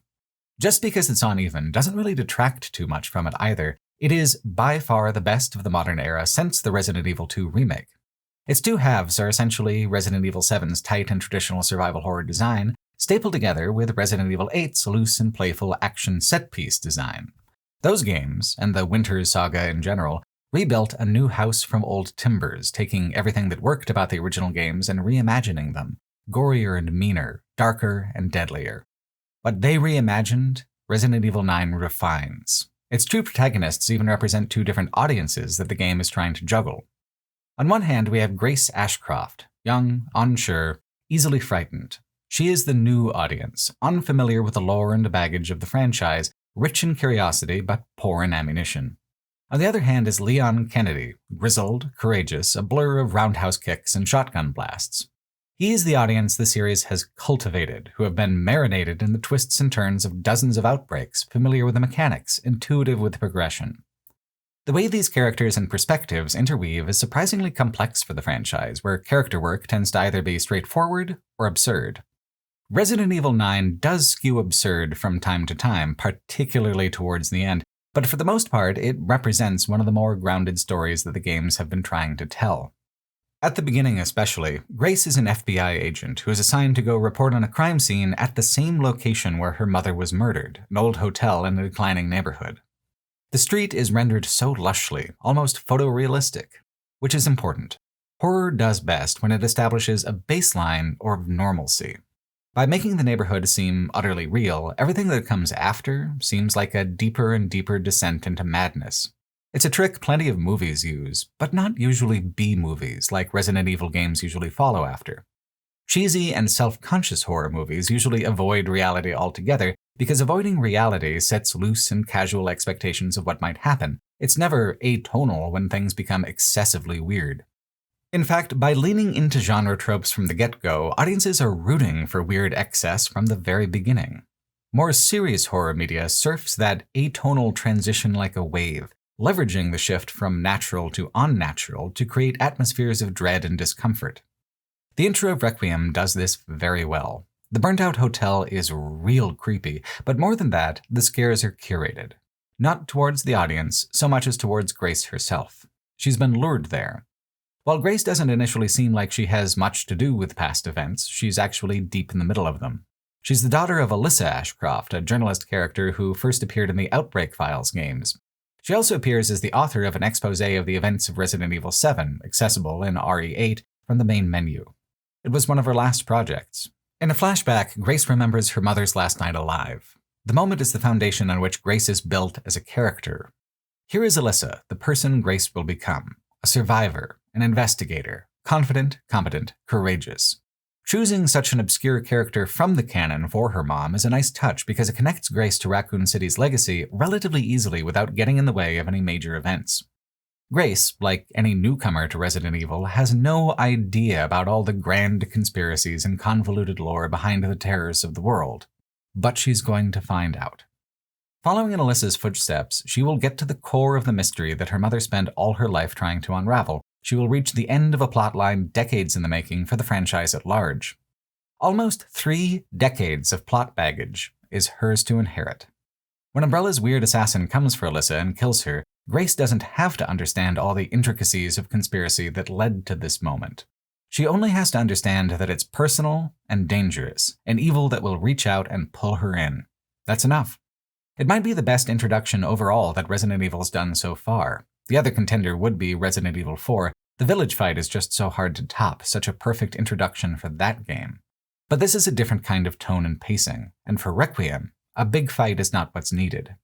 This is reaching back to the beginning, the moment in Resident Evil 1 where the zombie slowly turns around, looking pallid and weird, and then the fun really begins. So once the flashback is over, we get our first zombie, and he is a doozy. It's an important lesson for Grace. One zombie is enough to completely ruin your whole fucking day. After all this time, one would think that zombie fatigue would have set in for players by now, that the zombies would be more boring than ever, but the opposite has happened. RE9 put a huge amount of effort into making even its most basic and introductory zombies gnarly as hell. It's a feat to pull this off. Zombies are maybe the absolute #1 most overused enemy in all of gaming, from Call of Duty to Borderlands, from Resident Evil to House of the Dead, Dead Rising to Dying Light. How does anyone combat that unavoidable overfamiliarity? by doing what they've done with the characters and settings in the revival era for Resident Evil, taking them seriously. Taking what made them scary decades ago and iterating on exactly those things, refining them, dialing it up in intensity and visual fidelity. By staying true to the roots of the genre and not assuming that fear is inherent, instead putting in the work to build fear from the ground up. When Grace is kidnapped by the villain who lured her here, the game's perspective switches to Leon, which acknowledges the other side of the equation in terms of zombie familiarity. You can make them scary like they used to be, with effort and care, but you can't make them a wholly new mechanic. They shamble and bite. You, for your part, shoot them in the head. The villain, Victor Gideon, shoots little darts of the T-virus into bystanders as he flees, creating an instant outbreak scenario. In years past, this would be apocalyptic, but within the Resident Evil universe, this has happened so many times that Leon is part of a government agency that specifically handles just this sort of thing. Leon's lived through at least 2 of these exact scenarios, once in RE2, again in RE6. Zombie killing, for him, like veteran players, is just reflex. The action hero mode is not exactly compatible with the survival horror mode, and so the game does not mix them. The layers sit on top of each other, water and oil in the same glass. The problem with Resident Evil 6 and its ultimate horror entertainment ethos is that it tried to be all things to all people and failed, diluting its own identity, becoming endlessly mired in pointless novelty. Resident Evil 9 tries to be 2 things to 2 people, 2 tried and true design methodologies filtered through the perspective of 2 protagonists. Resident Evil 6 tried to reinvent the entire subgenre. Resident Evil 9 doesn't reinvent a single thing.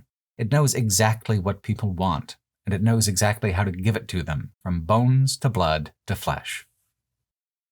Following the classic formula of dividing the progression into thirds, the first third of Dilapidated Luxury takes place in the Rhodes Hill Medical Center. Like how RE8 was kind of a remixed version of RE4, this section is essentially a remix of Resident Evil 1. It feels almost like starting over at the beginning for the franchise in so many ways, mechanically, artistically, thematically.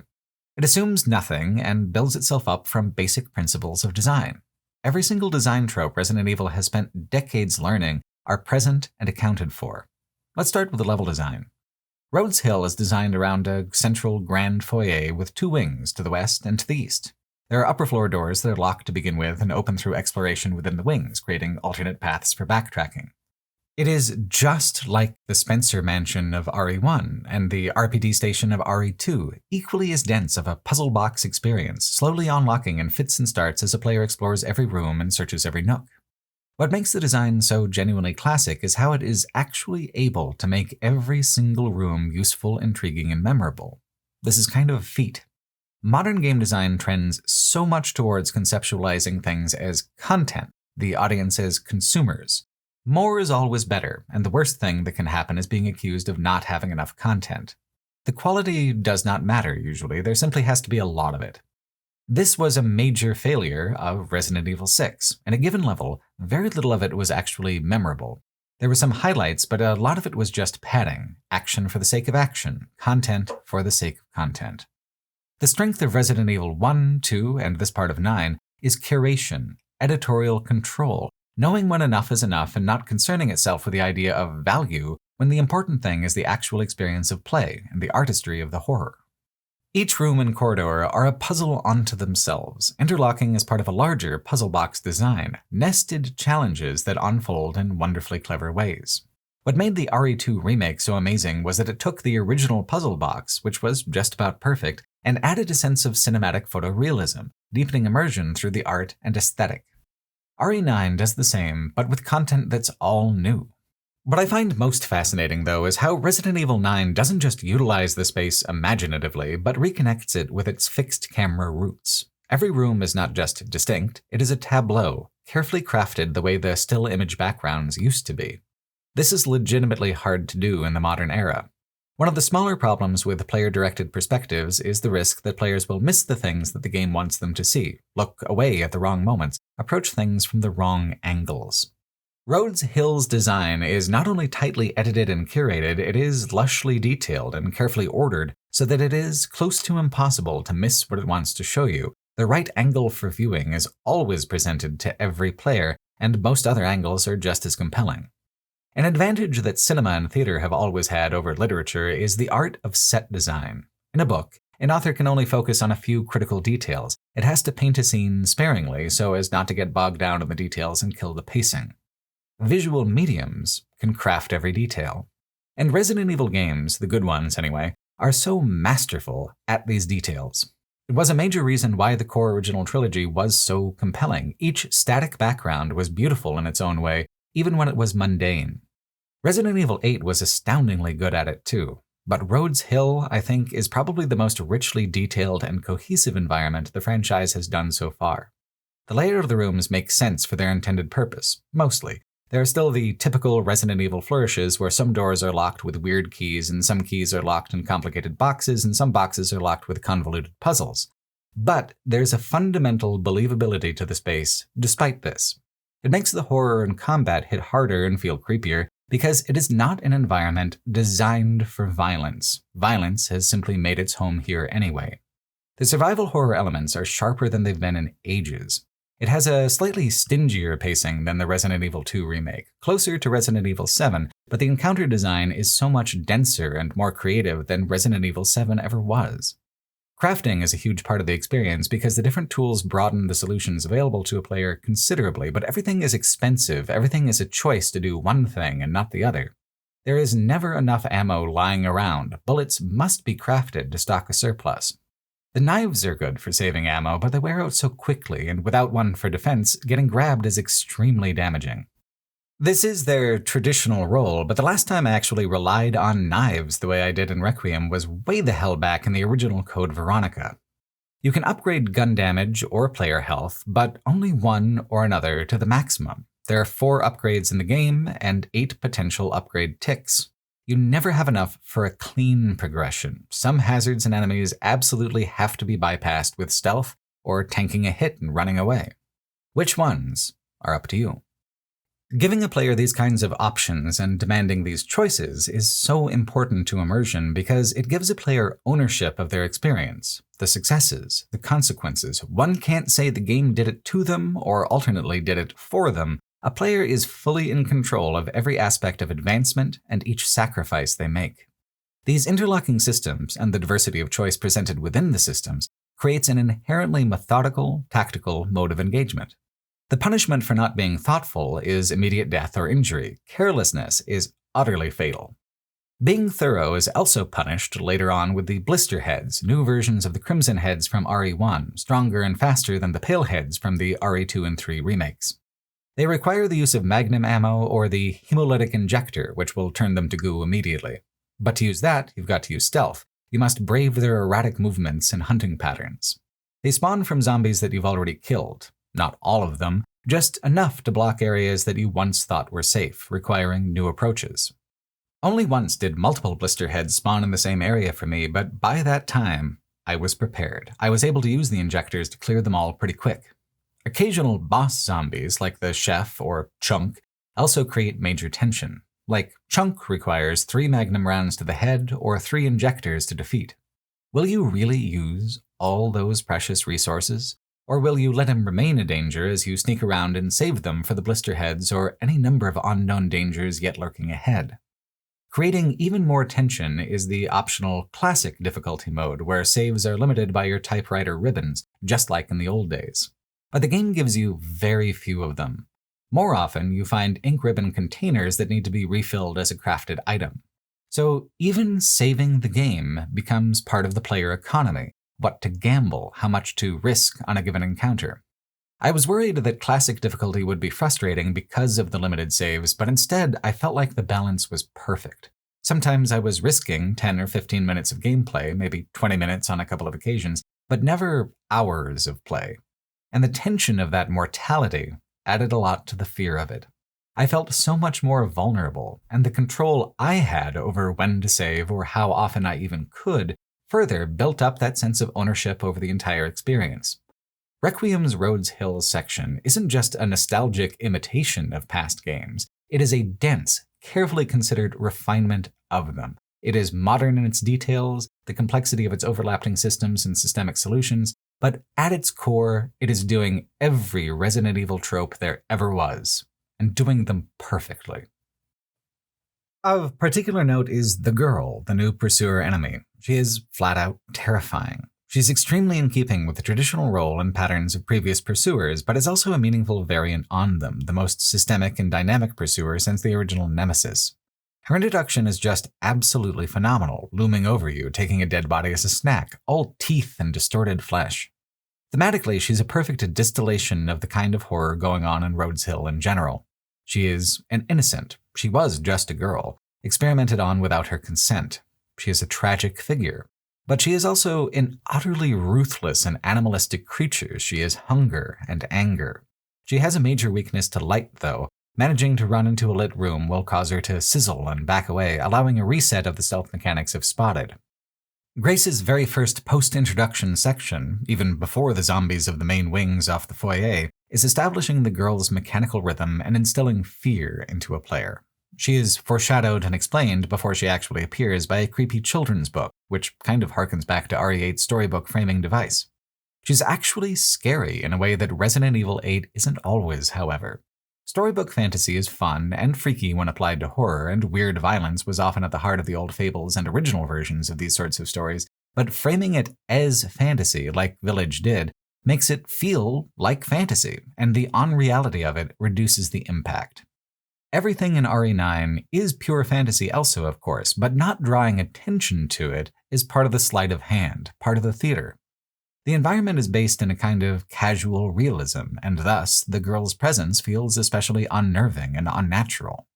The game also sets up a clever balance of themes that supports the horror. Grace discovers another girl within the facility, Emily, a blind subject of Umbrella's experiments just like the girl used to be. The girl's empty cell sits opposite Emily.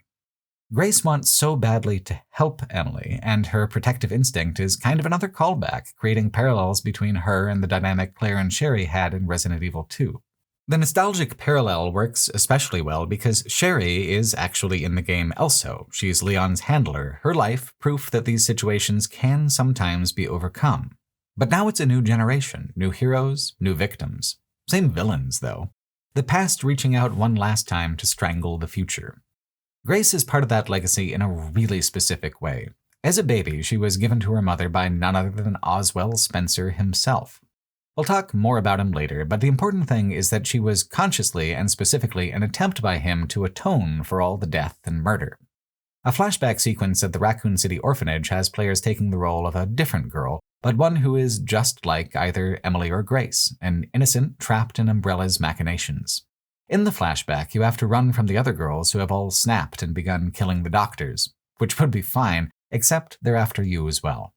The real purpose of the section is to reflect on and establish legacy, to trace the connections of all the characters back to a common root.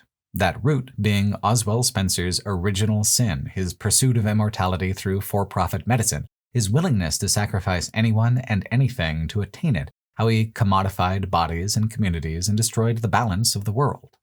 The orphanage was the real symbol of that corruption in Resident Evil 2, and featuring it again is more than a reference, it's a way to establish the foundation of where everything went wrong, linking the beginning to the end. Grace, Emily, and the girl are the last three victims of the system created all the way back here. Grace is the adult, the self-actualized avatar of change who can make a choice to end it, who can draw it to a close. Emily is the possibility of healing, of moving forward. The girl is what happens if Grace fails, if she loses herself to madness. It is what is waiting to consume her, literally and metaphorically.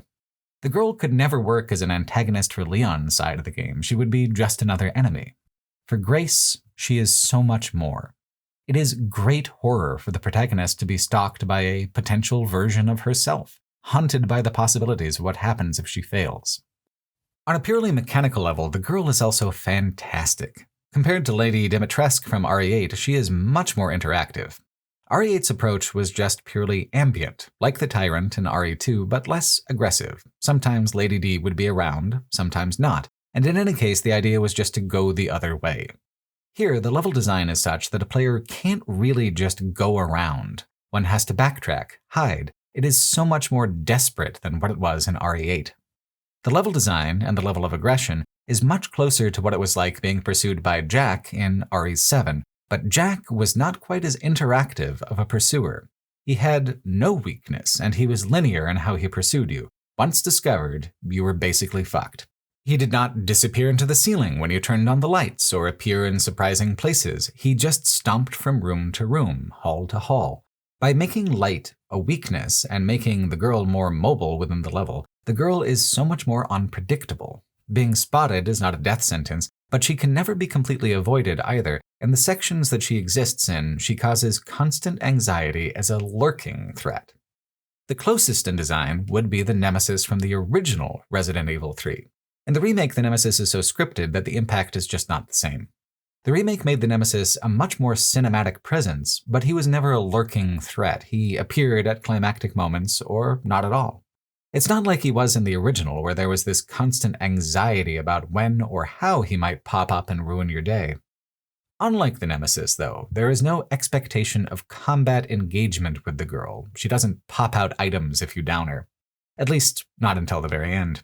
Her final section is a maze with 3 generators that must be turned on to open the area to sunlight. Your only defense is the Magnum and whatever rounds you hopefully have left over for it. The rounds only delay her. The generators can be activated in any order, but each one triggers its own kind of ambush, with more freeform ambushes possible on the route to and from each of the generators. It is non-linear, systems-driven, and utterly fucking terrifying. The girls' sections are all limited, but each time you encounter her is a little harder and a little meaner than the last, culminating in this challenge. Which is not a boss fight so much as it is a gauntlet, forcing a player to use whatever items and tactics they've learned in rapid, unrelenting sequence. In the end, the girl does die, but it's as tragic as it is triumphant because of the strong thematic connections. The game doubles down on this by having Emily turn as well. Grace, in focusing on death, was unable to save a life, which is a lesson she carries with her towards the game's final choice. Leon is the one to kill Emily when it happens, or at least it appears that way at the time. This is his role, and it's somewhat grim. He is the death machine, which can be fun, but it can also be kind of sad, and the game plays around with having it both ways.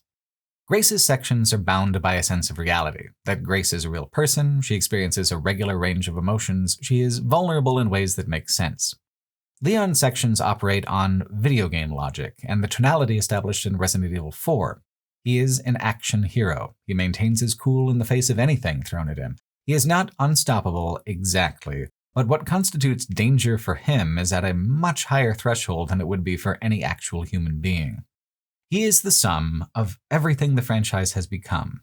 Reflexively violent, self-referentially corny, extremely competent, but overfamiliar. His first action sequence in Rhodes Hill is a tone setter. A foreboding conversation erupts into spectacular violence when a chainsaw-wielding zombie storms the reception area that you're in. More and more zombies join the fray in short order, causing total chaos. The chainsaw is handled in a fascinating way, where instead of being an apex threat among standard enemies like it was in RE4, the chainsaw itself can be passed around like a weird deadly football. Down one enemy holding it, another picks it up, or you can pick it up if it stops spinning around. Or maybe the zombie with the chainsaw misses its lunge and impales itself, or another zombie who will writhe around with a rumbling weapon stuck inside them. There is such a thin line between horror and horror comedy, and the chainsaw mechanics very deliberately cross that line. The chainsaw enemies in RE4 were meant to terrify. The presence of a chainsaw in RE9 is slapstick. Leon being able to take possession of it and become the apex predator is symbolic of his status as the most dangerous creature in a given room. What is terrifying for Grace the newcomer is sport for Leon the professional. He is stunting on these fools. You could play the Harlem Globetrotters theme underneath the footage and it would work surprisingly well. Leon and Grace are not just contrasting, they are completely opposed in almost every way. And yet, this bisected approach somehow works. It works well. The more I've thought about it, the more convinced I am that it is because of how opposite the approaches are that it works. The game cannot try to be all points on a spectrum, so instead it anchors itself on opposite ends. The key thing is that it fully commits to both. There is no attempt to muddle them, or meet in the middle, or overcomplicate them with some kind of novel third thing, at least not right away. This works either thematically or mechanically. Like with how knives are so key to survival with grace, but they're fragile, finite things. You have to stab and stab to down a zombie, or else frantically use the knife to escape and lose the knife for a moment. Leon gets a hatchet. The hatchet does brutal, impressive damage. It is every bit as impactful as all those farm implements that he was stabbed with by the villagers in the RE4 remake. As you use the hatchet, it loses durability, but when it gets low, you can just sharpen it again. Like Leon, it is a killing machine that never stops. This is the main structural difference between something like RE4, 5, and 6 and the classic mode of survival horror. It's a reactive, immediate mode of engagement like it is for Leon here. It is not really a series of choices the way traditional survival horror is. It is a procession of impulse the way action games are. Which is not to say that there are not things that are horrifying or frightening, but a player is not expected to show trepidation or fear. A player is meant to be the aggressor, to run into danger and triumph. This is why Grace's boss encounters are either optional or puzzle-driven. She weighs choices, she makes gambles, she faces asymmetrical odds. Leon does not. Leon faces boss monsters more or less constantly, but there's never really any question of how to handle it or whether to handle it. You use your shotgun and your wits, and you fucking get their ass. It's interesting to compare Leon to Ash from the Evil Dead movies.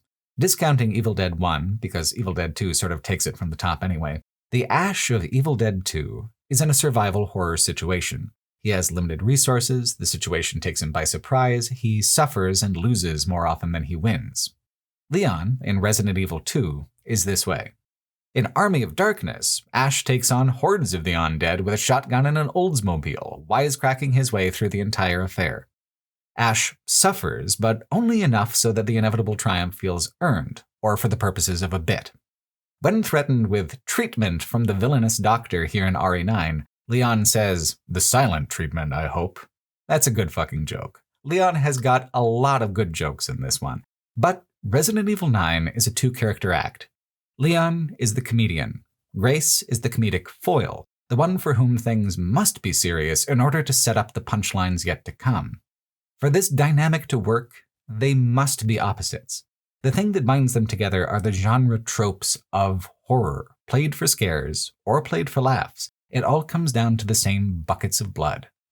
Literally buckets in some cases. Cascades of blood. Floods of blood, secrets in the blood, curses in the blood, corruption in the blood. Resident Evil 9 is the most self-consciously gory of all the Resident Evils, even among the modern run, which has some real standout moments in terms of unnerving viscera. Resident Evil 7 was probably the second most gory, but it was used more sparingly. It was used for emphasis and shock. It was gore for the express purpose of provoking disgust. The gore in Requiem is almost decorative by comparison. It's the medium of the artwork. It's part of the fun, used for spectacle instead. Blood is even the main crafting currency that Grace uses during her sections. If the game as a whole is a kind of nostalgic reflection on the franchise at large, then blood is the element that flows between every title. Resident Evil 1 and 2 were not hugely gory by modern standards, and even for the time they weren't really as bloody as something like Doom. But they were gory enough to fit snugly and perfectly into the genre, every bit as gory as the classic zombie films from which they drew influence.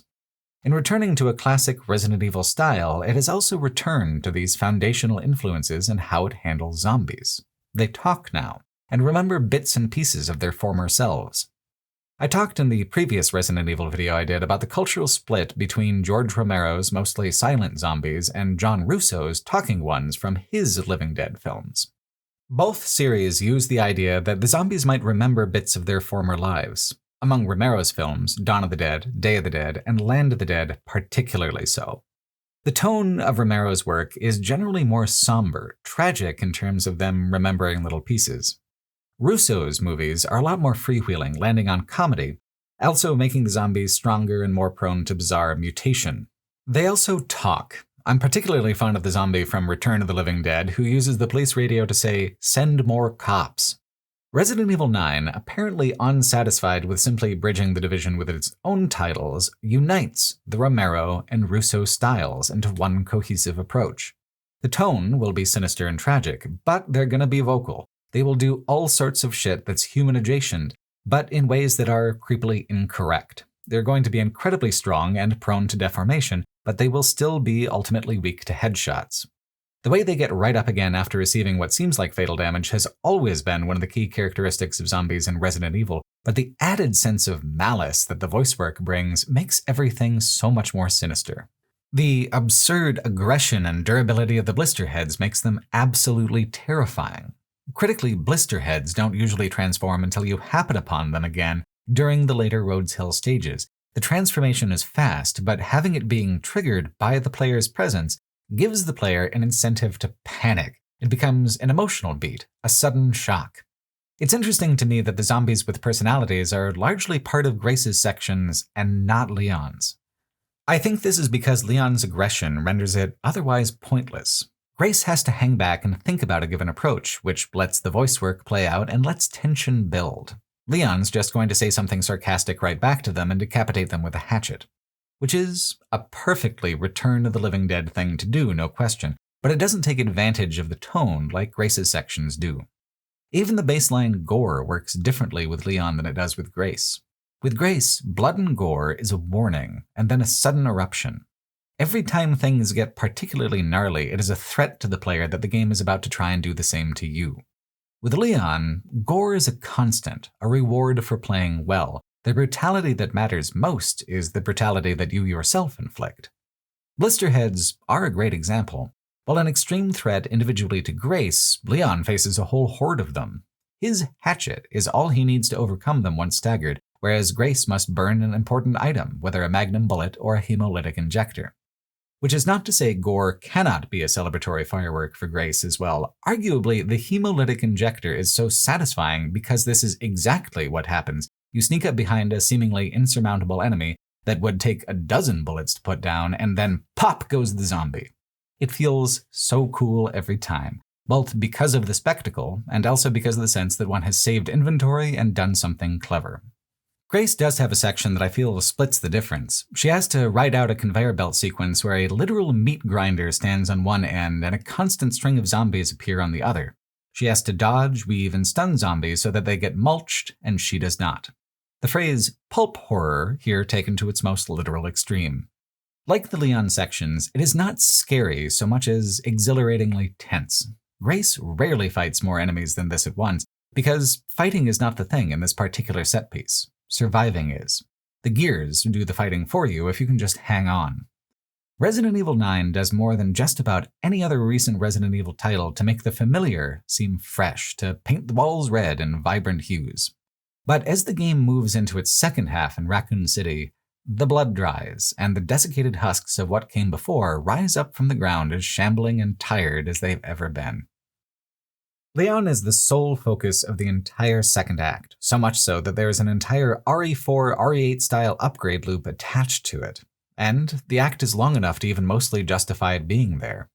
The problem is that this too is bisected into systemic and nostalgic sections, but without the character swap, it just straight up doesn't work very well.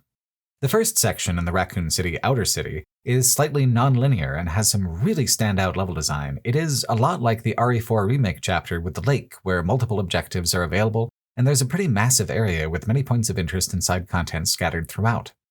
The second part is much more linear and much more referential, refusing to reinterpret anything when a direct recycling will do. Even the better first half of the act highlights an essential kind of problem with the action-driven gameplay, though. In a vacuum, it is more monotonous than the survival horror gameplay of Grace's sections. The upgrade loop provides a kind of behavioral distraction from this. Each kill is working towards something. There's a cumulative pull that helps it overcome fatigue. The encounter design avoids a sense of monotony by creating constant variation between set pieces. Each part of the Outer City is a different vibe, a different gimmick, a different puzzle. One of the most fun is a trip up a collapsed skyscraper. On the lower levels are combat puzzles where you must fight across unbroken windows which have become a tilted floor. Dropping enemies through them is a fun, ammunition-saving solution, but there's a limit. Shoot too many windows out and the whole floor collapses. The entire sequence is a delightful balance of risk, a gimmick done right. Then at the top of the skyscraper is a truly intense fight with a view of the city and an elevator ride down that's reminiscent of the elevator ride section from the RE4 Remake. The whole thing is like half an hour and goes through so many different phases and distinct set-piece action sequences in that time that it is honestly so thrilling. It's just a really tightly wound style of encounter design. It isn't ever particularly scary, but it is fun, and moves through several different types of fun in such short order. And that's just like one of 5 major wings of the city level. The quality varies a bit, but it does not vary as widely as the number of things it's trying to do in the first place. It is such a strange contrast to the Grace sections because Rhodes Hill was oriented around doing a smaller set of things extremely well. Now we're trying everything and seeing what lands, sometimes for the better, sometimes for the worse. Like, going through a warehouse was never going to be hugely interesting no matter how much verticality was incorporated into the ambushes.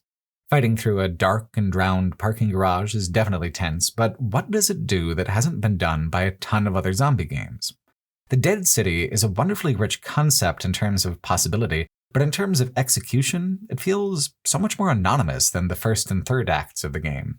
There's plenty here that could be in The Last of Us, or could be in Left 4 Dead. It is a very high-quality version of a zombified ruin, but it is just one version among many. Rhodes Hill as a sequence could only ever be Resident Evil. The aesthetic and vibe were uniquely faithful to the tropes of the franchise, tropes which are themselves separate and distinct from other zombie franchises. This being Raccoon City, you'd think that that would make a bigger difference, and admittedly sometimes the parallels are appealing and nostalgically evocative. Nostalgia is such a tricky balance, though. The line between too much and too little is extremely subjective and often completely opaque. The later bits are so on the nose and obvious that it's grating, so why are these earlier bits struggling to land in their own way?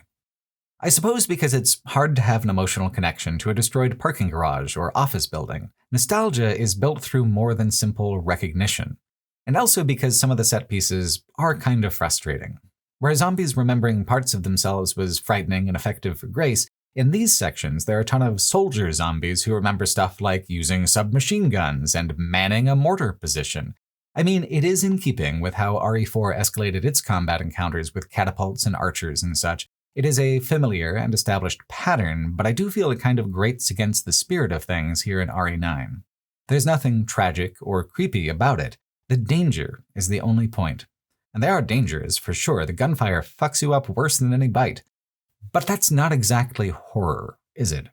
It's taking action gameplay and making it more intense and over the top. Sometimes that works in terms of RE9's other gimmicks, like the gas station showdown where 2 chainsaw zombies and a big fire break out at the same time. That is a perfect little ambush, and the resonance it builds with RE4 works so well. I understand the chainsaw bits might wear out their welcome if they were more common, but I love them so much. They are the most engagingly chaotic interpretation of the mechanic the games have landed on yet. The best thing about the Dead City is the sheer scale of the level. Not only are there 3 primary points of interest, there is a subway tunnel system connecting everything, full of scares and memories. There are so many nooks and side rewards. There's a whole side quest with shipping crates. There's points to collect and upgrades to grind. It is much more massive and sprawling of an experience than anything I can think of in a Resident Evil title up to this point. That's what's so impressive about Requiem as a title. Each act is so dense that it tops whatever previous set piece or style it's referencing. Perhaps it doesn't do everything perfectly, but over the course of its hours, it will try as many things as it can think of, even when it's a little too over the top. It's not enough just to travel from one side of town to another. Leon has to do a whole motorcycle chase about it. Zombie wolves attack, and so does the villain with a rocket launcher. It is categorically and irrevocably doing way too much. I think the idea is to go back to RE4 as a baseline. You had the big jet ski escape finale back then, so why not this? Well, a better question than why not is simply why. What does it add? It adds spectacle. It adds variety. All it subtracts is the last remaining shreds of casual believability and the tonal fidelity to genre that had been going so well. It isn't that this isn't Resident Evil in personality. It is. There is precedent, but it's the kind of thing where the games have worked so hard to elevate themselves, and now we're doing the kind of Resident Evil that typically only shows up in the Paul W.S. Anderson films, and not the games themselves. Leon is fine in a pinch, but this is really a Mila Jovovich jam, don't you think? It also complicates things that the game is about to do. This is, hands down, the most ridiculous thing in the game, and immediately afterwards the game would like you to somberly reflect on Leon's journey as a human being. So which journey is ultimately more important if we have to choose, the man or the motorcycle? If the game had simply bisected what was silly and what was serious between Leon and Grace, that division would have held. It is trying to further bisect these experiences within Leon's plotlines where things actually start to break down, muddied in a way that made Resident Evil 6 such a complete mess. The thing is, the return to the Raccoon City Police Department actually hits. It was the first promotional image for the game, and it is still the defining emotional moment, no matter how much better the Grace sections actually are than Leon's. Homecomings are inherently emotional, even more so when there's a bittersweet element involved, or just plain bitterness in this case. This is a monument of sorts to both the city that died and the life Leon might have lived had he not been recruited to be the government's #1 best boy monster slayer for the past 3 decades. After the escalating action sequences culminating with a motorcycle chase, this is a moment where the game slows it down, makes it more contemplative, more melancholy, which is important. A little breathing room is extremely necessary. Otherwise, how are you going to immediately top the motorcycle thing, especially without blowing expectations out any further? It's a tactical retreat from the escalation that it had just established. For a moment, anyway. For as long as this interval of quiet lasts, it works. There are a few enemies lurking around the halls, there are some small puzzles, but for the most part the idea is simply to reflect. Resident Evil 1 was the actual start of the franchise, and it was an excellent game, but there was such a massive leap in immersion when Resident Evil 2 came out. The atmosphere was better, the characters were better, the art was better, the level design was better. It took what was excellent and improved on it to timeless. 30 years later, here we are again, in the world that Resident Evil 2 built. Not just its plot, of course, but its cultural legacy. Resident Evil games have shaped survival horror as a genre, sometimes as an inspirational example, sometimes as counterexample, like with The Evil Within splitting off to skew traditional, before Resident Evil 7 decided to return to its roots again within the main family tree. In remakes and spinoffs, we have returned here to Raccoon City again and again, and this is the last time. When you know you're ready to say goodbye to something that has meant so much, positively or negatively, there's a depth and heaviness to it. For Leon as a character, this was the eruption of violence that has come to define everything about who he is. He once asked Ada if Raccoon City had changed him. She didn't think so, and I agreed with her at the time. Now I do wonder a bit. Both Leon and Sherry are suffering from a kind of lingering infection from their exposure to the T-virus way back when. It lingered in their blood and has begun to kill them. Leon is still a hero, he is still kind, he is still who he was before. But it is killing him. Directly and metaphorically, because when a Resident Evil game wants a player to understand something, it isn't going to gamble on subtext to explain it. I think maybe it's that impulse to over-explain and make sure no one misses the point that leads to the problems that are about to pop up. I love RE9. It's one of my favorites, but there could have been a better version of it in some alternate universe where it trusts its audience a little more. Because this is enough. It is quiet enough, long enough, contemplative enough. The nostalgia has been evoked, the legacy has been conjured, and yet we're about to hammer it home in such an artless, ham-fisted way. The game has already introduced Zeno, a man who seems to be a clone of Wesker. He has a particular interest in Grace and a major disinterest in Leon, so he sets a tyrant on him. Not just any tyrant either, the overcoat Mr. X variety. All the while making a reference to one of Wesker's lines from RE5. It's one thing to encourage a player to reflect on 30 years of games, it's another thing to just riff on them without a clear objective. The tyrant, for example, is meant to be a shock and a surprise. But is he really? Is he not actually the most frustratingly obvious thing the game could have done? If they had set up this new Mr. X at all, there could have been something deeper going on. Like, how many of these boys do they even have left in storage? It's been years since tyrants were on the production line at Umbrella. Wouldn't it be sadder and more interesting to bring out one in a way that was set up to be a tired, broken-down version of itself, the way Leon is older and wearier? There should be some sort of equivalence drawn between them. There should be effort involved in the cameo. Instead, it's just, hey, remember when? Of course I remember when. You remade it 7 years ago and everyone loved it. This is the kind of cheap reference I would have expected from the Darkside Chronicles or Operation Raccoon City. Frankly, I hoped for better from a revival-era title. And why not? There is so much careful thought and care put into them in almost every aspect, so why just do the cheap and obvious thing here? As much as I would like to imagine that the Resident Evil games have permanently moved past the kind of carelessness that defined the Middle Era, those impulses linger. It is not a complete transformation.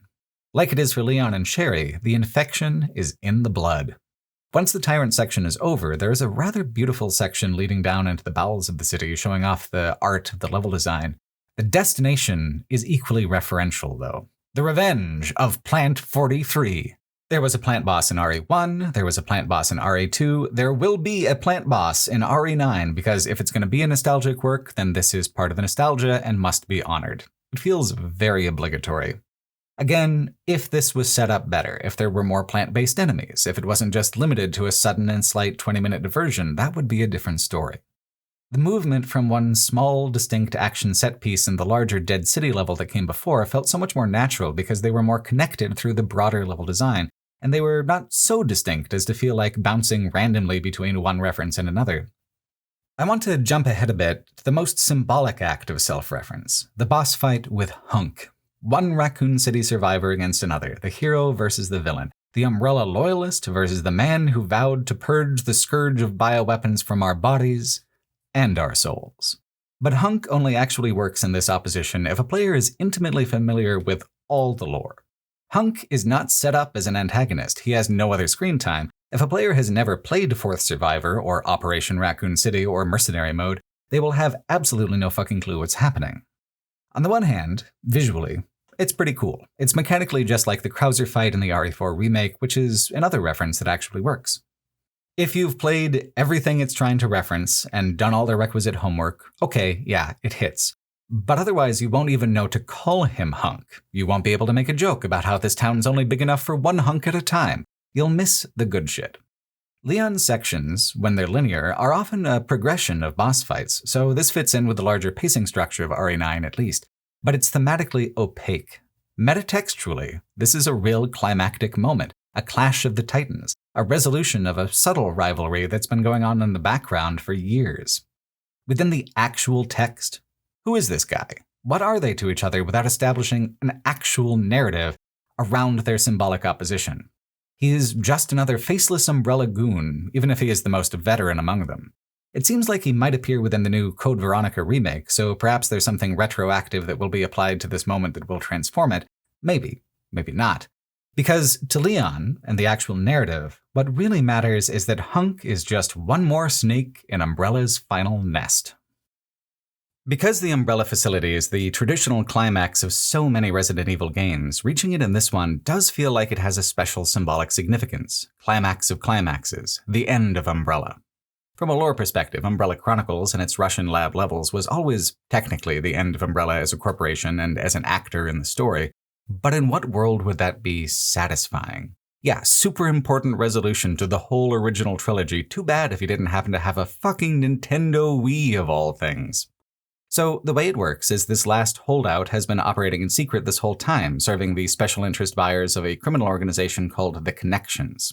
The Connections is what that Zeno guy is part of. It's the background thread from which a new web of conspiracies is being built. The Connections were introduced in Resident Evil 7 as the organization Mia Winters was working for, which was trying to weaponize Evelyn. It is retroactively implied that they helped zombify the president in Resident Evil 6. It's also retconned that they were behind Umbrella's fall as a corporation. The fact that this lab has Umbrella branding is simply a holdover from previous management. Which is just a smidge too convoluted. I mean, you fight Hunk in the Umbrella Goon Squad as Leon. It's the most mechanically difficult section of the game. The gunfights are more fatal and demanding than anything else outside of a boss fight. It lands better and feels more compelling to think of it as Leon confronting the last of Umbrella's power. That's where the drama would be. And in terms of symbols, that's what it seems like. The same kind of costumes as Operation Raccoon City would have the goons in. Fighting Leon. I mean, we have been here before, for better or worse. Well, worse. Just being a bunch of mercenaries working for something as blandly titled as The Connections just doesn't have the same weight. Although, I guess that's what it is. The ambition of Requiem's third act is to draw everything into a final resounding climax, and yet it cannot resist the temptation of overloading and overcomplicating the whole affair, making sure there is enough rope left over from which to draw more curtains to a close on some other grand zombified melodrama. Once again, the problem is not knowing when enough is enough, because what it has already is perfectly fine. Leon and Grace's character arcs are meeting in the middle in a very satisfying way. He is declining, getting weaker, struggling to go on, and she is getting stronger, braver, becoming the person she had within her this whole time. Leon's sections are fantastic, though, forgoing the gimmicks of the last few hours for more traditionally balanced encounters. This feels like classic design for Leon, the way Rhodes Hill feels classic for Grace. There's little about it that is novel, but there is also even less that is loose or careless. Every hallway and ambush is a thrill. Leon's disintegration goes hand in hand with a kind of mechanical desperation in the scale of the encounters, just massive waves of enemies that bring to mind the most difficult moments of Resident Evil 4. And he's not the only one having to fight so hard. Grace's section in the nest calls for a lot more aggression than she needed to show in Rhodes Hill. Her inventory options expand to include even more destructive tools. She isn't facing huge onslaughts of enemies like Leon, she just doesn't have the variety of upgraded guns to manage it if she did. But she is dealing with 2 lickers, then 4, then 6, plus zombies, staggered at just the right intervals for complete chaos to erupt if you can't effectively deal with one threat before the next joins them on the field. The level design is more linear, it's not nearly as long of a section as the first act, but that's part of what prompts the aggression. There is no going around or deciding to come back later. The only way out is through. Time to be brave, Grace, and do the work. She has become now the woman her mother was when she followed her through the hotel back in the flashback. It wasn't what she wanted, and in terms of things that are hard and require bravery, no one ever really does want those kinds of things to happen. But the difference between strength and cowardice is being willing to just go forward, no matter how small and fragile and reluctant you might happen to be. Grace is so likable that way. It makes sense that she is an FBI kind of person because she has these skills within her, but equal sense that she's really been more of a paperwork person up until this point. Plus, the traditional roles are being playfully reversed. Leon is the savior of wayward blondes, he's been doing it all his life, he even did it earlier in this game, but as he gets weaker, he is more the one who needs saving. And that's what Grace is trying to do. Complete her mother's work, pay back Leon's bravery, escape with her life and sanity intact. All very respectable motivations. Grace makes sense. Leon makes sense. I just wish the villains did also. Victor Gideon is a fantastic villain. His intonation, his presence, his raw and unhinged temper contrasted with his amoral curiosity, he's the real deal as far as Resident Evil villainy is concerned. So why doesn't the game seem to know what to actually do with him? When he's mysteriously scheming, he's flawless. He seems 2 steps ahead of everyone, weirdly strong, getting the upper hand with both Grace and Leon. I am so genuinely impressed with him as a digital actor. I watch a lot of terrible horror movies, and even occasionally some good ones, and he understands the balance that the best of them manage to walk. Like Leon and Grace as a 2-man act, a truly excellent horror villain has to balance what's serious with what's camp. He has to be serious enough to come across as a real threat. The audience must believe him to be dangerous. This is not just a matter of who he hurts, it is the unpredictability and creativity with which he hurts them. Gideon is capable of killing the protagonists, but he doesn't, because he wants something worse. That's frightening and intriguing. When it comes to camp and cheese, the requirement is that the truly great villains must also enjoy their own villainy. If they don't take pleasure in what they do, it takes away from the seriousness of them as a threat. A villain with regrets is a villain who is redeemable, a villain who is not capable of anything because regret is a limiting factor. Regret isn't the only limiter. Other more basic motivations like money, fame, or power also suggest a limited frame for the actions a villain might take. Like, although both are amoral killers, there is a significant difference in possible behavior between Tony Montana in Scarface and Freddy Krueger in Nightmare on Elm Street, a difference that defines the genre of both films. Victor Gideon's performance as a villain just thrives in that creepy gulf of the unknown. He clearly gets a kick out of being there. He loves to intimidate and harass his victims. He is Umbrella's last loyal researcher, taking up Oswald Spencer's mantle and devotedly continuing his work after Spencer's death in Resident Evil 5. He's the only villain Resident Evil 9 needs. But for whatever reason, they decided that he needed a boss. He is not head villain, he is regional assistant villain, and that takes away a chunk of his gravitas. Zeno is head villain, but he isn't really scary at all. He's just Wesker with a more refined fashion sense and a positive attitude. I believe he's dangerous, I guess, but I feel like he has stronger opinions on what gin brand is most botanically complex than he does on the legacy of Oswell Spencer. It's been pointed out many times by many other people that Zeno has no mechanical presence in the game whatsoever. He exists only in cutscenes. But aside from the final boss fight of the main ending, that's also true of Gideon. The problem is not that he's purely narrative. The problem is that he's narratively purposeless. Thematically, he overlaps with Gideon, wanting Spencer's power, Spencer's secrets, the legacy of godhood that Wesker killed him for. As the leader of the Connections, he wants these things not for the genocidal reasons Wesker did, but for cold hard cash, which, as I discussed, is a bit of a limiting motivation in horror media. And then his entire subplot is resolved through getting exactly what he wants, but misunderstanding the intent of Spencer's legacy. Zeno and Gideon want Grace because she is the key to unlocking Elpis, the last great creation of Oswell Spencer. In Resident Evil 5, he died clinging to his vision of godhood, bitter and evil as ever. This is what is expected of Spencer by Zeno, Gideon, and even Leon. Grace is indeed the key to it, but not for what's in her blood, for what she represents. Oswell gave the baby Grace to Alyssa as a symbol that he was done, that he regrets what he had done in the name of immortality and godhood, that she is his hope for a future, a requiem for those that he wronged. Which, to be clear, is a lot of fucking people, many of them children. Grace's role in the story, as Spencer seems to have engineered, is a witness to this attempt at redemption. To unlock Elpis, Grace has to understand that this is an apology. She has to agree with him that hope is what he wanted. I wonder, though, is it sincere? It is so wildly incompatible with the Spencer from Resident Evil 5. If that game gets remade, will Spencer be remade in this image, full of regret? Or is the regret performative? Does he simply realize that he has been outplayed by the Connections and that his only hope is to use the cure to tear down the empire that they built from Umbrella's ashes? Because Elpis is a full airborne cure for every progenitor virus-related ailment, it will single-handedly destroy the entire bioweapons industry, bringing this whole era to a close. Poor Morpheus Duval. Maybe it would have turned out better for her had Spencer not been hiding Umbrella's only effective T-blocker. A lot of folks seem to feel like Spencer was being genuine, but if his intention was just to say, if I can't have it, no one can, in terms of biomedical godhood, it would not look any different or arrive at a different place. Zeno as a villain fits into this through line, and no others. Spencer would not want revenge on Gideon. Gideon is a true believer, a final disciple of the would-be god. But revenge on some half-assed fashionista clone of the man who did murder him? One whose entire fortune is built on what the Connections took away from Spencer and kept for themselves? Yeah, I bet that revenge would feel pretty good.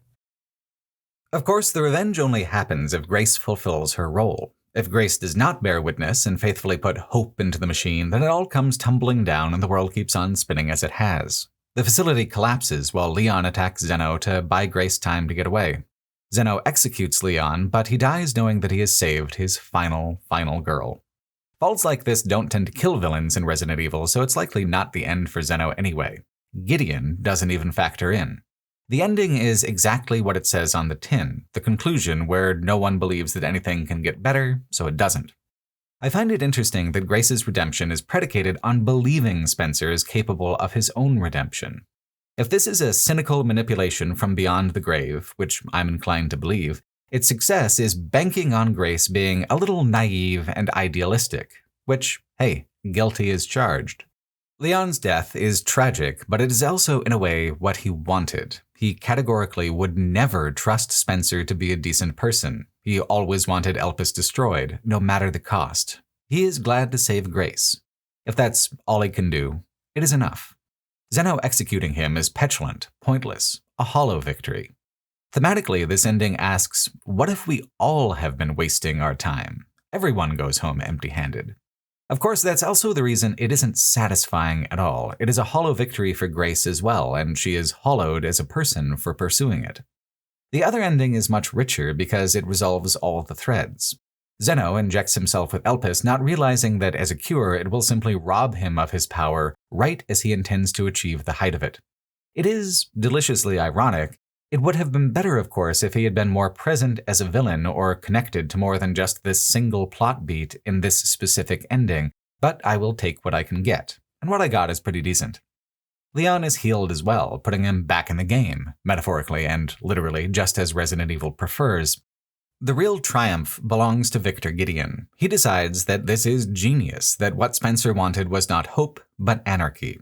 And I'm inclined to agree with him as well. I think he knows Spencer better than Grace or Alyssa in that interview.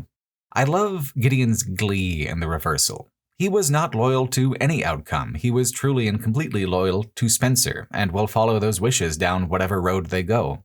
Now that the Master's plan is fulfilled, he has no need for Leon or Grace, and so prepares to discard them. Which is where the final boss fight comes into play. Gideon has obviously been kind of fucked up, but his particular flavor of fucked up had not yet been revealed. Well, he's a nemesis. He carries the mutational parasite, which bridges Resident Evil 2 to 3 to 4 to 9. Really, he is something of the apex of this research. Gideon achieved the kind of immortal ascendance that Spencer was looking for. The same kind of power that Krauser coveted in Javier Hidalgo's transformation. The power Wesker was trying to self-select for and forcing humanity to contend with his Ouroboros virus. Gideon has transcended the flesh while keeping the self. That's the dream, the whole weird, sick dream of this whole convoluted melodrama. It must be awfully frustrating to have this taken from him by some bricked-up goody-two-shoes like Leon. When I said I wanted more effort and context in the appearance of the Mr. X tyrant earlier, this is exactly the kind of thing that I meant. Yes, it's nostalgic and referential, but it is not exactly the same. It is pulling on story threads and tying them into tidy little knots. The ending might be overcomplicated, top-heavy, and excessive in its ambitions, but I respect its willingness to engage with its themes of legacy across so many different avenues and approaches. Like Gideon here in his final form, it's a big-ass mess, but damn if it isn't impressive in its own right.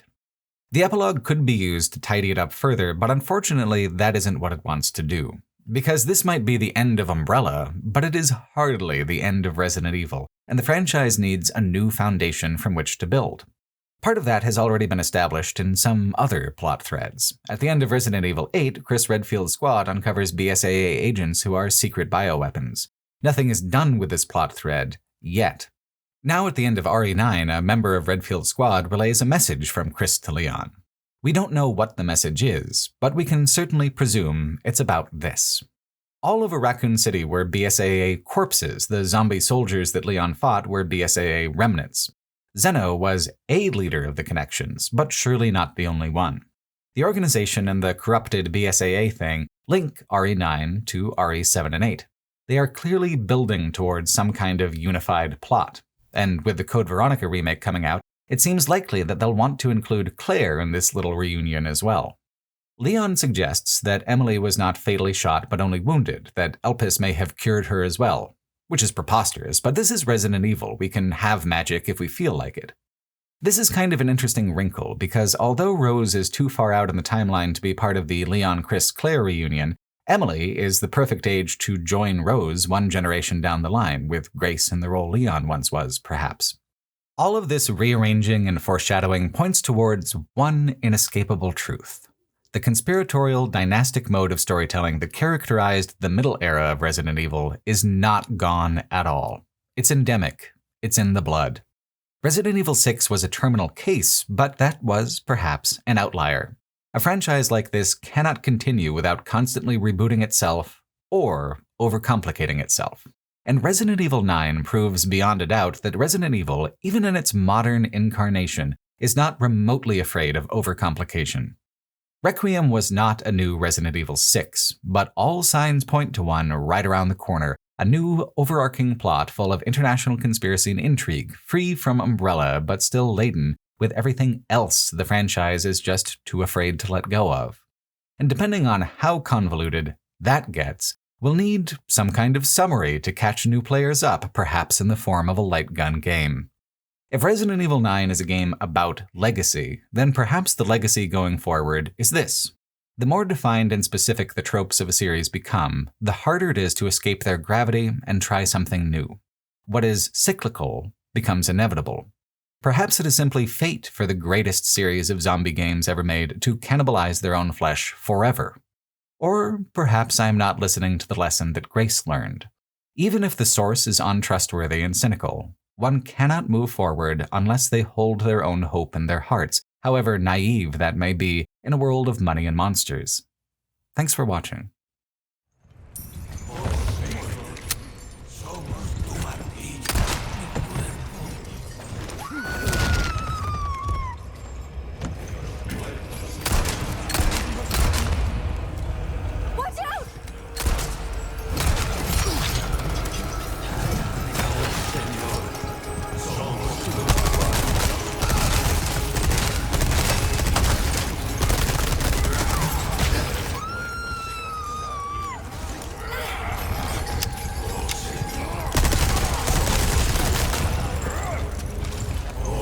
Present for you.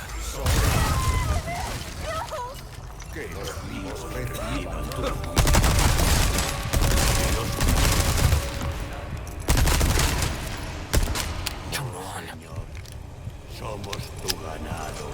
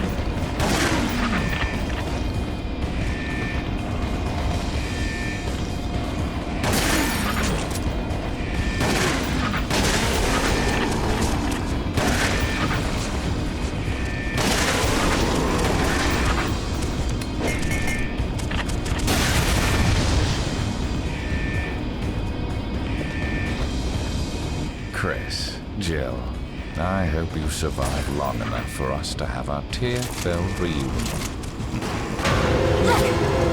Great! Zombies are popping everywhere these days, huh? Crazy bastards!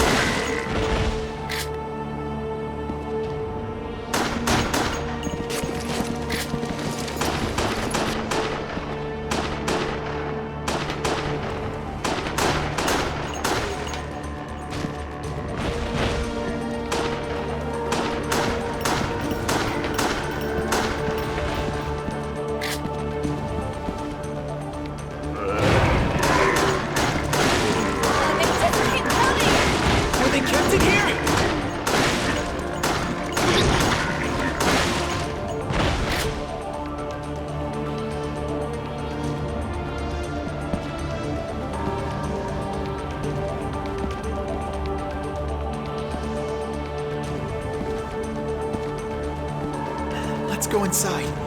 Maybe we'll find something. Shit.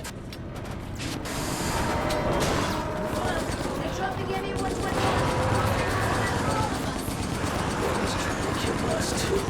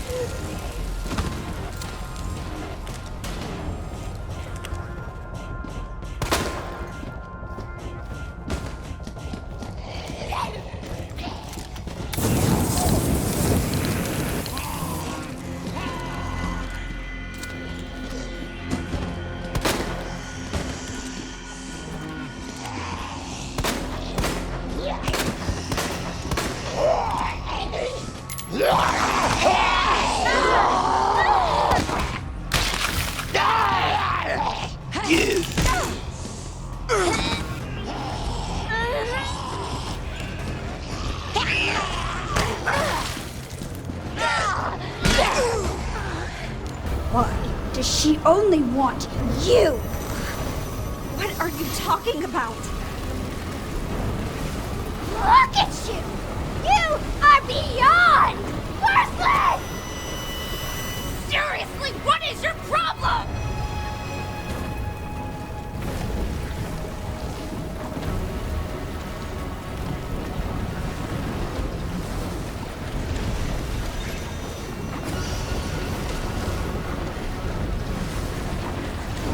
Just so greedy.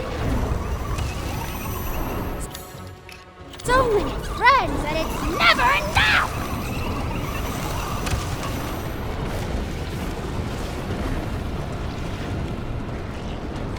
Where do you think you're?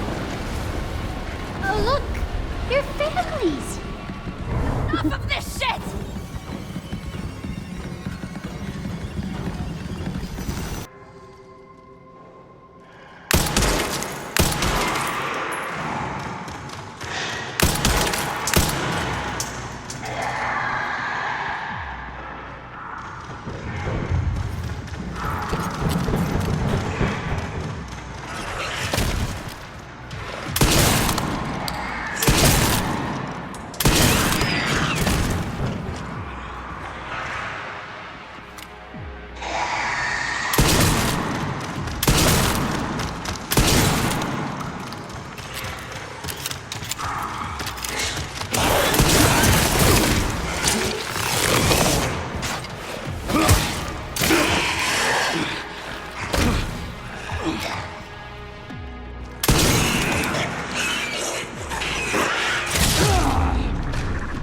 I'm still...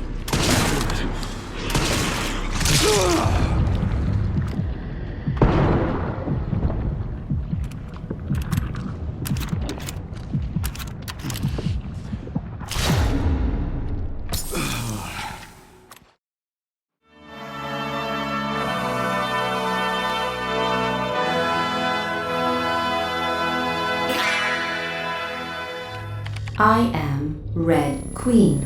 My primary objective is the management and protection of Umbrella assets. My secondary mission objective You will is regret the this, my protection lady. of Umbrella That, officer I lives. promise.